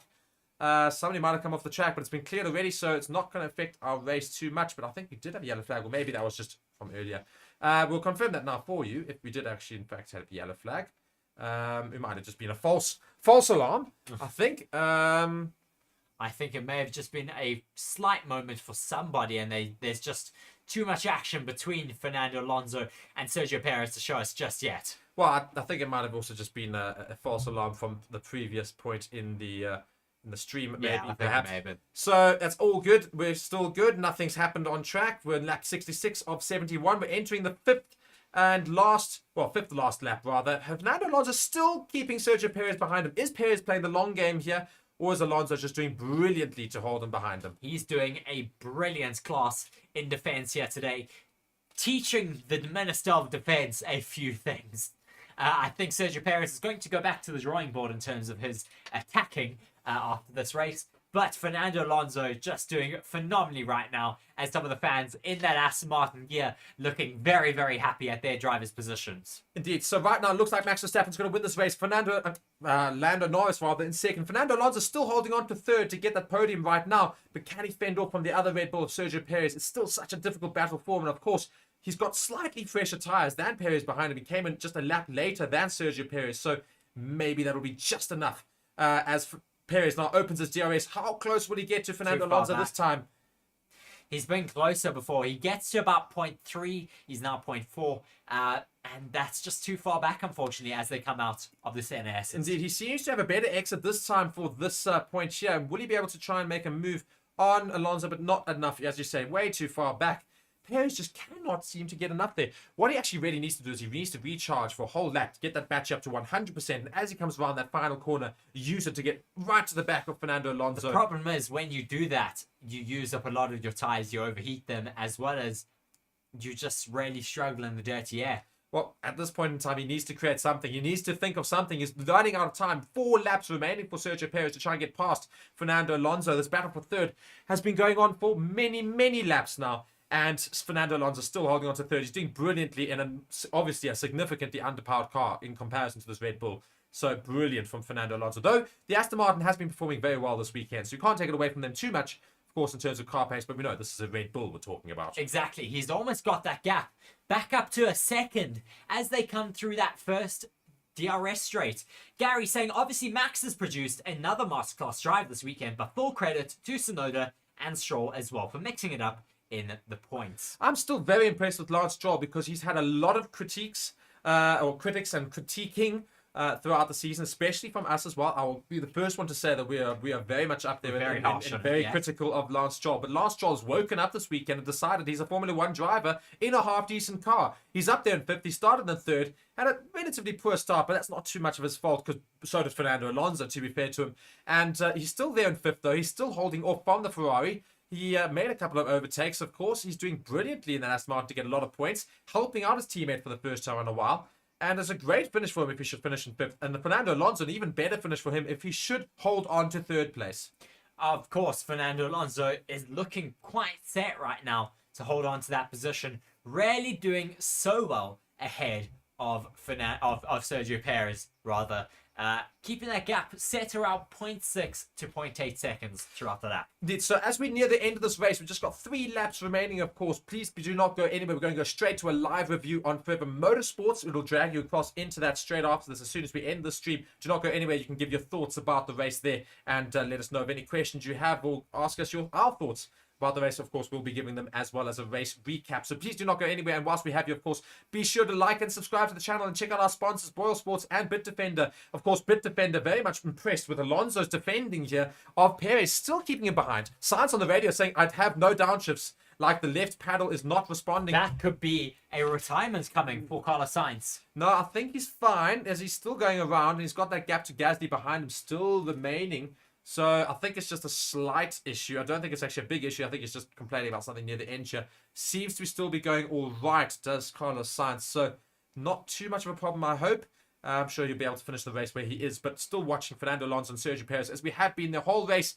And hopefully he will keep him behind him. That gap's still not really going down. But Alonso's doing exceptional work in that Aston Martin. EJ Enterprises saying only 4 laps to go. What a defense from Alonso, even though he's a Sergio Perez fan. John Hutchinson saying, let's be honest, Stroll was carried by the qualifying chaos. I don't think so. He's still I think up he's there. been able to hold on and hold out. He was able to get ahead of Lewis Hamilton early on in the race, and that has been able to secure his spots in P5, and he's been able to hold out ahead of Carlos Sainz. Look, here comes Perez now. Will he finally make a move on Alonso? He's going to go down the inside. He does make a move on Alonso. It's so disappointing for the Aston Martin team. Fernando Alonso, can he come back at Sergio Perez on the next DRS straight? It's going to be so difficult, though. He's done so well, but Sergio Perez timed it to perfection. Fernando Alonso has DRS on Sergio Perez. Can he come back at him? He's going to try and go around the outside. Oh, no, he follows Sergio Perez. Sergio Perez moves a little bit under the braking there, but I don't think it'll be too much. And he holds on to that position so close to Fernando Alonso. But look at how close Alonso's on the back of him. Really well right now. Can Alonso use his own DRS to get ahead of the Red Bull? Will he be able to make an overtake before the end of this race? We're in the final lap of this race as Max Verstappen starts his parading lap, essentially. And Fernando Alonso right on the back of Sergio Perez. Can he hold on to that DRS zone? Will he make it stick for himself? He needs to recharge the car as much as he possibly can and make a final gasp attempt in that Aston Martin. Come on, Fernando Alonso. Let's see you do it. If you're going to make it happen, it has to be right now. You have to get this move stuck before this final lap does get underway. They're coming now through that first DRS zone. Will Fernando Alonso be close enough? I don't know if he is right now. Yeah, indeed. This is the final lap, and he's got DRS on Sergio Perez, so he's going to release it now. How close is he going to get to Sergio Perez? I think he's going to be able to make it work. He's getting very close to the back of Sergio Perez. Will he dive down the inside? He's going to look around the outside. He's getting very close. He's very close. But as you say, he stays close. He's done it brilliantly. Is actually, I think, done a masterclass here. Yeah, he's right on the back of Sergio Perez in the second DRS zone. He's DRS managed it opens. brilliantly. DRS opens. He's going to dive down the inside. Sergio Perez goes on the inside. He goes on the outside. He's ahead of Perez. He makes a stick into the turn. Perez around the outside. He tries to make it work. Close between these two. Brilliant. Brilliant and clean racing between these two drivers. Absolutely and Alonso brilliant. in the final lap has been able to hold on to that final podium position in third. Alonso's now going to come across the line here soon. He's going to go past into the final sector. Sergio Perez, disaster for him right at the end there. He made the move just the lap before that, and Alonso stuck to his guts, knew exactly how to do it. Max Verstappen wins the Brazilian Grand Prix. He goes across the line. We're still following Sergio Perez. He's getting so close to the back of Alonso. Will Perez come back and Alonso on the line? That's going to be the next thing. Will he be able to come back on the line? Will Alonso finish in third? I think he will be able to. Photo finish. We'll have to wait and see what happens. He gets really close through turn 13. Will he be able to stick close enough through turn 14 and 15 and be able to get on his inside as they come down through that line? Just waiting to see the replays of this. I think Fernando Alonso does hold out ahead of him. So close. I think he pips him on the line there. I think Alonso just gets it. He does just get it. He does just get it. It's official. 0.053 Oh my through word. the line there for Fernando Alonso, but he takes third position and holds on to that podium position And right now. the celebrations in the Aston Martin garage are immense. Absolutely brilliant driving from Fernando Alonso. Arguably one of the best drives of the year from Fernando Alonso and from any driver this season. A brilliant end to this Grand Prix for Fernando Alonso. He finishes in third. Just watching this literally photo finish. So close there. It's split by 0.03 at the end. Just watching this move from Sergio Perez on Fernando Alonso, he thought, oh no, maybe I've lost this podium position there. He kept his head really cool, positioned his car well, stayed behind Sergio Perez, got closer behind the first DRS zone, used that in the second DRS zone, got back past him on the final lap, and kept that position Oh my to word. the line. If the finish line was not even 10 meters further than that, Perez would have would have finished ahead of taken it. Alonso. Perez will be disappointed, unfortunately, but phenomenal from Fernando Alonso as Verstappen comes onto the radio. Absolutely brilliant racing from Fernando Alonso and Sergio Perez. Credit where credit is due. Great driving from both of them. They're fighting for ages. They're a great battle. One for the ages, actually, quite frankly. Lance Stroll, brilliant, up there in 5th. Sainz in 6th. Gasly up in 7th, ahead of Hamilton, who did manage to finish in 8th. Tsunoda in 9th, did very well to get into the points. And Ocon finished up our point bearers in 10th position. Logan Sargent, Hulkenberg, Ricciardo, and Piastri finish up our remaining runners. Those who were out and unable to finish the race: George Russell, Valtteri Bottas, Zhou Guanyu, Magnussen, Leclerc, and Alex Albon, all unable to finish that race. That was the Brazilian Grand Prix. Do not go anywhere. What a Grand Prix we just had there. Fantastic one there. You've been joined by myself, Mark, and Reece alongside me. We're going to go straight to a review now. Please do not go anywhere. We're going to go and review it on our other channel. We'll be dragged across into that. And if you want to find it and come and have those discussions about how brilliant Alonso was, just search Forever Motorsports.